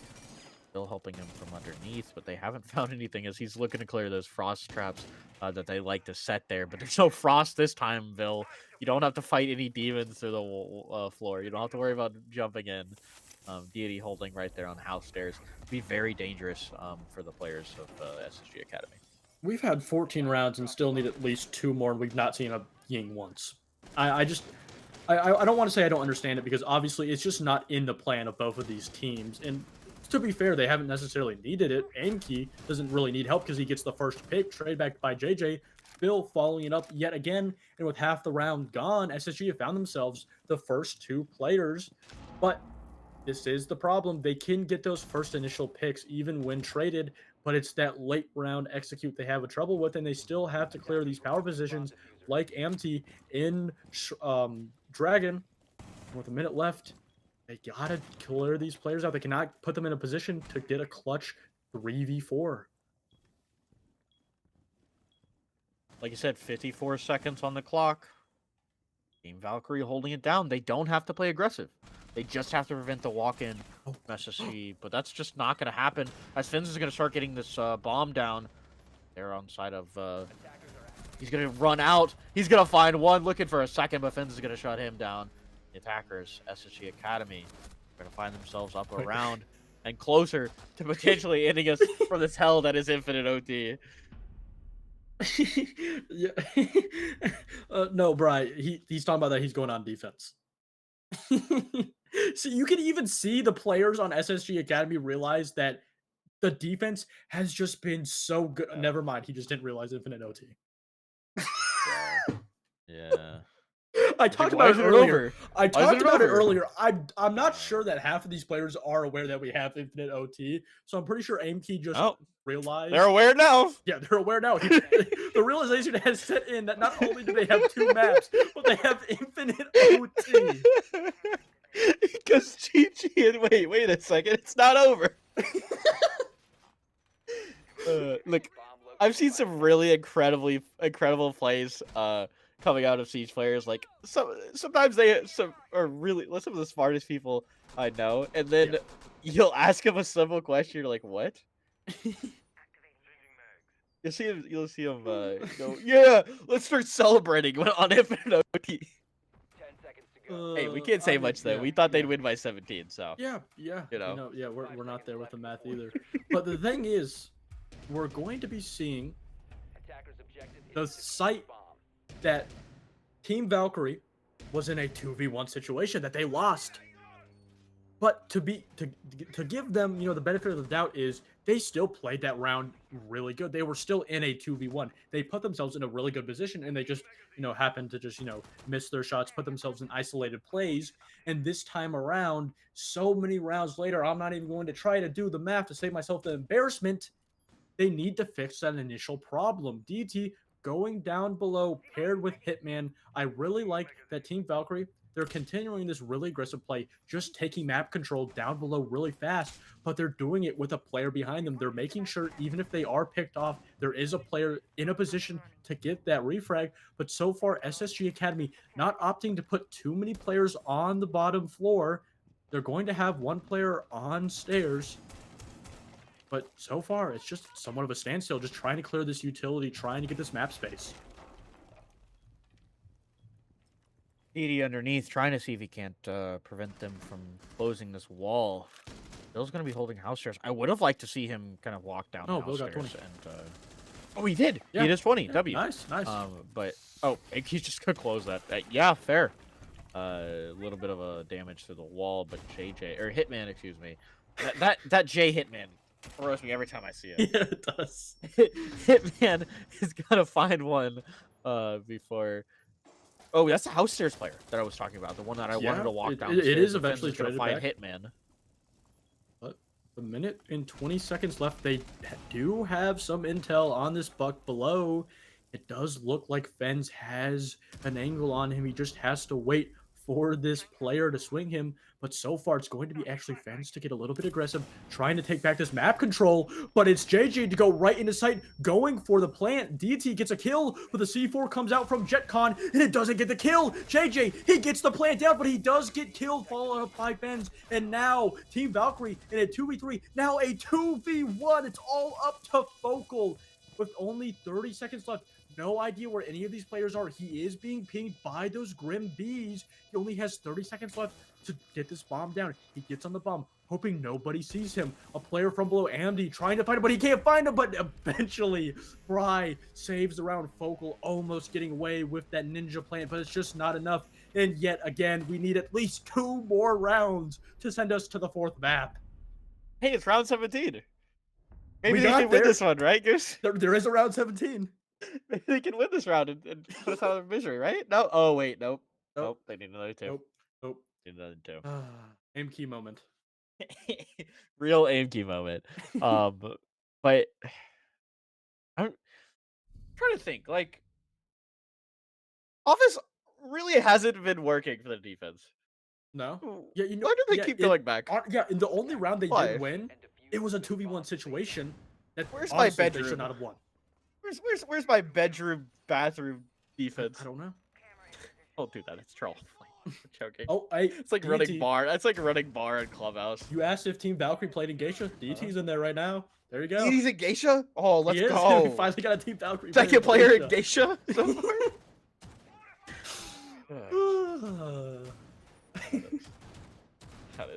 That is a way to do it. But I mean, I don't know. I can tell that they're kind of over this map. They want to finally get off of it, because at this point it's really just been players shooting. Like JJ just jumps up that hatch full blind. I don't think he called like, hey, I'm jumping up the hatch, because they threw in flashes as he jumped up that hatch. And so he walks in there full blind, somehow gets the bomb down. Yeah. You have a warden on the board. How do you throw a Thin's gadget and warden doesn't pop his gadget? Yeah. I mean, it's just, and speaking of Warden, we still don't have a Ying. I'm not saying you need to bring it out. I'm just so surprised that not only is it just left up on the board, but Don't let Jasmine hear that. after 16 rounds, it's just not brought out. And honestly, No, yeah, not only 100%. is it not brought out, but they're just not even really bringing any like flash utility. This round alone, there is no flash utility. They have 4 nades and pair that with 2 smokes, and a couple of breach charges, to get rid of the walls. And I hope to God nobody falls into a claymore. If you are on overtime, yeah, that's just going to be a little bit embarrassing. But Aimkey, just in this really aggressive position, is where there might be a player, but he eventually is actually JJ to get the kill, being paired up. Hitman eventually the one to get the kill, but he actually swung him all the way from Black Door. That was a really nice play. And with a minute 40, SSG Academy, you find yourself with the problem of that late round. But the problem, again, is you lost that first pick. We have Fens down below trying to catch somebody off guard. And honestly, it doesn't really look like they have too much utility on the actual wall itself. JetCon eventually going to get the refrag onto JJ, evening out to a 4v4. Fens is gonna find one walking up. Hitman's gonna find the trade onto him before more bodies fall. Valkyrie on a deficit though. They've got to hold this together for them, but Hitman is not gonna be able to hold them together as Vil is gonna take him off the board. One more and they can put themselves closer to getting rid of this map. Empty trying to hold themselves alive. Gotta prevent this plant. He's gonna rush up, but he's not gonna hear the player in Geisha till too late, as Vil's gonna take him off the board. And that's round 17, but it's not over. Are we going to see a complete flip-flop? Are we going to see SSG win their attack, then just go on to lose their defense? Are they going to lose all of their defensive rounds in overtime after having a 4-2 half? I hope to God not. Put me out of my misery. I need to go to the bathroom.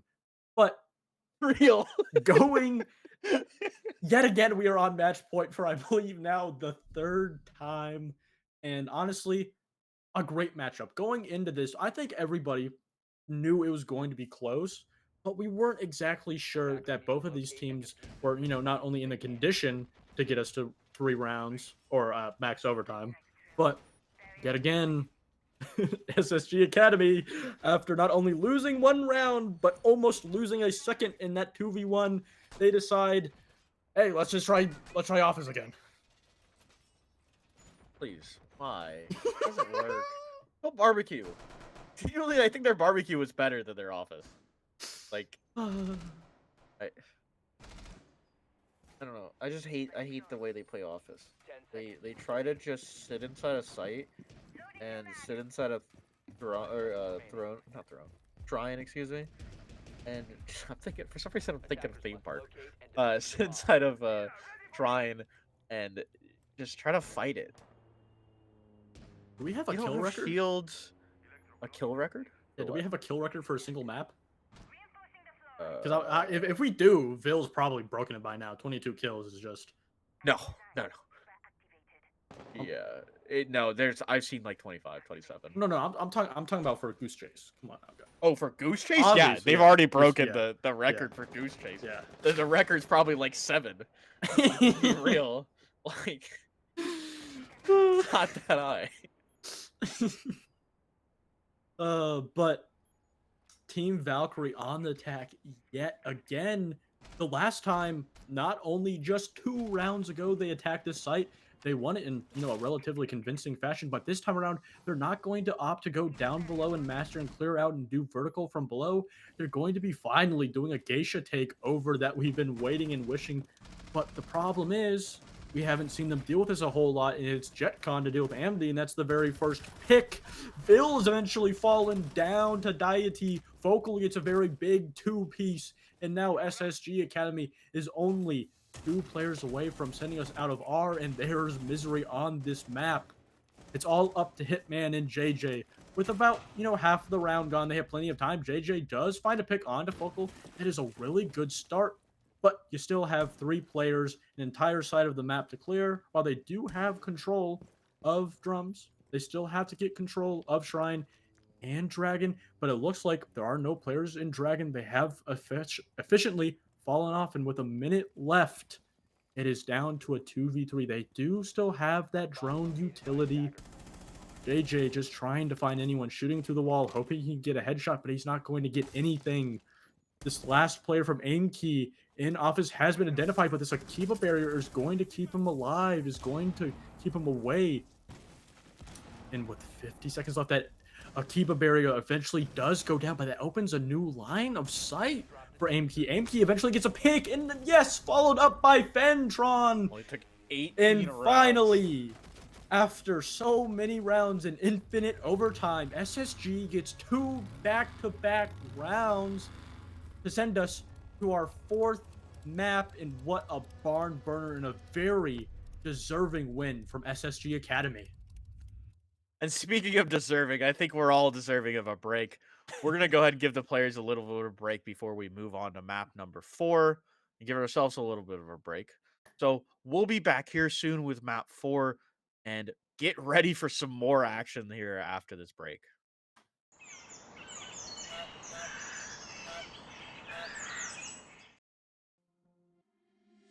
Been trying to change what I've been trying to say. Words don't come straight from my head to my mouth. It's such a shame that it fell out of place. Was never me that was bringing you down. Why we always looking for more? Why we always looking for more?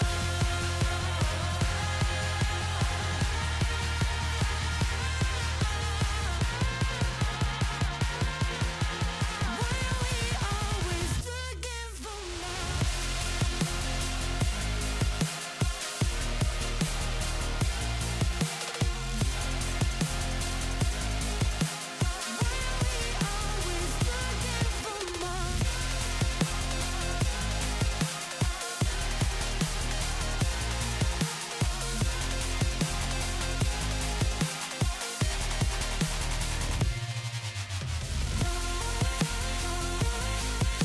Why we always looking for more? Why we always looking for more?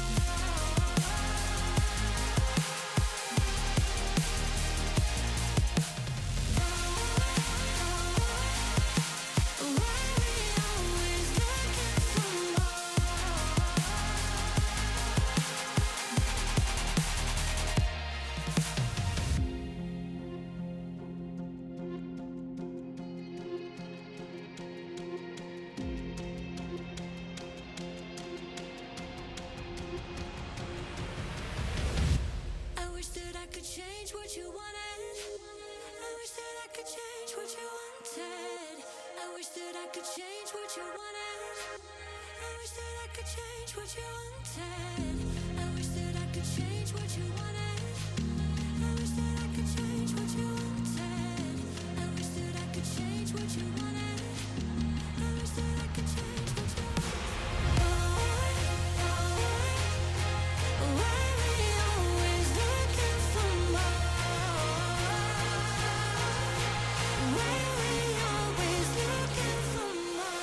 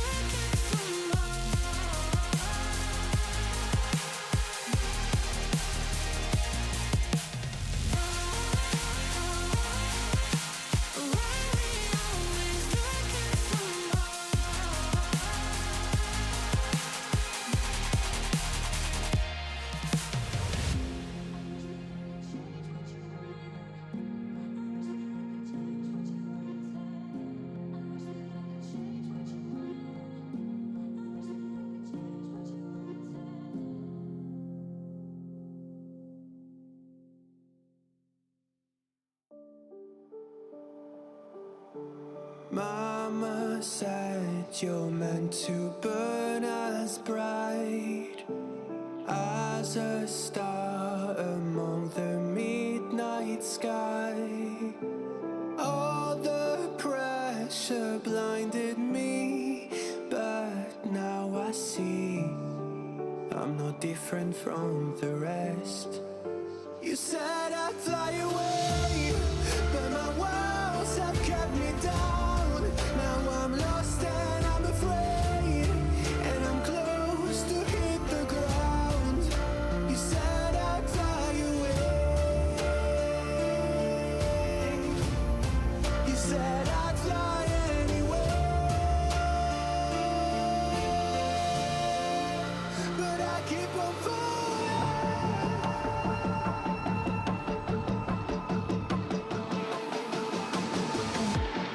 You said I'd fly anyway, but I keep on falling.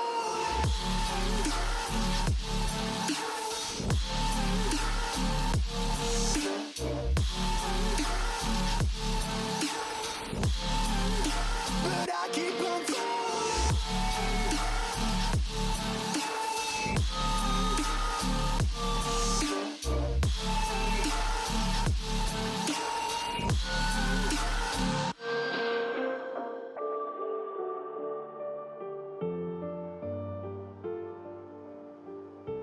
We're all searching for that open door.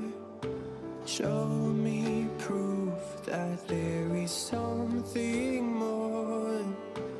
I just hope I am okay with the choices I make. Maybe then I'll understand. You said I'd fly away, but my walls have kept me down. Now I'm lost and I'm afraid, and I'm close to hit the ground. You said I'd fly away. You said I'd fly anyway, but I keep on falling.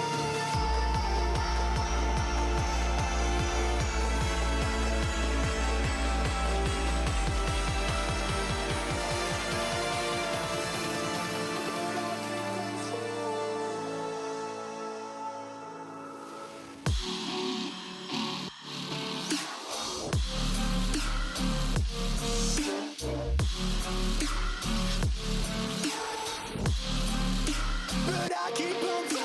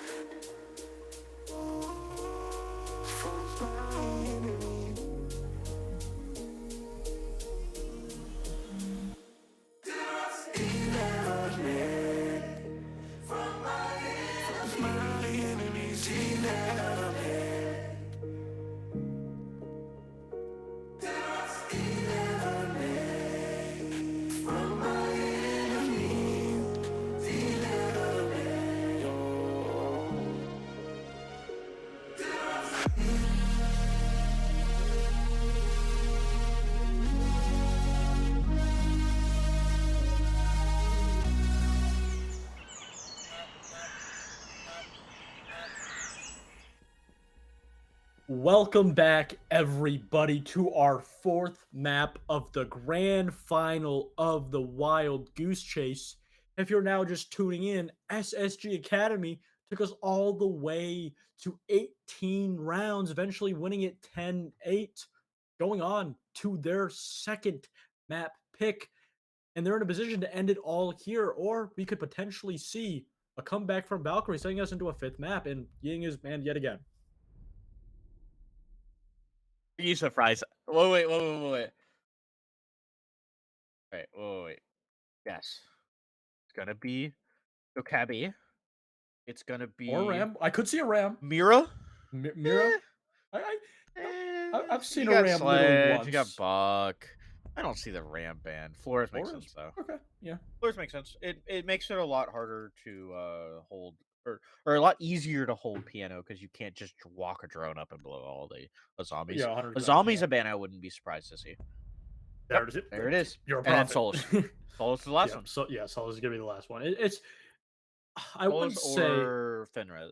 Speaking of tomorrow, everything changes. We're going into basically a completely new meta. It'll probably take like around a month to actually, set in and actually change things up and for teams to play differently. We do have the first stage of the NAL. So this is probably going to be our last cast of this meta.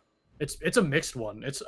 We went from like a TDM meta to like a defender sludge to now it's like kind of defender sludge, but attacks made somewhat of a small comeback. Aside from The funny thing is skyscraper, we're casting a TDM game right now. yeah, Like stop. We're casting a TDM game right now. Like I don't even know what the meta is anymore at this point because they just don't play it sometimes. Defenders, protect your bombs from being defused by Like you Yeah. get teams. It's kind of started become less of a universal meta and more of a team-based meta. Like you play a specific play style depending on who you are running against. yeah. But we'll see what they actually end up doing here. As it looks like SSG Academy is going to start us out on the second floor. Yeah, the second floor is one of the, more common, I wouldn't say there's one site aside from actually, I guess you could say Bar Gaming or not Bar Gaming, but Bar and I don't know, I'm tired. Has fallen off a little bit. The top floor has fallen off a little bit, so you're going to be seeing more teams running this mid-floor defensive site a lot more. Vil already being lit up early into the round, and this is going to be a common theme you're going to see is just really aggressive plays. KAFE is a really defender aggressive map. That's what makes KAFE a lot of times really defender sided, even though, more recently, especially with SI performances in that tournament, it's even out a little bit more, not a whole lot, but defense is just so aggressive on this map. Well, it's also just because of how much space you clear. Like it feels like a villa kind of. It's been in the pool, or it was in the pool about the same amount of time as Villa before it got removed. But it's also just Team Valkyrie is an aggressive team. As Bry is already looking to see if he can find one through the windows, but he's not going to be able to find it. As Falco's going to try to keep up his life. JJ opening up some floor holes. Nothing's going to pop through him just yet, but he's giving himself the ability to hit man on the other side, trying to play off of these Fenrir mines. He's got two set up so that if they walk over towards reading, it's going to be very hard for them to take. And Finn's looking to just drop onto this third floor as they're preparing themselves to start this push onto third floor. Anki going ahead and dropping and seeing if they can't fight these players up on the top floor. Yeah, this top floor is really integral, and so far you do have Amd on that top floor, but Hitman's actually the very first person to get the very first pick on. That's Vocal. That is now your hard breach. Habana gone, and aside from Buck with those can openers, that's going to be all you get. But Aimkey and JetCon get another one after DAT trades back, but Bill continuing to put down the pressure onto Team Valkyrie. Now Team Valkyrie, after that sludge gunfight they just found themselves in, are now in a 2v3. With all those bodies fallen, they've cleared up all these players up on the top floor. Aimkey going ahead and making use of that and getting these floors opened, making it a lot easier for him to be able to take out these players and removing a lot of space in Valkyrie. Hitman's just breaking that so that he can sit in the corner, play off of his Fenrir if they swing that, and JJ and him are going to be playing close, trying to be able to play for trades. But Finn's looks like he's going to go if he can't get this bomb down with Vil on reading side. Getting that little bit of a cubby and make it so that they can play off of these floor holes. Finn's going to go ahead and drop Pillar. Notices that there's a little bit of a hole so he can walk in, but he's looking for players as JJ's going to make his way over. towards train side, and Hitman falls off as they fully rotated around to the other side, potentially seeing if maybe he can't find one. Hitman's gonna walk out, but he's gonna get taken out from Pillar. Then he's gonna shut down that jump out, and AIMKey's gonna find the last one as SSG Academy is gonna find themselves for round number 1. I think we're at to the point where we're going to see one team start to slow down a little bit. Not only is it a best of 5, but you just came off an 8-10 map. And I'm not going to say that team is going to be Valkyrie. They looked relatively fine that round. It came down to a 3v2, just a questionable play on that run out. It happens. But SSG do not look phased whatsoever. In that 3v2, they flooded site perfectly, had the lines of sight set up, had the intel come in perfectly. And that was just a perfect end of round execute onto those last 2 players. And Team Valkyrie going to be going to the exact same site, really favoring this site. I think it, does somewhat favor their overall strategy. And that could have gone their way if they just played that round a little bit differently. But nonetheless, SSG on their 4th map looked the strongest they have ever been. They had a little bit of doubt in overtime in Skyscraper, but they cleaned it up, got their 2 rounds, and got us to their 2nd map pick. And I'm just, really excited. And I'm really glad that SSG, didn't climb up a cliff and just fall off it. Yeah, I would hope that they wouldn't do that. But we'll see if they can pick up another round here, as Team Valkyrie has decided to go to mining this time instead of reading. Wait, were they reading last one? No. They were. Oh, they doubled mining. Yeah, they doubled up mining. They really love this mining, which It feels it's questionable. weird. Like, It is. It's not bad. It's just weird. I don't know what happened in year 8. We went from like hating quadruple site. Well, I don't know, whatever the word for the fourth site is, to running it like as first.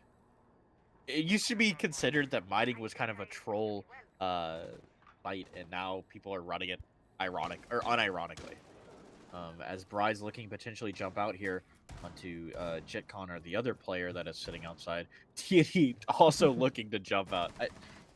It's just TDM. They're just playing TDM right now. That's really all it is. And JetCon waiting to see if they can't find this. They're getting really aggressive. Bry getting antsy.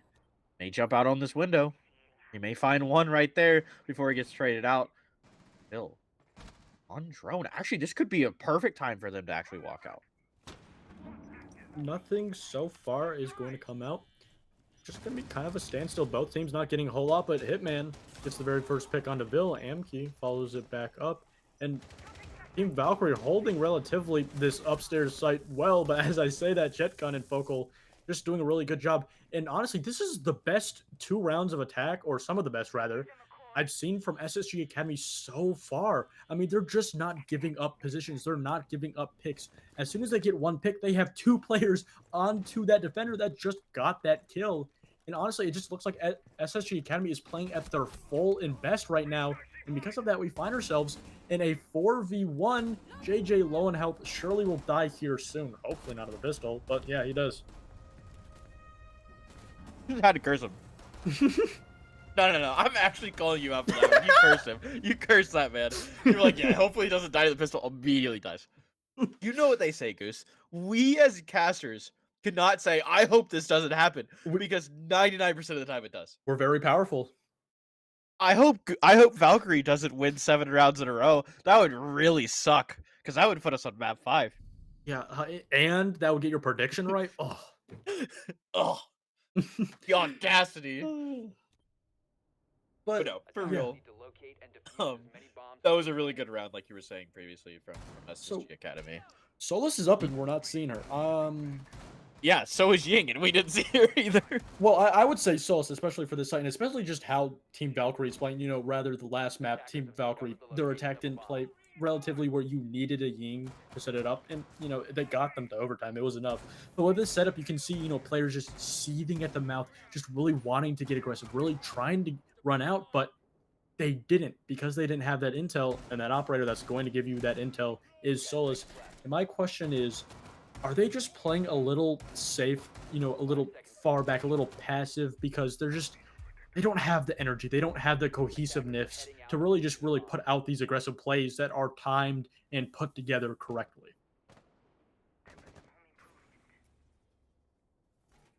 with the start of this new round, I'd also like to see, honestly, some of the aggression actually do something. There was a lot of people like in aggressive spots, just kind of standing there. Like you had Bryce sitting on white window for almost a full minute doing absolutely nothing. It's just staring at a window. Like if you're gonna be in those aggressive plays, you gotta use it. Yeah, you know, it's just something you have to use, and they just didn't. I wouldn't even say they didn't use it. They just didn't even really act on it. You know, they had 2 players on window. They really did want to jump out.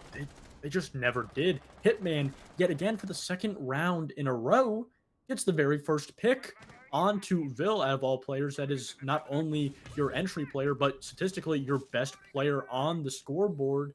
And SSG Academy have found themselves on the back burner, on the back foot, and they need to find an answer back quickly because they haven't even found their way into the map.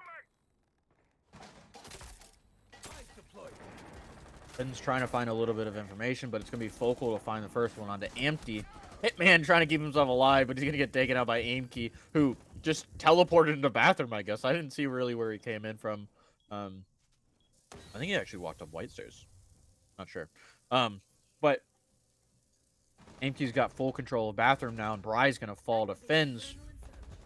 More space being given to SSG Academy as they're just taking out a lot of these players. Another one's going to fall in the form of Deity, and it's up to JJ stuck in this corner to hold himself alive. He's going to get knifed by Focal, and a little bit of a BM move as he's just going to look at him and knife him. Warranted. Team Valkyrie take their time out, and it's just, they're struggling. That's what they're doing. And on the opposite side, SSG Academy, this is the best they've looked, in my opinion, on attack. Everything they're doing, even when they lose a player, they trade it back almost instantly with 2 players onto that initial defender that gets the kill. And just honestly, everything they're doing is not only going to plan, but it's going to plan basically perfectly. Yeah, it's been a really good round, or a really good map so far for SSG Academy. I know we're a little bit far into the series, so we're a little bit tired, so we're not actually giving you our full analysis, but it's mostly just been an SSG shutout. Yeah. There hasn't really been a whole lot of answers for from Valkyrie, excuse me. And they're just on the map. Like, I hate to say it, they're not doing a whole lot. They're not. setting themselves up for fights by positioning wise, setting themselves up for fights. And then they just don't activate. They don't push on to those fights. They just set up those positions for basically nothing. And I think one problem, rather, or one good thing that SSG is doing is they're using their intel and drones basically flawlessly. They're finding these players almost instantly. I believe they're comfortable. 2 out of the 3 rounds, they lost the first pick, then followed it up by killing all 5 players, not losing another one. And you know what? A player that would help us would be a Solus. And look who we're seeing now is a Solus. That is a direct answer back. And honestly, in my opinion, an answer you didn't need a timeout for. No, you didn't need a timeout for it. But honestly, I think the biggest thing that the timeout does is stop the momentum. Yeah. You give them a little bit of a break, if anything. Letting them kind of take their time to reset. And the biggest thing is you're not going into the next round feeling rushed. You have maybe, 20 seconds, 30 seconds if it's slow loading before you actually start the prep phase between rounds. I mean, that's not a whole lot of time. That full minute you get plus loading in, plus choosing characters, almost a minute and a half, that does a kind of mental reset for everyone. And so even if it was them just saying, hey, we need to bring Solus, they're giving themselves a second to go, okay, we're not playing well. We're down 0-3. We're down on series point at this point for SSG Academy. We can't be throwing away rounds like this, as Hitman's getting really aggressive on main.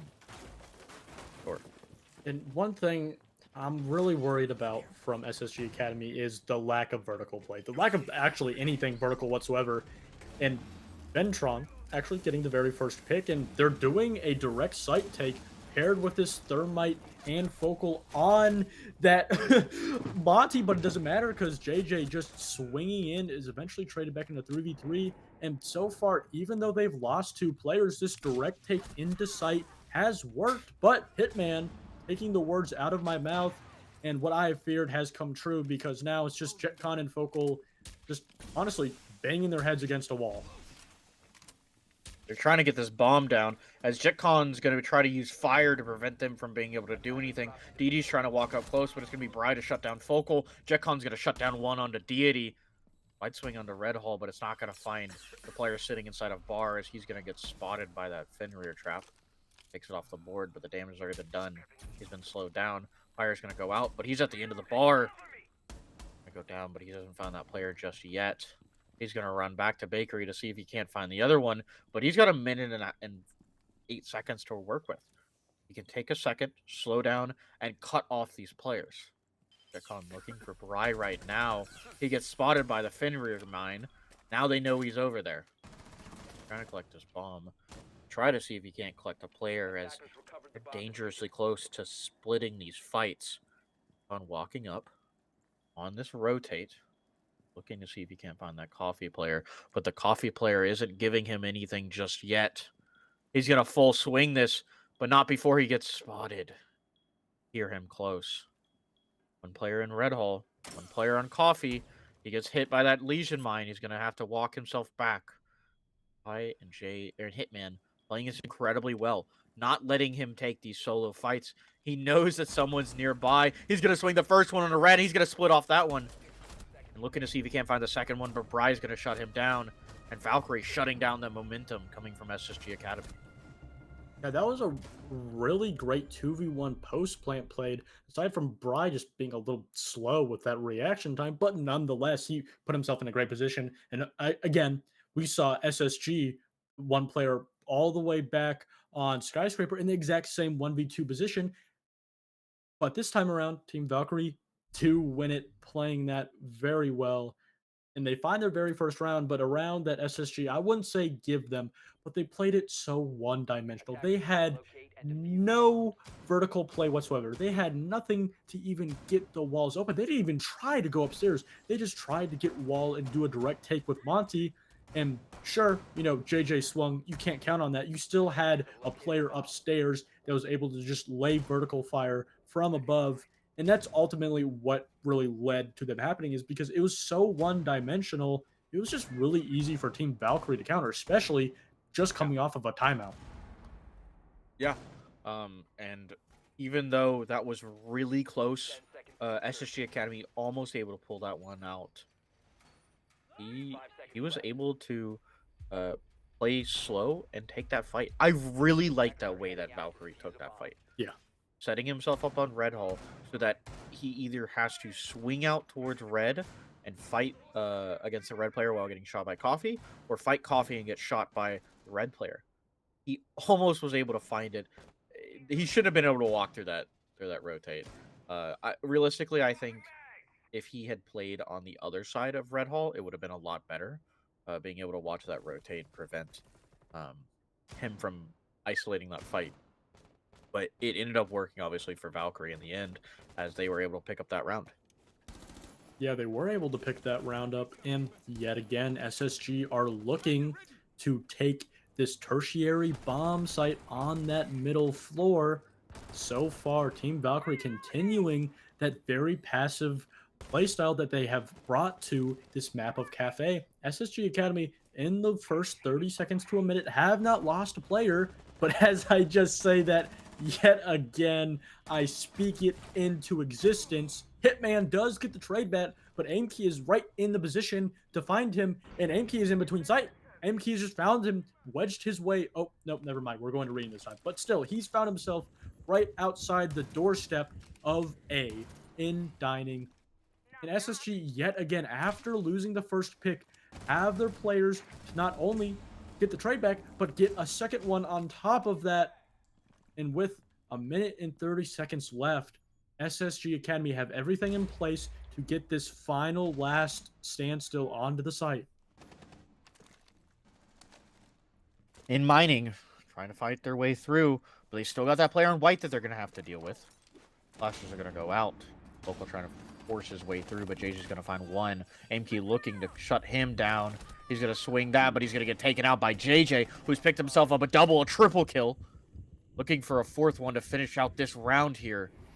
Bill's going to be holding themselves together. Going to hold that swing from White Stairs, but they're going to get spotted on a cam.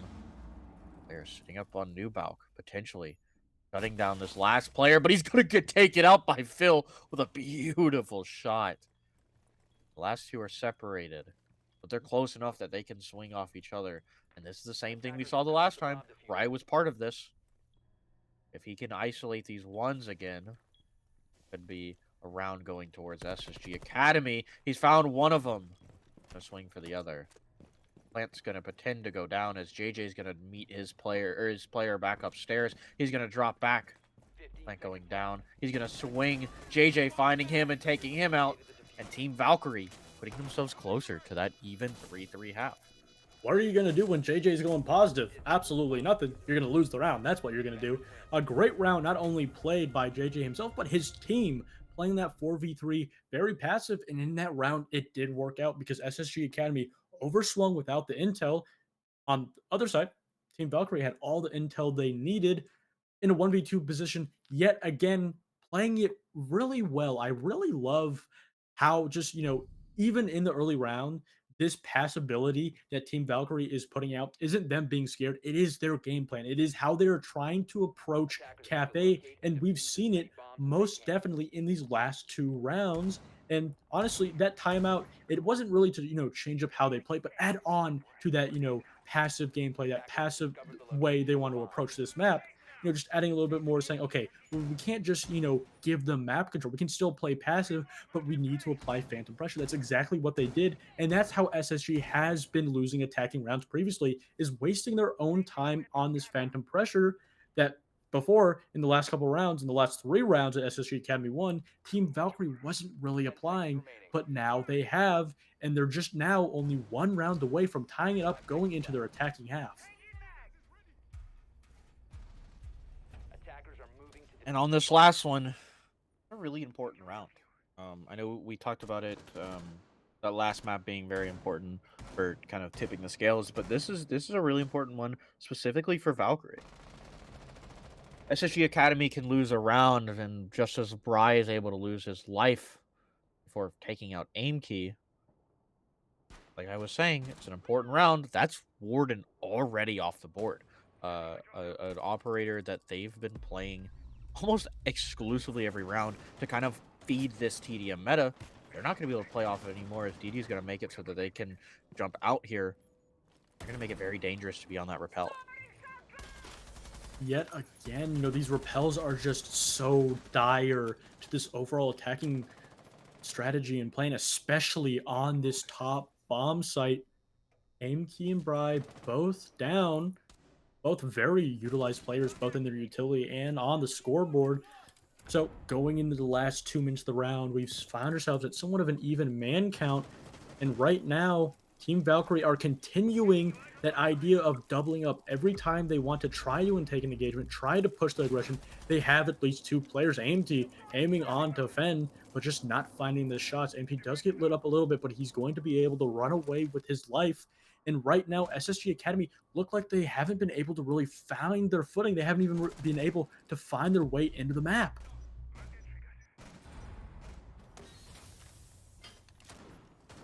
So trying to use these repels to see if they can't push these players off, as DD is going to fall to one of those repels before JJ and Aimkey get a kill, and JJ picking up a double kill.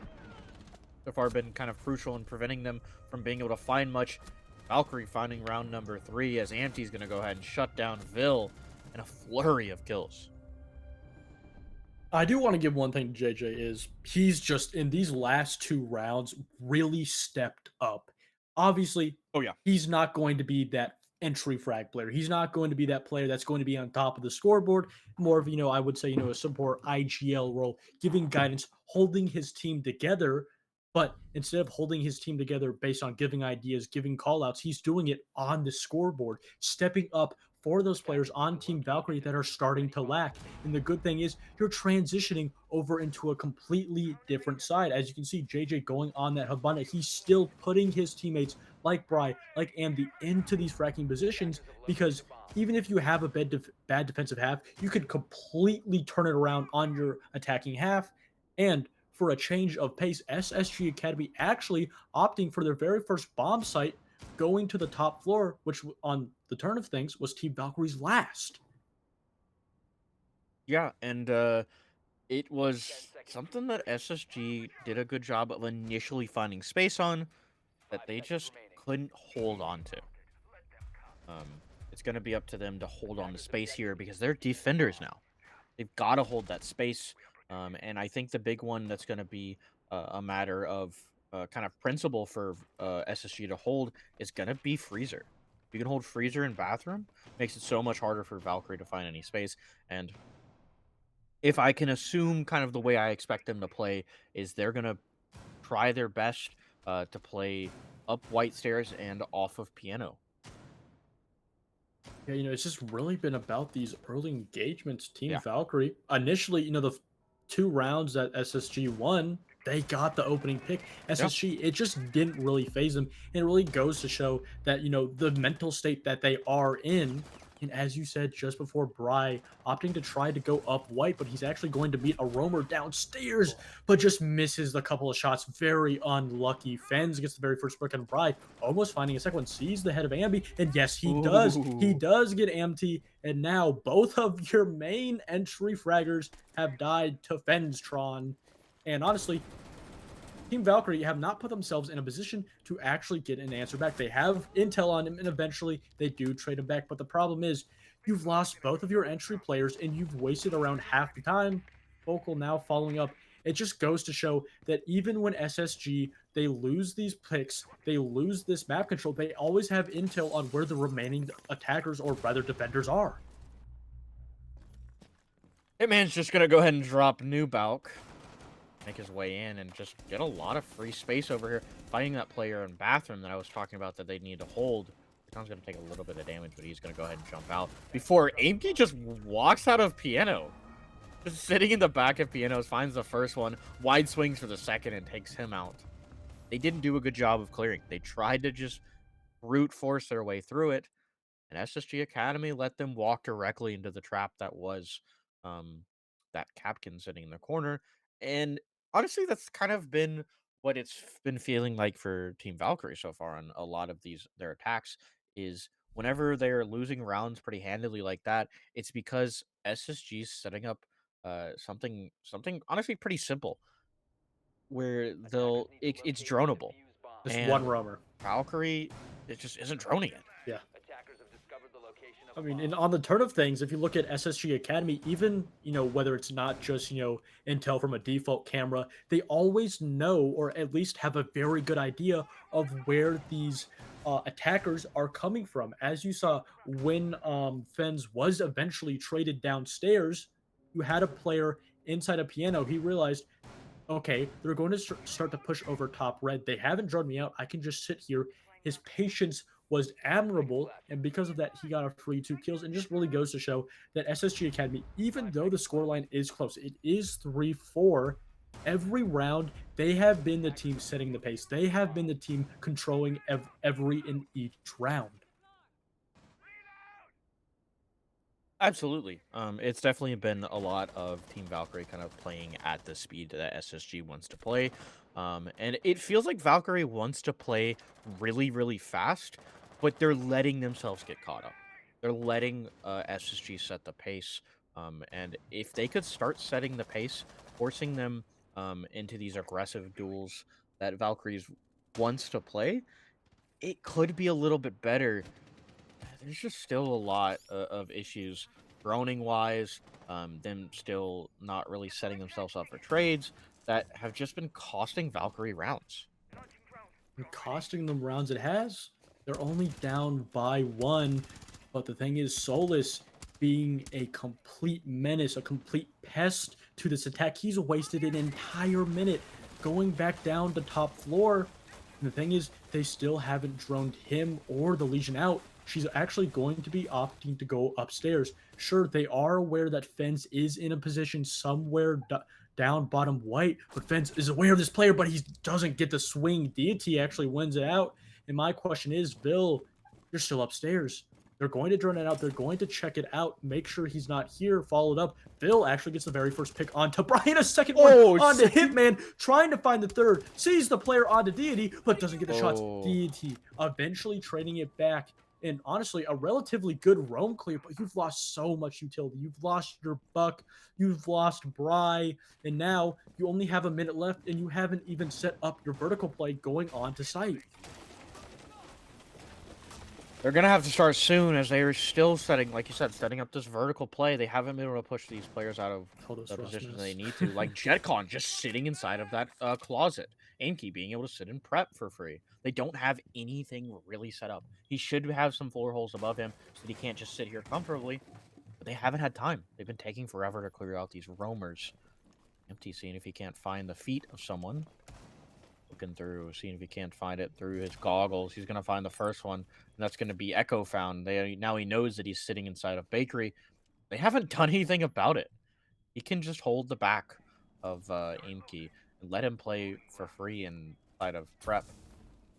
They're looking to see if they can't use these floor holes to find anyone, but they haven't given them anything, as JJ's just going to drop Hatch. Look to see if he can't get this bomb down behind Chassis or behind Coffee. That Smoke's going to be pushing him out. He's going to be forced to go behind the Chassis. JetCon trying to walk up. Gets found out by Deity, and Empty finds one as well. It's up to Focal to stop them. 3 seconds left on the board. He doesn't find it. He can't get it. He doesn't find it. The round's going to continue. He's going to now have to retake this space and clear out these players. He's going to find the first one with a little bit of a Pokeball. Got his first. Looking for the last two. Give yourself a rotate so that you can work out of. They're both sitting inside a freezer. They've doubled up at this point. They're a lot easier for them to be able to play off of each other. Vocal's going to have to take a very quick swing and find one without losing his life. He knows that they're both in there now. Trying to go around to the window to potentially find it, but he doesn't have time at this point. He also doesn't have time because Deity is going to shut him down and prevent that clock from even mattering. A very unlucky last couple of seconds for that Echo, not finding the right angle to get the actual shot onto the planer, and eventually led him into a 1v3 that he could have won, but he just couldn't find the angle into those last two players. And yet again, Team Valkyrie, when they are in this last couple of seconds, the last 30 to 20 seconds, especially on Kitchen, they're just locked in. They know how to play it and pretty much play it pretty much perfectly. Whenever I see Team Valkyrie in a 2v1 situation, I just expect them to win because they play it so well. Every of the 3 rounds that they've been in a 2v1 situation, they've won it because they've played it somewhat of the exact same. They've doubled up almost right next to each other and just play the trade, play the pick. And honestly, I just really like that, in the first half, Team Valkyrie started to fall off a little bit. But going in after that timeout, they've really started to pick things up. In the span of that, they've won 3 rounds, while SSG, or actually 4 rounds, while SSG Academy has only won 1 since that timeout. And that goes to beg the answer, does SSG Academy need to take that timeout soon? Yeah, I think if anything, now would have been the time to take it right after that round. Take a second to reset, prevent any kind of momentum coming out from Team Valkyrie. But it's too late for that. They're going to have to find this round, or this is just going to be Valkyrie continuing on that momentum, potentially putting themselves at 5-4. And SSG just throwing a lot of late rounds so far, honestly. There have been a lot of stuff that they should have won. Let's be real. Yes. They were kind of just as the kids say nowadays, Goose, trolling. They were, I was trying to find another word. But there's just a lot of stuff that would be winning them rounds that they're getting lazy on. As AMT is just taking a lot of damage from something. JJ's gonna find the second kill onto Aimkey to get that man count even back up. Vokal's gonna go ahead and drop and see if he can't help out Vil. But a minute left on off the round, and they're already trying to plant. Vil getting taken out by AMT before he finally finishes him off. JJ's gonna finish off Vil, get this bomb down. Vokal can't find his way in to prevent this plant. He's gonna get flashed out. He doesn't find him in the corner, looking around for him, but JJ's gonna find him first with a triple kill, getting shut down to prevent that ace. Jetcon's gonna find one more. Gotta find two, or one last one, as Hitman's just gotta prevent this plant from getting defused. He hears the plant going down, but he doesn't have anything to stop it. He can't see that floor holes too much, as he's just gonna be able to get it. Jetcon's gonna get taken out by him. Vince is gonna have to get this diffuser. 17 seconds left off the clock. Got a beautiful angle that I didn't see before. 12 seconds left. Vince going for the defuse. But Hitman hears him. He's looking for him. He doesn't see him. Almost loses it. As Team Valkyrie is gonna pick themselves up round number 9. Does JJ have plot armor? Because I've just seen 2 defenders in that round swing him and just look the opposite way. It's like almost as if Namical just wrote it that JJ goes off, plot armor, doesn't die. But honestly, it just goes to show that that round that SSG Academy had no intel whatsoever. Team Valkyrie were just allowed to walk right directly into sight with almost no contention. Sure, they did lose a pick, but that one Mozzie player just could not hit his shots in that situation, which it opened up and enabled the round.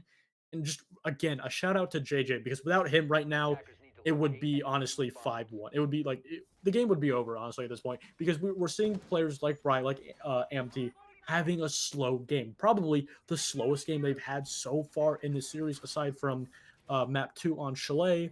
And JJ has been that player to not only pick up, sure, he shows up on the scoreboard, but those kills are actually effective. He's getting those kills in very effective positions, in he's opening the route, he's opening the way into sight for his team, and because of that, he's now found himself and Team Valkyrie just 1 round away from match point, but SSG are following very close by and relatively could take this next round and tie it up relatively easily. Attacker's objective is to locate a bomb and defuse it. No I timeout. hope they do. No I hope they timeout. do. There's no timeout still. When are you going to take your timeout? Clearly at overtime, where Deity takes out Vil. Who's our script writer? Who's writing these scripts, bro? Whoever fire that man. They're I'm writing gonna fire that man. Nomical? Yeah, fire that man. I need a new script writer. Something that doesn't go 75 rounds. You gotta love, you want a good series. It's the final. It's our baby. You know, we've grown this child up to now a best of 5, and it's gone relatively really good. Aside from, I wouldn't say map 1 was, you know, a burnout, but SSG definitely did not look good whatsoever. Followed up by a relatively sweep on the second map, but so far, Team Valkyrie and wow, Aim Key is just allowed to run out, but not even allowed.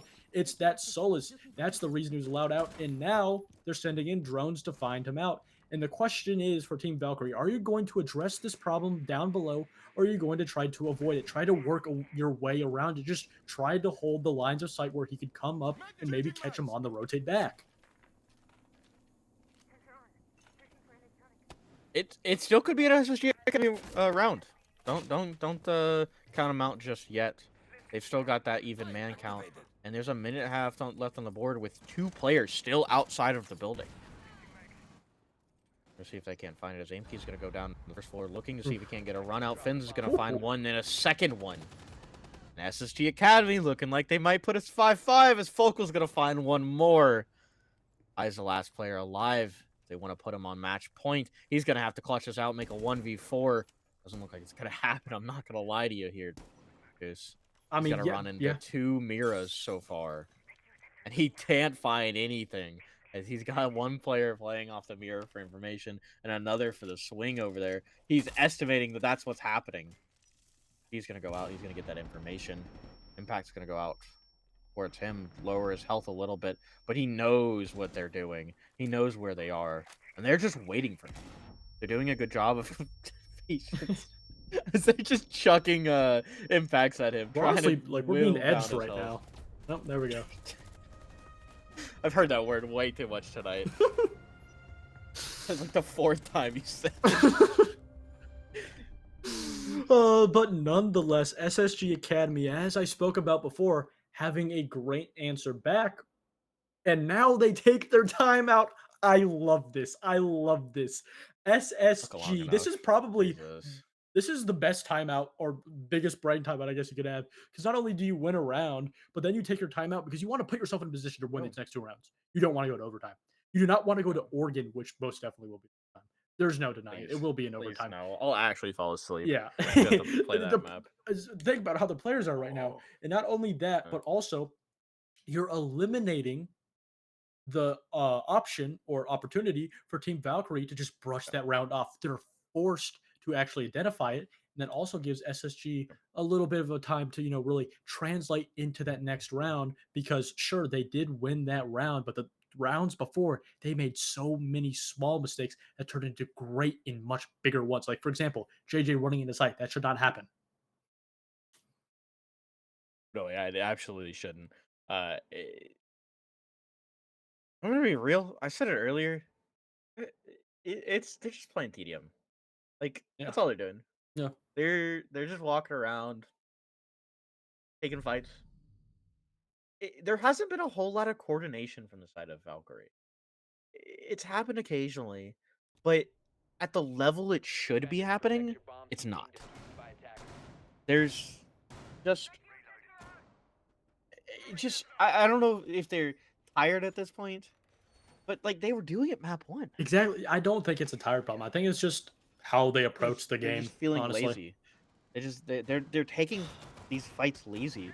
Yeah. They're just saying, "Hey, I don't really want to swing. I don't want to swing. They definitely want to swing. I don't really want to clear stuff. I don't want to deal with utility clear. So let's just swing." Yeah. I think the best way you could put it is they approach their attack on a reaction style. Yeah. Every Oh, time yeah. they have, an actual engagement, it's based off of reaction. They're not the ones trying to seek out an engagement. If it happens to them, they welcome it and they try to do their best to react. And we've got ourselves to a 4th map, so it has worked relatively well for them. But the thing is, with a reaction style gameplay, whether it be on defense, whether it be on attack, it can only get you so far, especially against a high tier level T2 team, and arguably with the roster shuffle, probably a top 3 to top 2 T2 team. Yeah, no, I mean, but I said this earlier. It's not an excuse that you can say, "Oh, well, this team's tier 2, this team's tier 2." They're both. Yeah. They're both tier 2. None of this should be happening. Even though it's a long series for both of these teams, you can't give up your basic fundamentals. You have to drone, you have to use utility, and you have to not let that happen. KJ, you know aim key was there. Brother. Don't let him swing you like that. What was he aiming at? Don't let him shut you down like that. Come on. And my question is, and this isn't me just, just like trying to put pressure, make fun of JJ, which I have done that sometimes. I apologize. But in that situation, no. What was he aiming at? And my thinking is, are they getting old or bad information? Did they think he rotated, or maybe there was a second player on top of him on mining window? Because in that situation, you should not swing off. There was a reason he swung off of that window. And my thinking is, are they just getting stale info? I don't know. No info at all. I mean, they just shot a drone. They didn't have any info. It was just a reaction thing. They were predicting a second player on mining window that just wasn't even there. I don't know. I just don't think it's a stale. I don't think it's a stale info issue. I think it's the fact that they're just not using it. Yeah. Period. Like, the info is getting stale because they're not using it. Focal just standing on this. How is he allowed to just sit here? And he has no players. Actually, he has nobody coming to support him. So he's just going to die here. Yeah. There you go. Thank you, That's an Hitman. easy kill. You know he's there. You know he's stuck. He can't walk down. He can't walk up. And AMQ's The thing is, they don't have defuse. Defuse is on opposite side of the map, and JetCon gets another kill. Tells it a white window. Yeah. AMT's the last one alive here. Gonna have to keep it alive for his team if they want to go to map 5 or put us on a map point here SSG Academy looking to shut down this and finally finish the series. Empty's not going to give it up for free. Looking for these last two players. He knows he can't plant here, but he's going to have to swing, and he swung the wrong way. JetCon's going to find him. We're going to be looking at match point for SSG. Not only match point, series and match point. It's big. It's continued to be big. And SSG Academy, they're going to be going down to kitchen, cooking, and service. That initial round ended up in a 3v1, all up to Echo.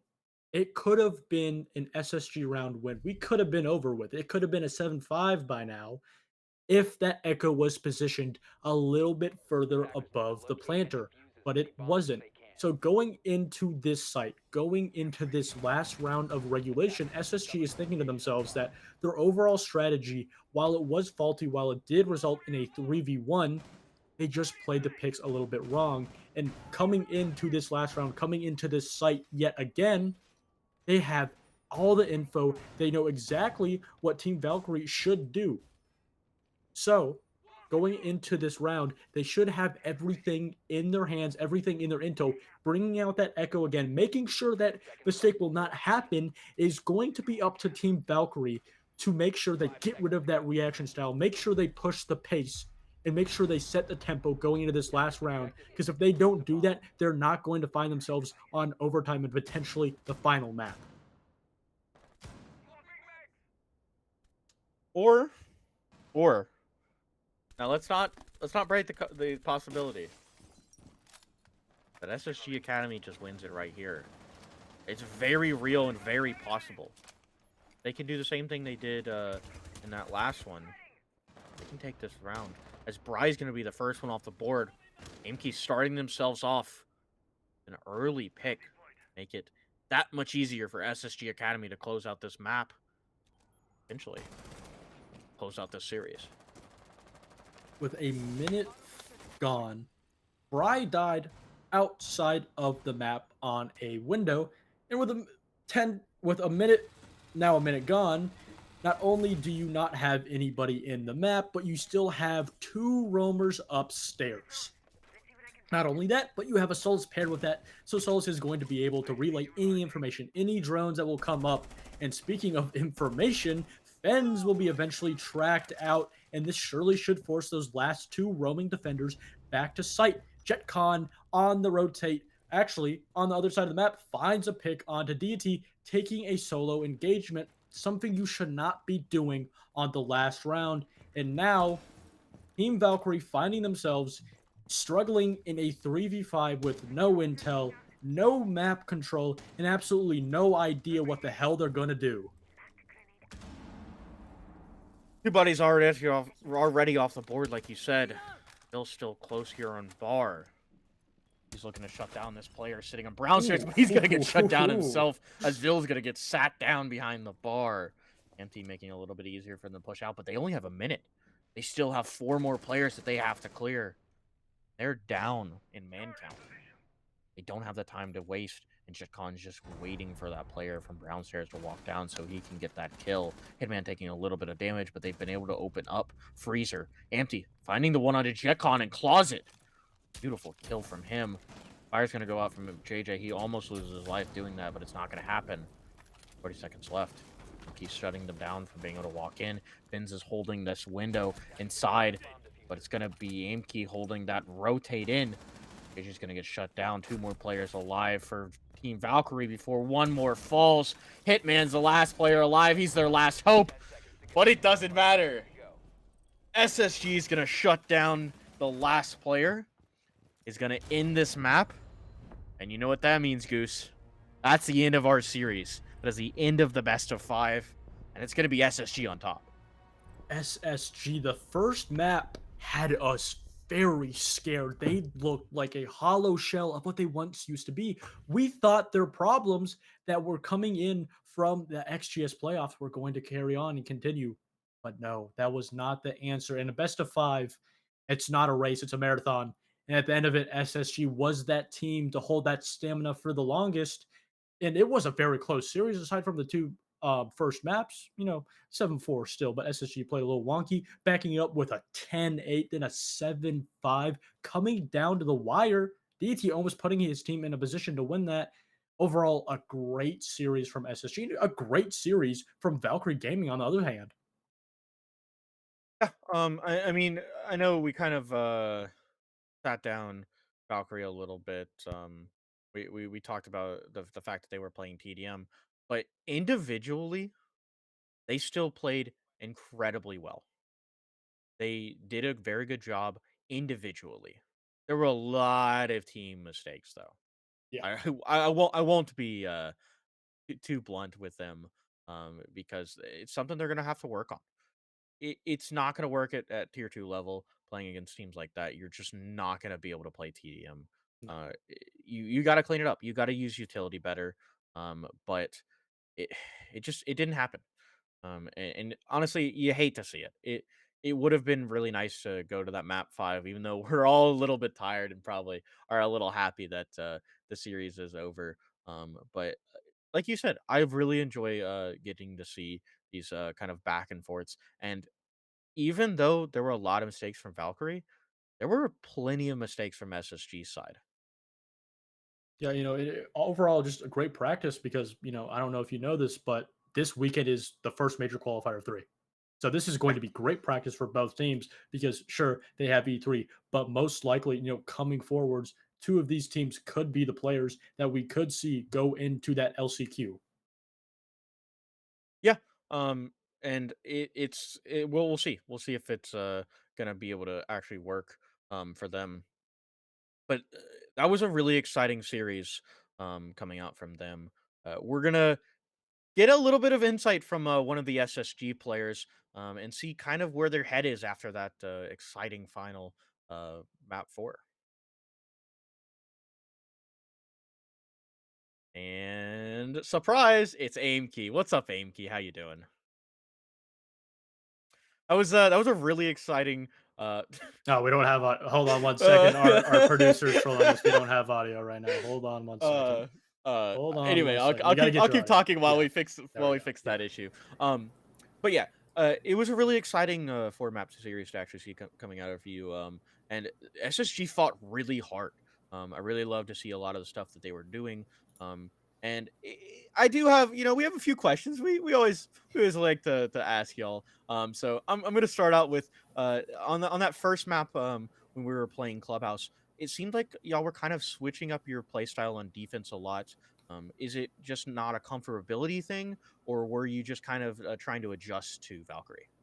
Oh, I mean, we just haven't scrim club in like a month and a half, and then we're Mhm. playing with a new fifth player, Yeah. like as a Yes. tryout. Yeah. So it was everything was like a little scuff. But yeah, I think we realized like later in that half too. That's why we won the last 2 defense rounds. That if we just press these guys, they can't attack. Like if we don't give them the 5v5, Yeah. we win. So that's why you saw in like those last 2 rounds that we started just like pressing them really hard on the defense.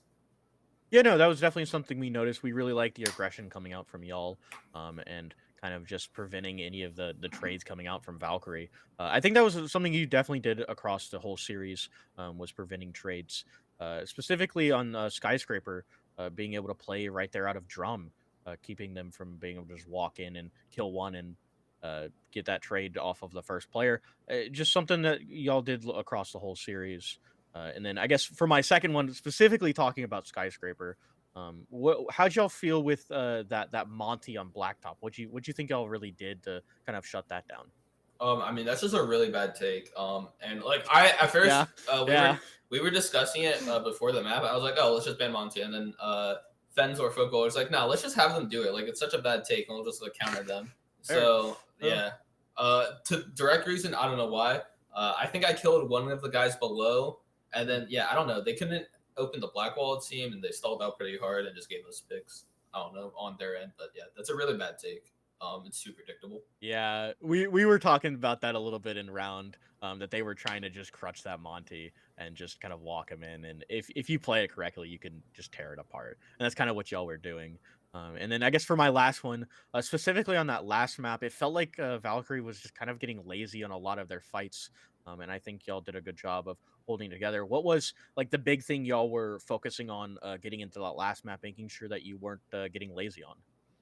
We just made sure that like we had the same game plan in mind. Like we knew what these guys were doing. Like they showed what their objective for the round was pretty early. Like they never really did like switch up mid round adaptations. And yeah, we were just focused on that. I mean, I think we should have had like a 4-2 attack half and a like technically whatever you want to say. Like we should have won one of the defenses earlier. But some of the rounds we lost was just like some whiffs. Like I whiffed on the castle and reading. We should have won that round.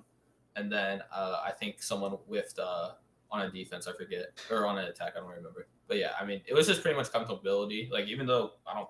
Fuck, when's the last time we played that map? I don't even remember.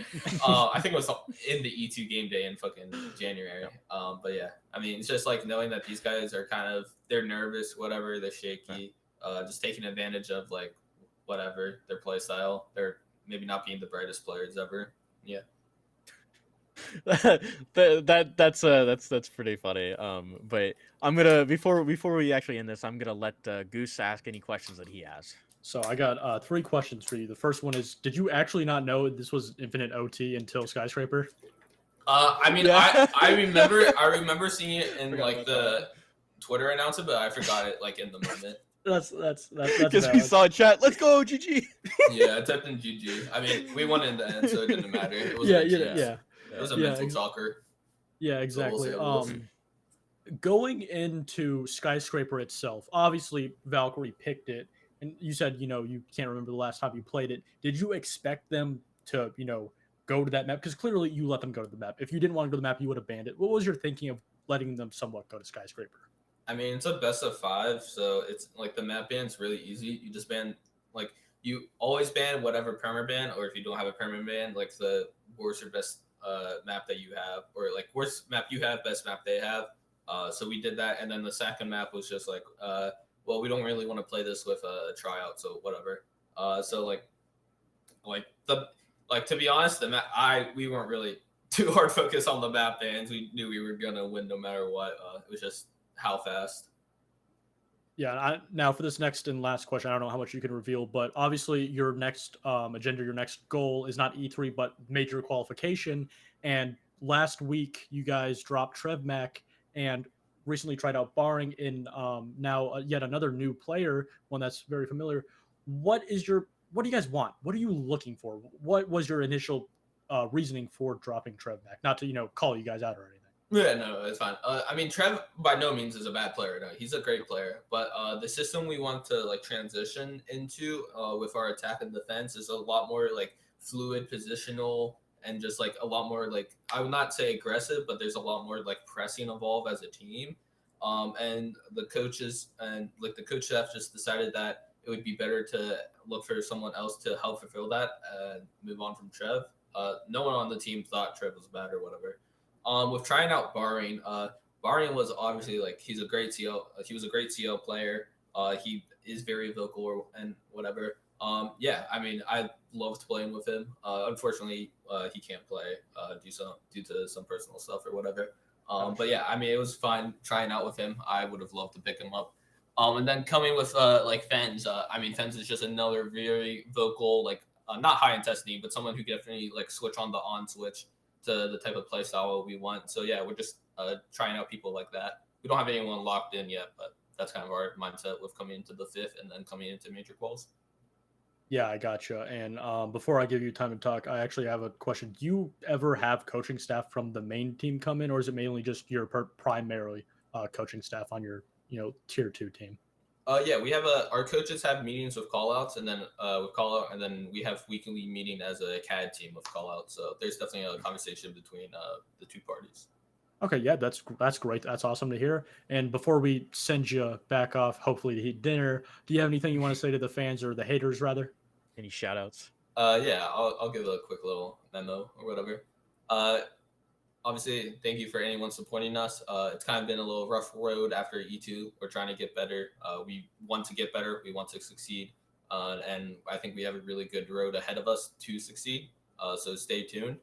I'm going to shout out my teammates and staff. Shout out for Fens for trying out on a game day, especially in the grand finals. could be a stress environment, but obviously I knew he could handle it. Shout out to Trev. Obviously we parted ways, but I think man, still GOAT. He definitely deserves the team. And then in terms of like any trash talk I want to do, I mean Valkyries as a roster, a lot of raw talent, but it's led by JJ, so that talent kind of gets dwindled. It's like a light. It's like you have like a lot of good potential. Like you have Spider, you had Rival, you had Yeah. you have Bright. Like those 4 players mechanically like talented, may not all have the great game sense, but like they all have it. Then JJ comes along, picks them all up. Scrim team dwindles the candle on game day. That's my opinions on that team. I think there's people with talent on that team, but I don't think it's gonna get improved being on it. Like that meme of the Grim Reaper walking door to door. Yeah, pretty much. That's JJ. Yeah, I mean he's still a really good player though. No hate towards him. Yeah. But thank you for interviewing with us. I also congratulations on winning this grand finals and winning that $1,000. And I hope y'all are able to, like you said, do well in the major quals and hopefully see you in the main stage for E3. Yeah, appreciate it. We hope for that too as well. Thank you for having us, and we're very happy to win this, even with the circumstances involved. Happens. Well, have a good night, and like I said, thank you for the interview. We're gonna jump back over to our cams as we're gonna go ahead and finish off the series of Wild Goose Chase. It's been a very long road, and obviously we have a lot of people we want to thank. But I'll let Goose go ahead and take control of that. Honestly, first of all, just big shout out to Nomical. None of this would be 100%. possible without him.